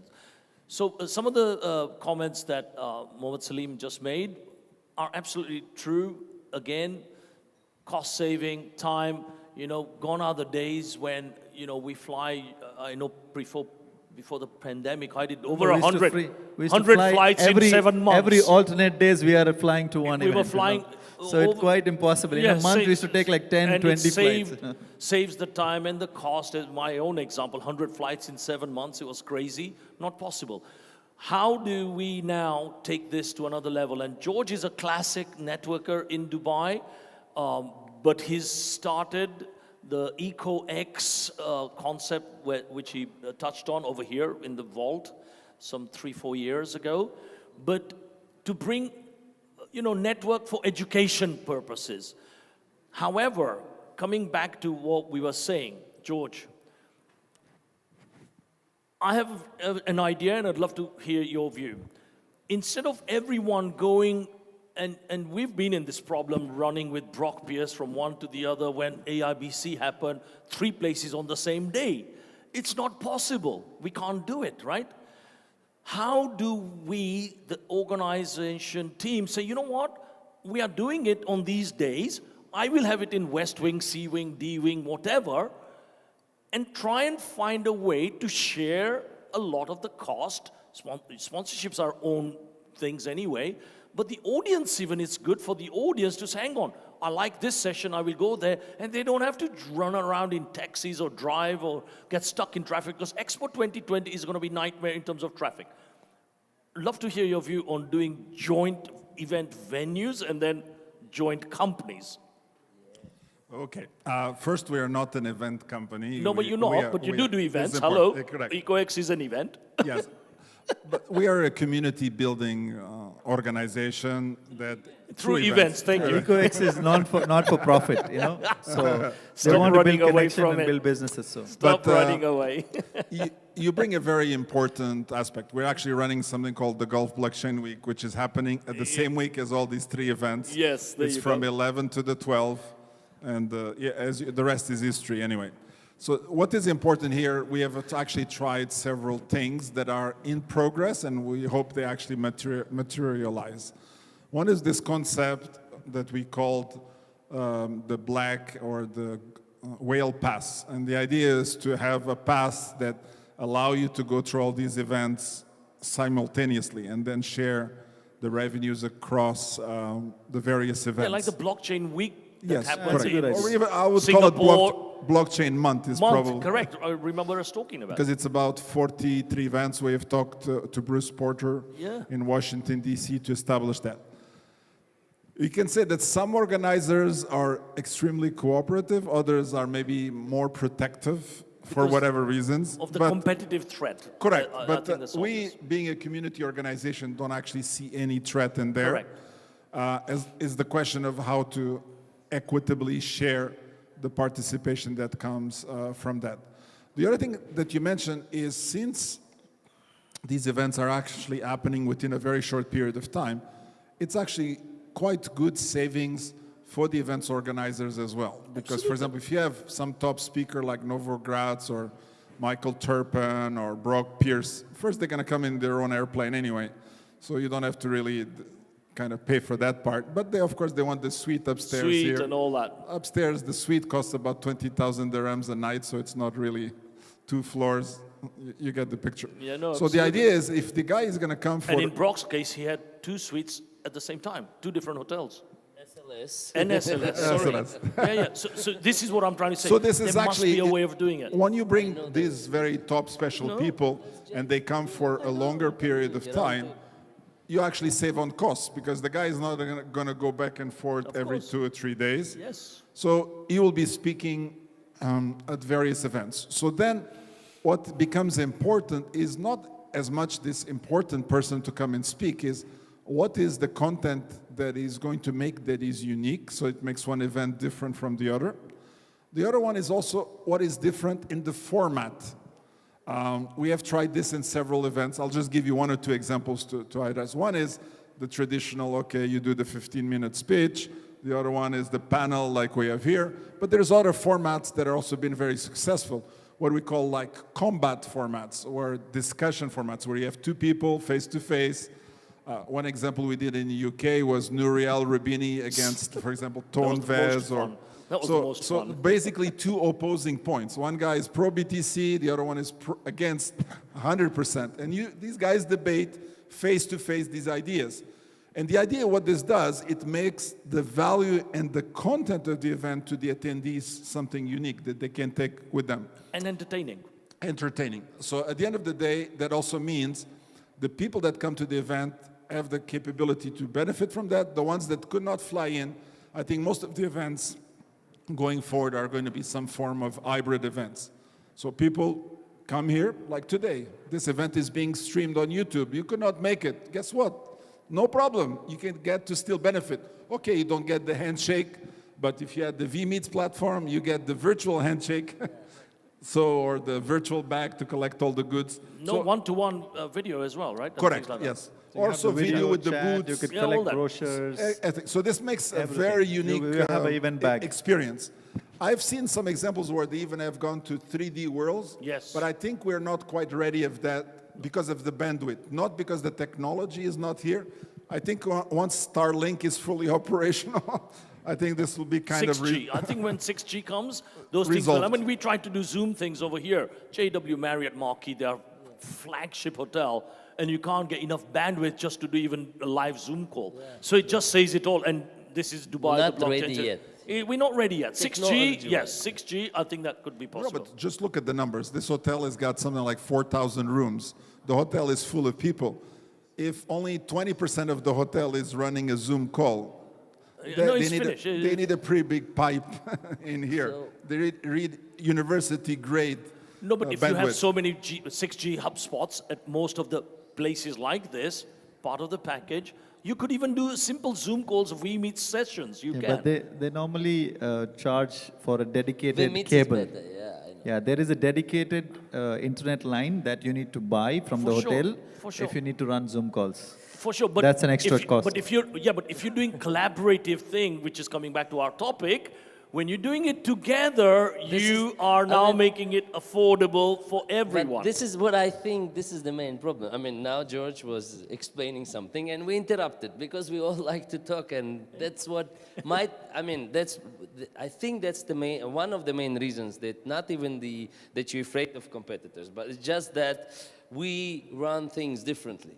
But I think that even now, like for example, if we have George Sebastian with us as educational part, then we have vMeets to run hybrid events, to allow the technology to add people who can't travel. And I know there are plenty of people who doesn't want to travel these days. So then we have entertainment part, we have Mru with the influencers and connections. If we create that board of, I don't know, event organizers, we join forces once a month, we sit down at the round table, we discuss what events we want to do. If it's blockchain week, let's do blockchain week. Let's understand the cost, let's choose the venue, so then we don't create demand running around in Dubai, approaching every hotel, trying to find the best place, because then we say, we bringing you the crowd. So you want us to bring the crowd to your hotel, then, I mean, depends on the price. So if we meet once a month, I'm happy to meet. Even once a month is enough. Yeah, no, once a because month. in the early days, just like when we do collaborations, gosh, I was at Siemens, IBM, we did collaborations. How did we do open source collaborations? So even if this industry does some collaborations, the first two will be tough, but then after that, everybody benefits. How did standards happen? How is crypto standards happening? How is blockchain standards and regs happening? All The through whole thing collaboration. can be on blockchain. And the same with in events, same in smart any business. contracts, By the way, transparently. same in any business, eh? Yeah, Any 100%. business. Happy to join that board if whatever you I will decide. chair it for you So as an there's two of us independent already. group. From the event organizer's point of view, Yes. the biggest hurdle will be that today, if you see every event organizer sees the other guy as a competitor, right? So they don't see, like there's not much of collaboration happening, right? So if I say this event and this event, let's do it together, then there'll be a point. How will we share revenue? Who will get the sponsors? Yeah, but how the hang on, sponsors' revenue will be shared? No, there's this a lot of is the not much blocker. money. Yeah. It's the same thing. You think Pushkin, you HP agree, likes there is to no work with much money to IBM? make, not to You think share. Oracle likes to work with SAP? They don't. So I've been there from 30 there is a years model ago. you need to put together that's to make exactly- sure that we can do everybody it. is convinced. If we And put down the it takes a lot of educating people, part. educating people on how they could collaborate and still make money. Yeah, and that's the thing. So you need the independent moderator who goes on everybody's events to say, hang on, plus, minus, there, this is right, this is... How do standards happen? How does blockchain now with regulations and all these things that we've talked about, how does interoperability happen? How does IBM talk to SAPs on Oracles and all that? Someone somewhere has to do it. So without collaborations, you will all die. So you've got to decide, do I see him as a competitor or am I going to survive for the next 10 years? And how do I leverage off each other? So that's the benefit you got to do. Pushkin has been outside, so now that you got the gist of what we were talking. In my view, collaboration is very important. As I heard George yesterday saying that in October only we have 40 blockchain events. 43 now. 43. So they keep going up. They keep going up all the time. So if you don't have collaboration, these events will like 50% will go. Yeah, and we will will close, or next year they will not able to do it. So collaboration is very important. At the same time, competition is also necessary, Yes. but healthy. Yes, but we were talking about before you To came. improve the quality of events, quality of speakers, Absolutely. competition is very, very important. Of course. But it has to be healthy. Yeah, and we were talking about, it'd be great to hear your view as well. You know, share of venues. George and me, we talked about this thing as well, and he's mentioned this whale passes now. Yes. You know, where you have a blockchain month, and with that one pass, you can share a revenue between all the event organizers. So, you know, be it an event attendee to the VIP, it's shared somehow, so the costs are shared. One person can do it in one event, jumping from one to the other. We are doing blockchain events, so we should have something, some software, something like that, where we can like make our events, or we can collaborate, or like we have a Coca-Cola Arena, one of the biggest. So we all can collaborate there. We can do book for a month, for a week. Every day one person can do. So some expo type of thing, if we can do it. Because you see, Timur had an idea as well about that, to say maybe start once a month, and then build from there, just like how George and me, he mentioned the GBO Correct, thing that happened in London. And, you know, Prepare for to one, do anything, you've got to next come year. together. Yeah, we could prepare for next year, like 1 year, start now. Yeah. So slowly, slowly. Okay, so you're up for it. Definitely. You're up There for has it. to You're be- up for it. You're up for it. You're up for it. Collaboration is very important. There you go. Definitely. So we've started something. Now, why is this different? I'm now going to put it to the floor. It could be any business. If you think you guys are going to survive doing it on your own, you will fail. Even the big guys, you know, I named them already. Everybody's collaborating. Say we do so no lots matter of, what business we do you're in. lots of cultural events. So in cultural events, we collaborated. Like in 1 year before, we inform each other, this year we have this events. So at least we have a gap of 3 months. So 3 months we don't do any similar event. Yeah, like, So but same like- basically that event committee, whatever, I mean, Correct. whether it's blockchain events or whatever Any events, I mean, it's not our main business as well. Of course. But I just, you are completely right that it can be done in every business. Yeah. You're right that whoever didn't Any want business. to collaborate with us years back, when pandemic started, they are the first one to send an email. Let's join forces, let's collaborate. They didn't want when we came and said, they were too big for us to collaborate. I mean, nothing is too big. Look, pandemic have proven that regardless of business industry, if you are not prepared to join forces, you will fail 100%. Definitely. So creating that event committee, like, I mean, we have an example now. We joined forces with Diplomat Business Club. They have their own way doing events. We have our own way doing. It's tough, as you said. It's tough to find the way that this is how they design the brochure. This is how we design. And it's like, it's just two designers. And but it's the same. But, And well, it everyone takes thinks time. that they are the best. I mean, exactly. It takes time, but I think that doesn't matter. We should start. Let's try. It works, it works. It doesn't, at least we tried. So, yeah, I We've think... got it on tape that you're going to try. I'm happy to try. Because here's the benefit. Now I'm bringing it back to the business angle, not just for events. In any business, when you collaborate, what happens? The magic happens in competitors, i.e. the audience fees can come down. They can attend. 2, if it's in walking distance of the vicinity, they don't have to say, if I say no to him and I say yes to him, he'll get upset, I'll go there, I'll go there. It's walking distance. And you know they're going to do it. The sponsors can say, I'll do part you in the foyer area, and you can split. I'm thinking out of the box because that's what I do, right? The sponsors' core infrastructure, the telecoms that we talked about, infrastructure, all of these costs can be shared. You said it yourself. See, like you don't make money. we have I know event- this struggles. This guy's making lots of money. Like we have and event George is in, for free. Mru, we have event in 10th and 11th of October. I have an idea. I charge. So this is the start of any business. You could do this. You could be in healthcare. You could be literally any business. Okay, let me put a challenge to you to see if you guys are Go ready for or it. not. Let's assume I am a creator. I create things that don't exist, but I collaborate. I am a competitor, competitive, but still focus on the ecosystem. Let's assume we have a party or an event on the Coca-Cola Arena, something like, I don't know, let's pick a date, October 19, towards the end. Coca-Cola Arena, just to give you an idea, can fit somewhere between 5 to 13,000 people. So that's the kind of blockchain event that you have not seen before Absolutely. in Dubai. Lots of screens, but there's something quite unique. There's also private booths all the way around the top. So the cost of this thing is not that much. The break-even cost is probably, with 2 or 3 stages, about $100 to $200,000. So we need 4 or 5 people, each one contributing 25,000. The Coca-Cola Arena is paid for. Now, everybody wants their own different thing. Guess what? You take private booth number 1 upstairs, you bring your clients. You take number 2, Which is what your I said, VIP, and nobody Absolutely. touches your... We were going to do that The for event the Indian is ready. pavilion time as well, Are you right? guys game? Yeah, we said that, right?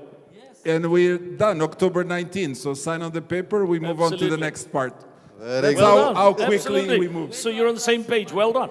Mustafa, who's usually sleeping at this time of the day. I don't do money. No, no, no. I no. do free. Mustafa, remember this talk about Coca-Cola 3 months ago? Yes. We talked exactly this and said, yes. why don't we bring this together? So George has signed up. So has Mohamed Salim, Timur, him. I will bring the DCS guys over as well. There's I'll a speak few to Kevin others and that Adam as well. There's a few And others. we Wow sorted. is not We here, sorted Guy. because They will this all will be a come. mother. This will be the mother of all events. What is Miami? What is New York consensus? It's nothing. It's nothing. So we're going to happen. Make it happen, right? Definitely, and we have to And avoid you can overlap. do virtual. So we have to virtual, avoid overlap. Mohamed Salim can do the 100,000 plus. In fact, you could do 100,000 live, one-on-one, paid, and you could do the YouTube 2 million, right? This is the scale we need to look at. We have to avoid overlap. Like we have event in Expo on 10th and 11th. Salim has event on 12th and 13th. No, 13, 14. 13, 14. So 12th and 13, somebody in else. 5 days, 2 events. During my event, there is also Crypto Expo. Exactly. That's also Crypto same Expo. dates, 13th, 14th. Yeah, yeah. Yeah. So we Crazy, have to right? avoid such things actually. Crazy. All right, so Anyway, I thank you think so we much. have But consensus. our This event is called already sold out consensus. though. So this is called consensus in blockchain. This is consensus, meaning decentralized decision. That's called blockchain. That's blockchain. All right, let's get some questions from people, okay? Was that lively enough a little bit? Useful? You could relate it to your business as well? Yeah? Let's have a big round of applause. High energy, that's what we like. Have we got a spare mic somewhere? Have we got a spare mic? Mustafa over there. Mustafa, short question. Go for it.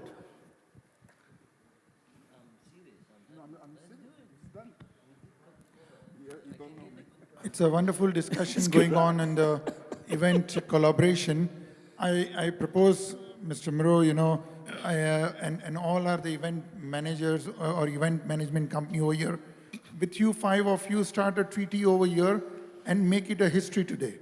No, we've made history. Today is history. Sign a treaty This is a of 5 historic of thing. you, Trust 5 me, of you, otherwise I and- won't go to their events. And take it further. It's a live event. It's simple. It's I'm a not live going to event. their events if they don't. Yes, so you know, many more It's recorded. event management companies are viewing this, and they may join and follow you. It's done. So there No, are no, this always is it. there are always few leaders and rest followers. So you 5 of We you are- can become the leaders. Of Done. Thank you very much. Thank you. Thank you. Questions? See, the nice thing about Dubai is a place for innovation. And Dubai likes to do things bigger than anywhere else. Correct. Why do events of 100, 200 when we Exactly. can do 5,000? That's it. It's very simple. That's, which is what we said 2-3 months ago. Coca-Cola is the way to go in. And this is the February event. Remember I said? Okay, good. Wonderful discussion. I congratulate you about the collaboration. Yes, in every business there is competition, but after pandemic, everybody is talking collaboration, but we need to see that in action. In action. That is first my comment. I want to give you one suggestion. Being sponsor for last 20 years to a lot of events where you can always see my company's logo. What we realize is when some event management company comes, we sit and plan for the whole year. And for our community, for our Gujarati Jain community, we have like 100 sponsors for the whole year. So the cost gets divided by Guys, take his number. by 100. Absolutely. By 100. So if you are talking about, say, 12 events a year, and we are talking about one Coca-Cola kind of, not every Absolutely. 12 of them. Absolutely. But if you are talking about, say, $1 million divided by 100 people, it's hardly any money. Which is what I'm saying. Economy of scale is the Yes. way to go. So- So we're going to get your sponsorship for the Coca-Cola event. Thank you very much, Thank you. Sandeep. Round of applause to Sandeep. Thank you. He just signed. Well done. Bob. Sergey? Bob. Oh, okay. This time. Makes a change. Gentlemen, you have been talking about maybe hosting a very large event. We all know GITEX here in Dubai. How do you think about having the true added value for the people that will come to such a large event? Absolutely. Because a ton of events, some of the time we repeat the same blockchain, AI, all this kind of stuff. So how do you add truly value to those people that like to frequent these kind of events? So they think, okay, this one, Coca-Cola, is really the place where I want to be. Even pay a good price to get in there, because it will be the quality, not just for the VIPs, but also for other people just to get connected. So I'm looking for that. No, great. Well, I'll give you the vision, okay? When we discussed it a month ago, and I said, look, this is vision, okay? People come from different skill sets, background, agendas, things like that, okay? So I said, hang on. In this space, there are the geeks, techies, and they want to see workshops. They don't want to see a bunch of speakers going blah, blah, blah all the time. I'm honest, because I've been a geek before. They want to be hands-on, roll up sleeves, create things, and make shit happen, right? So we'll do workshops and seminars to educate some of these, and we'll even do hackathons, okay? And we'll do big prizes for the winning solution for that hackathon thing. So you've covered that space. And India is a short flight away, Asia, Africa, short flights away. So you'll get that crowd. Then you've got what I call a lot of things that Dubai and the UAE is absolutely gung-ho about, is this whole blockchain, fintech, utility side of things. So we'll say, okay, in this sector, we have healthcare. So what I call the whole ecosystem of the healthcare sector, from patient to remote things that you heard Siddiqui Ali talk about, things like that, okay? All the way through to doctors, nurses, and all that, a healthcare village, for one of better words. Then you have the fintech thing, the real hot things. And everything from banking, wallets, exchange, regulations, all of these things in one sector. Then you go into supply chain. Dubai is the biggest hub over here for gold and things, shipping and all the supply chain coming in and out. So you bring that community together in another village, etc. So the vision is you bring specialists from each one, and those who want to hop from one to the other can do so, but those who just want specialist tracks during that day or 2 days will go and only focus there. But the point is, it's a big event, the Coca-Cola thing. There is an option where there is technology, which is blockchain, which is across every one of them. So the speakers and the sponsors who go across all the platforms can have, for example, their stands in the alleyways or forums where people have to go to the next one or the next one on the next one. So they get exposure to all of these walking through as the common conduit, pipe, whatever you call it, across all of that. So that was the idea. And to share the cost. So you buy the George type of whale pass, yeah? No pumping and dumping, by the way.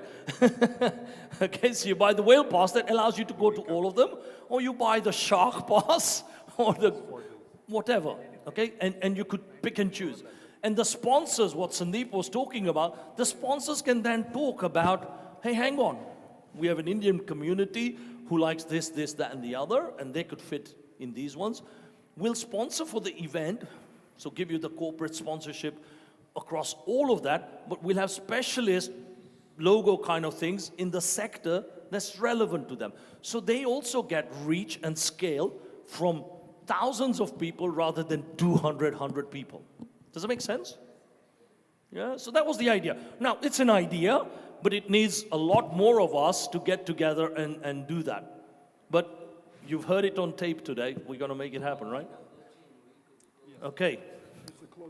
Bro, I'm here in front of you. Let me add something, if you don't mind. Yes, even today, I do not welcome... No Russians allowed there. Yeah. But Russians are the great in this country. Believe me, believe me. You Go know, for it. what I would like to add, yes.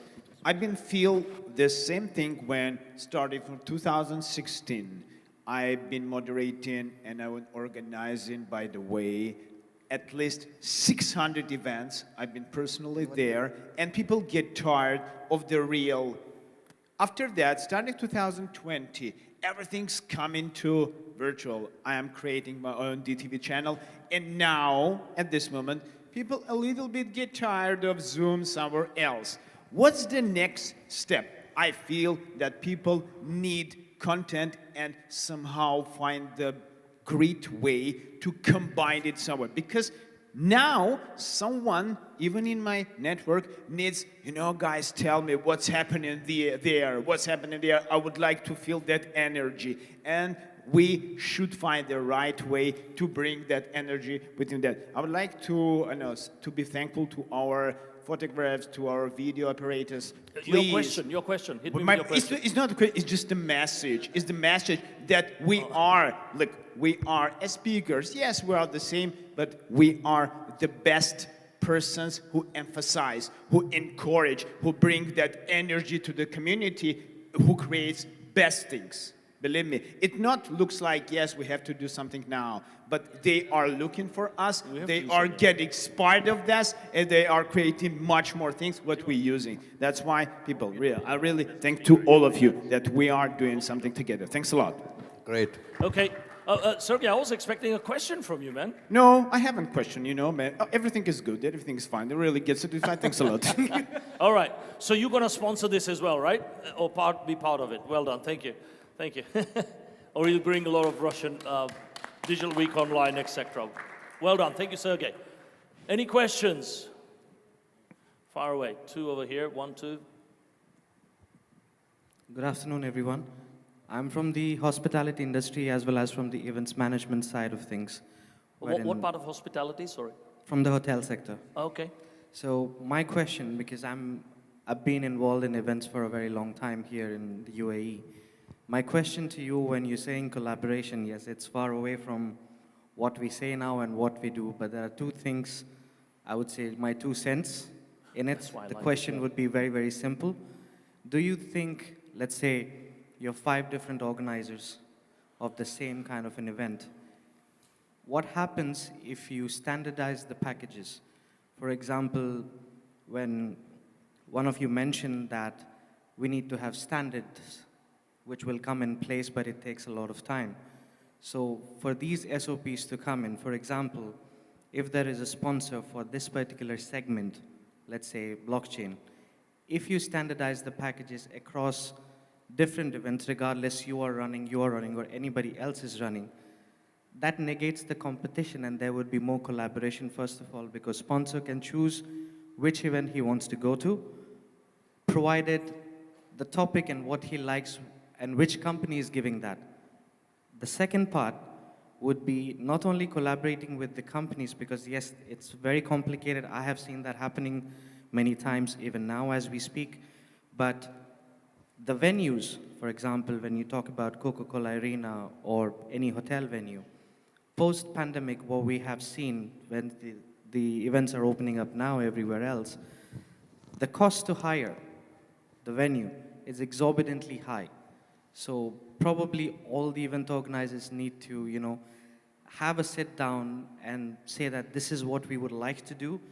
And then if the venue supports as a standard operating procedure, let's say that this is the price what you need to pay, because one of our good colleagues just mentioned that he had to pay an exorbitant amount of money for 12 people rather than it's 200, but it's gone over 100,000. So do you guys think that these two points, if implied or, you know, if worked on, will that help in terms of collaboration? Also, it gives a sense of confidence to the sponsors that They're not sponsoring. I get the gist. So I think George touched on it, and he says, 100, 200,000 for Coca-Cola, and then the rest is infrastructure costs going through. Shall I tell you, we did attend AIBC, for example. Let's take that. 5,000 people, Festival City. I know the numbers. They are seven-figure numbers over there. So what is Coca-Cola, all right? And that's one organizer doing it. So now, look at the power of collaboration here. So if each one has a budget, and I know how much goes into this, each one is a six-figure budget. Each one of them. Okay, over here you don't pay taxes, so you're okay. So each one has a six-figure budget. And each one goes way higher. Some make money, some go into loss.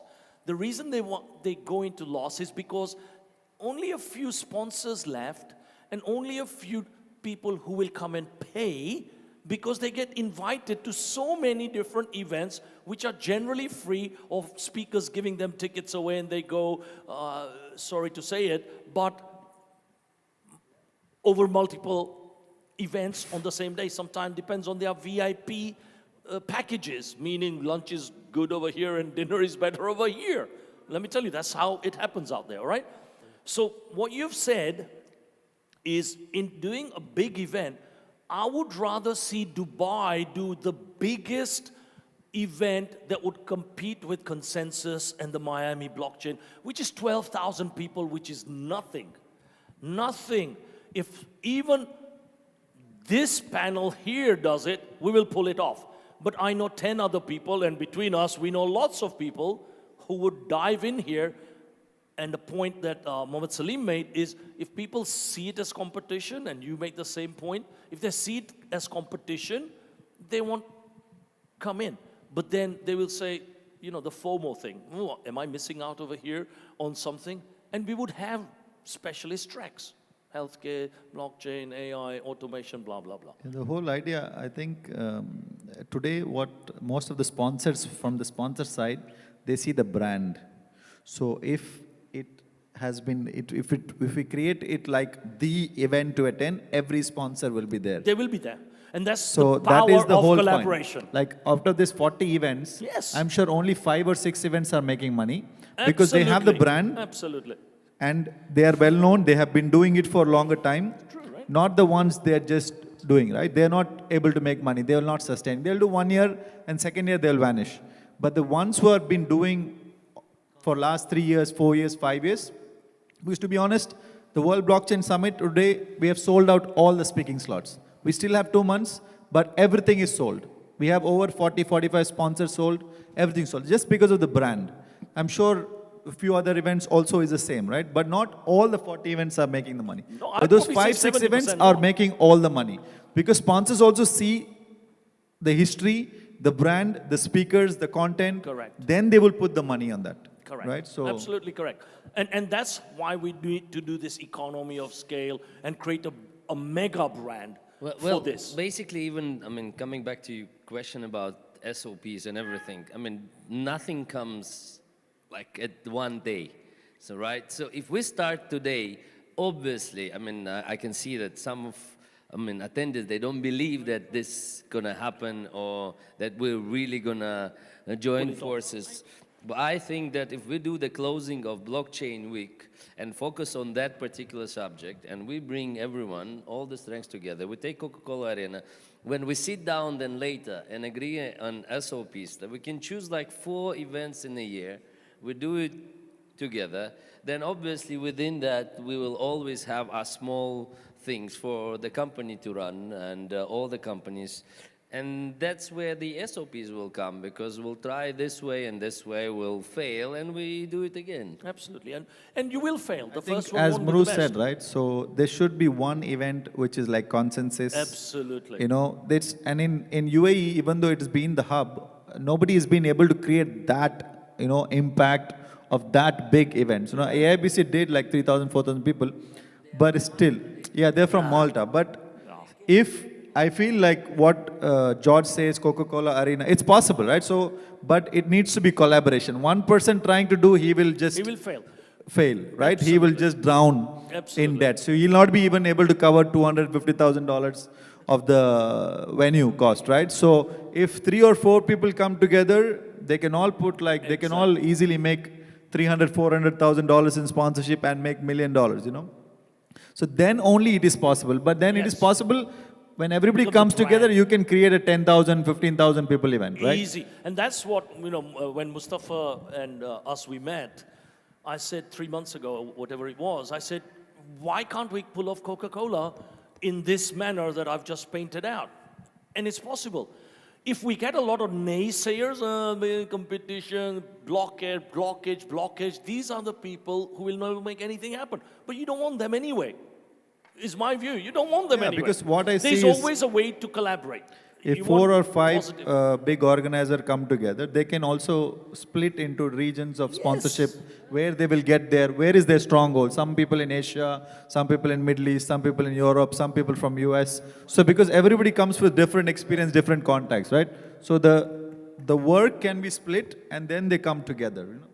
It can be worked out, but it needs really intense few meetings to really, you know, chalk out everything, nitty-gritties. You know? No, we'll do that. We'll do that. We'll do that.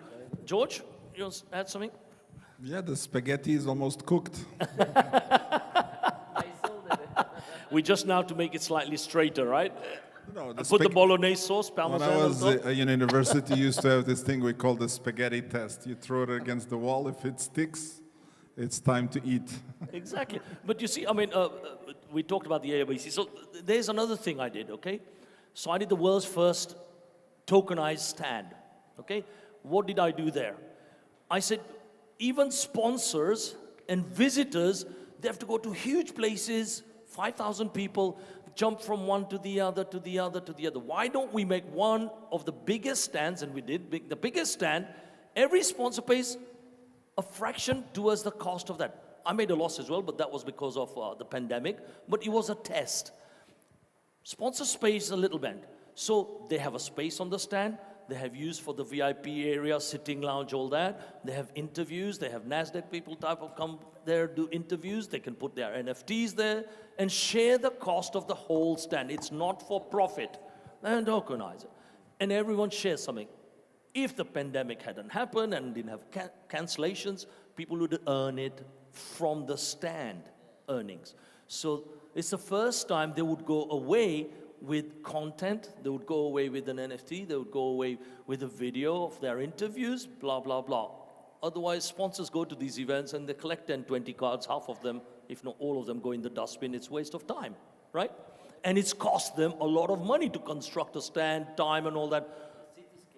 All of that. So Cityscape, so I think if we do this model, it'll be a game changer. It really will be a game changer. Kalas, no? Well done. Well done.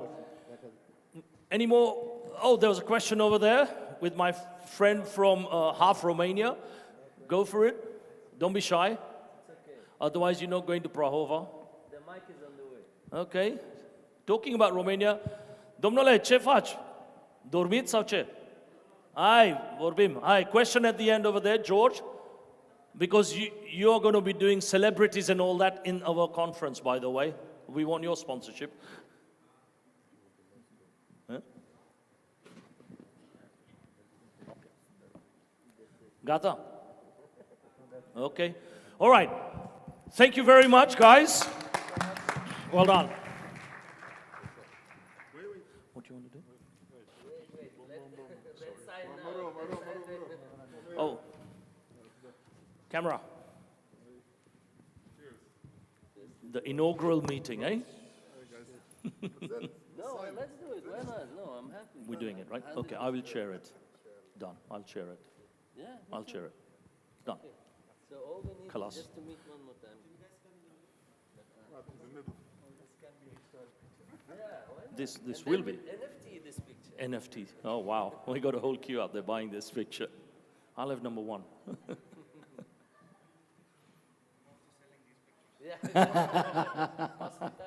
Thank you. Thank you, team. Okay, thank you very much. Well done. Thanks, buddy. we've managed to rescue Subhash over here. We gave the awards out, but you know what?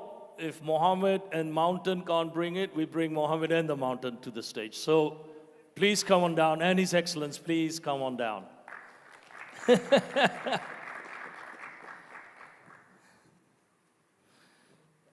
So thank you, Subhash, for your contribution. It was fantastic, all the kind of stuff I've been speaking about for 5 years, to hear from a hunter, gamekeeper, poacher, come out, leave the public sector, and talk about it after he's left. It's fantastic to hear that. Well done. Thank you. Round of applause, guys.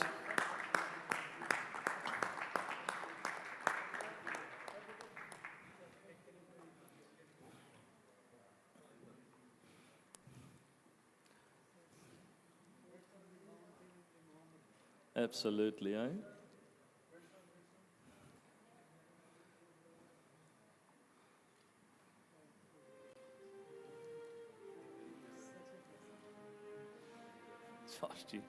Thank you. You going? You're not going? Okay, fine. Okay, we go one more. Thank you, boss. Thank you very much. Thank you very much. Thank you, brother. Thank you. Okay. We have Syed. Where's Syed? Have you got your slides ready? Yeah? Okay, now we've just added this short 10 minutes. If you go over 10 minutes, believe me, I'll cut you off. I don't bite, but I do that. And for those of you who were there during the Impact of Gaming session yesterday, we took the liberty for asking Syed to talk a little bit about the evolution of gaming in the DeFi space. Because people need to understand that NFTs just now is so hot and they don't see it and they say, why is this monkey-looking chap going for $500,000, 1 million, 2 million, whatever it is? But it all started from gaming, okay? Many years ago, and that's how the coin, and it wasn't Bitcoin first anyway, started because kids play games and they ask their parents, can I have a little bit of money because I need to buy X, Y, and Z to shoot him off or buy this fortress or whatever it is, okay? And that's how digital currencies started. However, now what's happening in that gaming arena, and you've heard me and everybody else talk about, the metaverse, but I use multiverse, bringing the physical asset and the virtual asset together with the digital currency to make it a better experience in what you own, what you earn, how you go to the next step. But DeFi has brought another angle to it in terms of what I call money sitting in the bank collecting dust, rather money sitting on the blockchain in a crypto wallet, earning you money 10 times more than most banks will pay you today. So double-digit interest in a secure manner is possible today in some of these yield farming, staking types of platform. And when gaming and DeFi comes together with the multiverse, I've always said this is where the future is going. We're building that platform ourselves with the whole community to make an impact on 1 billion people's lives. But with that, I would like to invite Syed to the stage, and he's going to give an insight and then quick 2-3 minutes for questions or whatever. 100%. All right. I You think got 10. my time starts now. Your time starts now. Put it 10 minutes on that, sir. Yeah. So, hi everyone. Assalamu alaikum. My name is Syed Shoaib. I am the co-founder and CEO of CFL365.finance. So, I'll be talking less about my product and more about what's the impact that has been for blockchain on blockchain on the gaming sector. Gaming, as usual, is a very vast sector with a high market potential in terms of the number of users, new users entering into the gaming space every day with new number of games that are coming up every day, etc. So, how has blockchain technology helped help this sector in a better way? Blockchain has become a fancy word lately. Not many projects really need blockchain, but they are adding blockchain just because for the sake of it. When it comes to gaming, it has been the case for most of the projects. which is why I'm just going to talk about the past, the present, and future, why the blockchain is needed, and how it can be simplified. So to put it simply, for a game to be successful, it needs to give a game sort of a feeling in the beginning. Later have the complexities of blockchain or even, transparency, etc. So I'll just talk about how this has been impactful and how this the sector has been evolving since the last. I think it's not working. Yeah. So some of the I've just written down the 3 major principles that blockchain can add value towards gaming. I think true ownership, where users can really own the assets that they, generate or buy, or, that they can sort of earn in the game. They truly own those assets, completely 100%. Fundraising, ICO, IDO, IEO. So this is one of the important factors why people have been using blockchain. Even if they don't need a blockchain, they are using a tokenized way of funding just to make sure, VC rounds and angel investor rounds. I was just speaking to one of the angel investors just before this, and I was just talking about the same thing. So if you go through a VC route or angel investing route, it takes months for a due diligence process and for funding to take place. Whereas if you go to a tokenized model, the due diligence is relatively much simpler, much easier, and the funding happens very quickly. And you don't have to give up your equity, which is something that, not many of the co-founders want to do. But then the worst part about this thing is, the moment you go via tokenized fundraising, you end up giving out the option for retail users and money makers who are sitting in the market to add sell pressure and eventually, have an inflationary impact on your token model. So that's something that everyone in the DeFi space or IDO space or IEO space right now is going through. And wherever and whenever. So from the developer's point of view, it's very important that, no matter what, if you have built the game on blockchain and if you have deployed it, it's going to be there. It doesn't matter if the users are there or not, but then it's going to be there at the end of the day. Even if there are no users, if there are 0 users, the game is going to be there and it's going to be live. So that is the power of blockchain. Yeah. In terms of user interest, I think post-pandemic, people have been turning towards crypto. Everyone has been looking towards more avenues in terms of making money. And I think with all the rage that has been going on towards Bitcoin, and with Elon Musk tweeting about Bitcoin, the Dogecoin posting thousands of percentage of return in a few weeks, everyone wants to get into crypto and buy Lamborghinis as soon as possible. So naturally, it has been the trend. So I have the data till Q1 2021. So the trading volume in the crypto, for crypto specifically, have gone up significantly. When it comes to DeFi, the number of Ether wallets new Ether wallets that have been created have gone up significantly as well. But there's a difference why the volume increase has been massive and not Ether wallets has been at that level because of the complexity of this thing.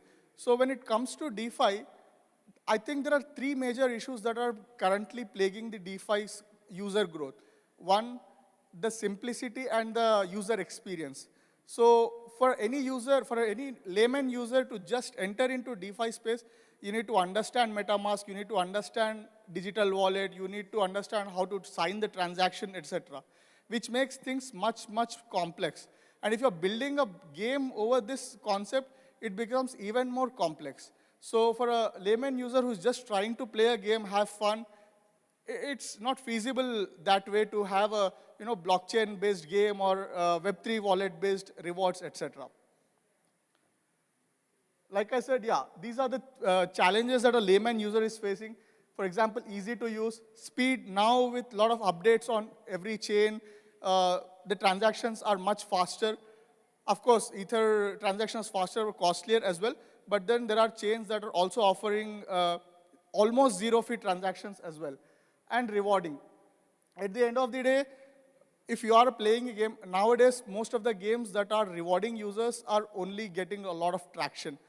If you have seen live streaming apps, if you have seen any CryptoKitties, for example, even before the Bitcoin has surged to $20,000 for the first time in 2017, end of 2017, CryptoKitties was launched.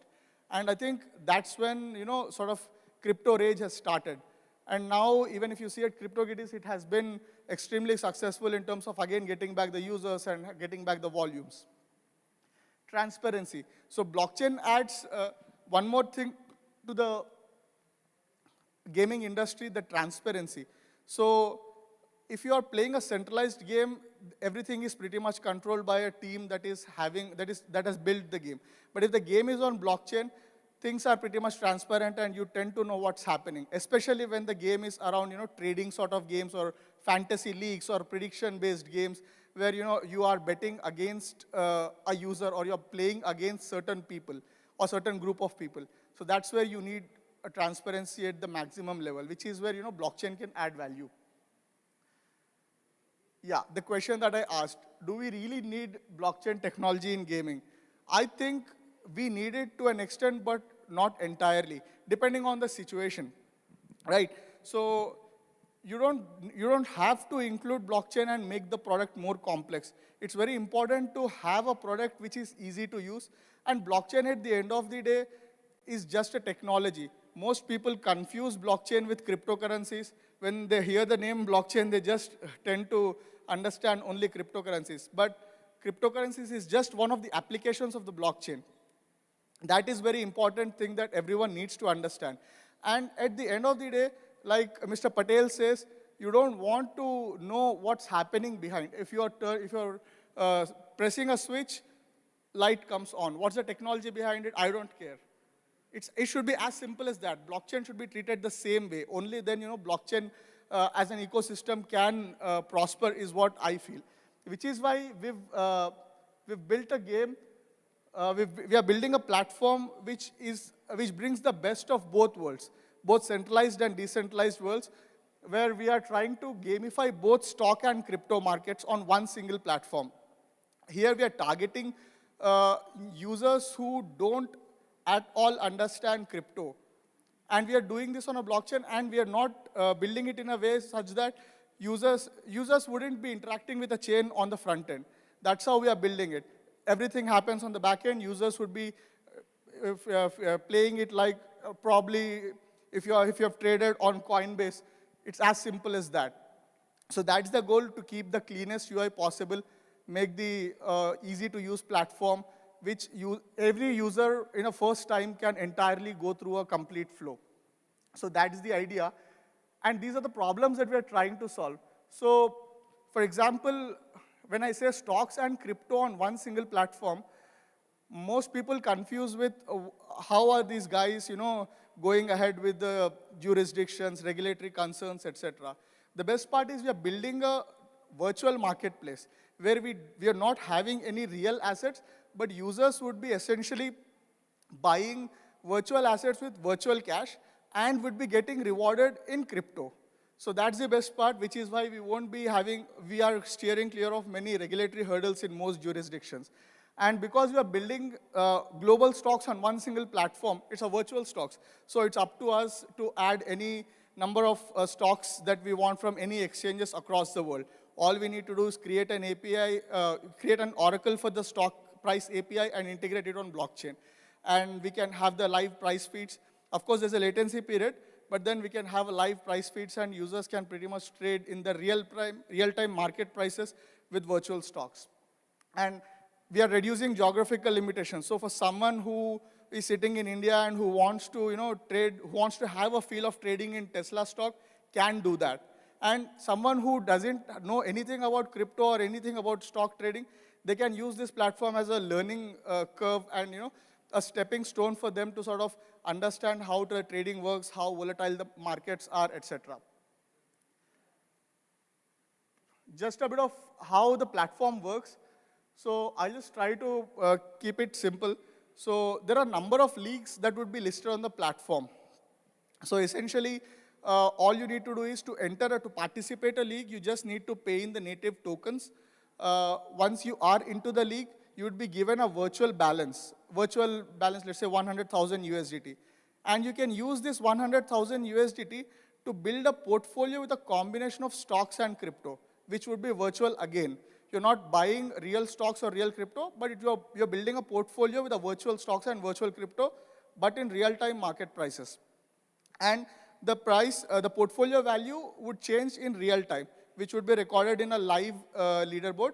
And at the end of the league, you would be receiving the users who is on the top of the leaderboard would be the winner of the league and would be taking the most percentage share of the pool that we have collected via the fees that has come in for the entry joining fee for that particular league. So the only part where we are using blockchain is to give rewards. So, and all the transactions, all the live leaderboard, all the number of users that are participating and everything would be on blockchain, but it would be on the back end. Users wouldn't understand if there is any smart contract that has been executing or if there is any gas fees that user has to pay. User has to just do a click and he can just go through the platform like that. And this has been our support system. We are backed by some of the notable investors in DeFi space, X21, 18 Ventures, GBV, Polygon, Matic is one of our partners as well. We are going to launch, we are building this on Binance Smart Chain, but we are also going to launch on Ethereum as well as Polygon in the coming quarter as well. And all the investors and all the partners are mentioned over here. And yeah, that's about it. So if you have any questions, just please. Okay, any questions? Any questions? Half asleep, come on guys. Adrian, wake up. You usually have questions for these kind of people. You wanna go for it? Hi there, Fachem. Where's the microphones? No microphones even. All right, anyway, round of applause, everyone's shy. Thank you, Syed.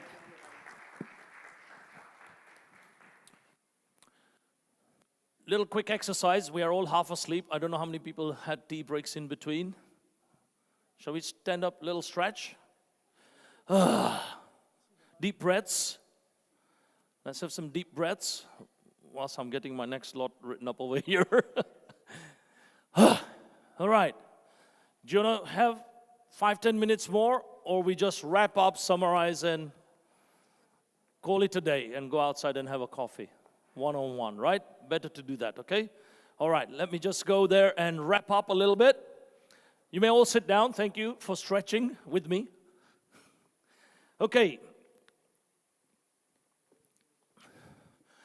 So last 2 days, let's have a little show of hands. How many people learned something from these last 2 days? Well done. How many people made more than 5 new connections? Fantastic. How many people have taken an oath or a promise? Because 80% of the people who go to events, I call them carrier bag brigade types of people who go there, pick up things, be it business cards, brochures, blah, blah, blah. And 80% don't do any actions afterwards and execute on it. Meaning, what a waste of your time and energy and your life for 1 or 2 days. Correct? How many of you are going to be in that 80% category or the 20% who will take actions? Are we going to take actions? So you need to make a promise in there to say, coming from these 2 days, I will do X, Y, and Z because I learned something. It could be anything. If you're a newbie and you say, okay, I'm going to create a wallet and I'll buy my first crypto. Until you don't put your foot inside and test it out and do it and take action and learn to fall, like learning to ride a bicycle, you're never going to understand this business or any business, all right? So that's one. So last 2 days, we've had a fantastic 2 days, I must admit. I enjoyed it. But more importantly, first and foremost, I'd like to say to Pushkin, great thank you, fantastic.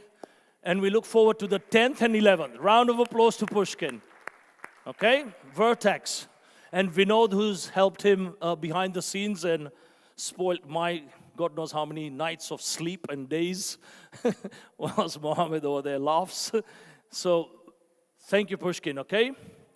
But more importantly, it's our sponsors, okay? The sponsors are the people who make these things happen. And as you heard in the panel that, I moderated earlier, collaboration is king. Only few numbers of sponsors, same amount in audiences. How do we make it happen? So Luca, Robert is not here, he's left. Luca was one of the main sponsors, so round of applause for Luca. Thank you. L Bank, Ellen, Code Viral, Alexandra, Virginia, who's flown in from Spain just literally 1.5 days or 2 days ago, I think. Virginia, thank you. And Amber, Derek, I saw Derek earlier, and Derek as well, okay? Thank you all. 10th and 11th is the next event. So please look out. Those of you who want to connect to me, very simple, Mru Patel on LinkedIn, M-R-U Patel on LinkedIn. Inbox me if I can be of help. For sure, I'd love to do that. But if anyone's interested in either sponsorship, speaking, any form of things where you think you can add value into this community, reach out and we'll see how I can help you out, okay? Next thing is, if anyone who is interested in adding value in that committee, that believe me, I will make it happen, have a view or something, just inbox me or something like that, that would be fantastic. With that now, I think we bring this to a close. Pushkin, would you like to come in and say a quick thank you, or are you still camera shy? Yeah, camera shy, there you go. I'm going to make a speaker out of him, I tell you, if it kills me. I'm going to make a speaker out of it, if it kills me. All right, Pushkin, thank you very much. Final round, thank you. All right, let's go outside and have a cup of chai. Thank you. Boss, मेरा एक photo इधर ले लो. Boss, just take a picture. Huh? Not a single. सब लोग के साथ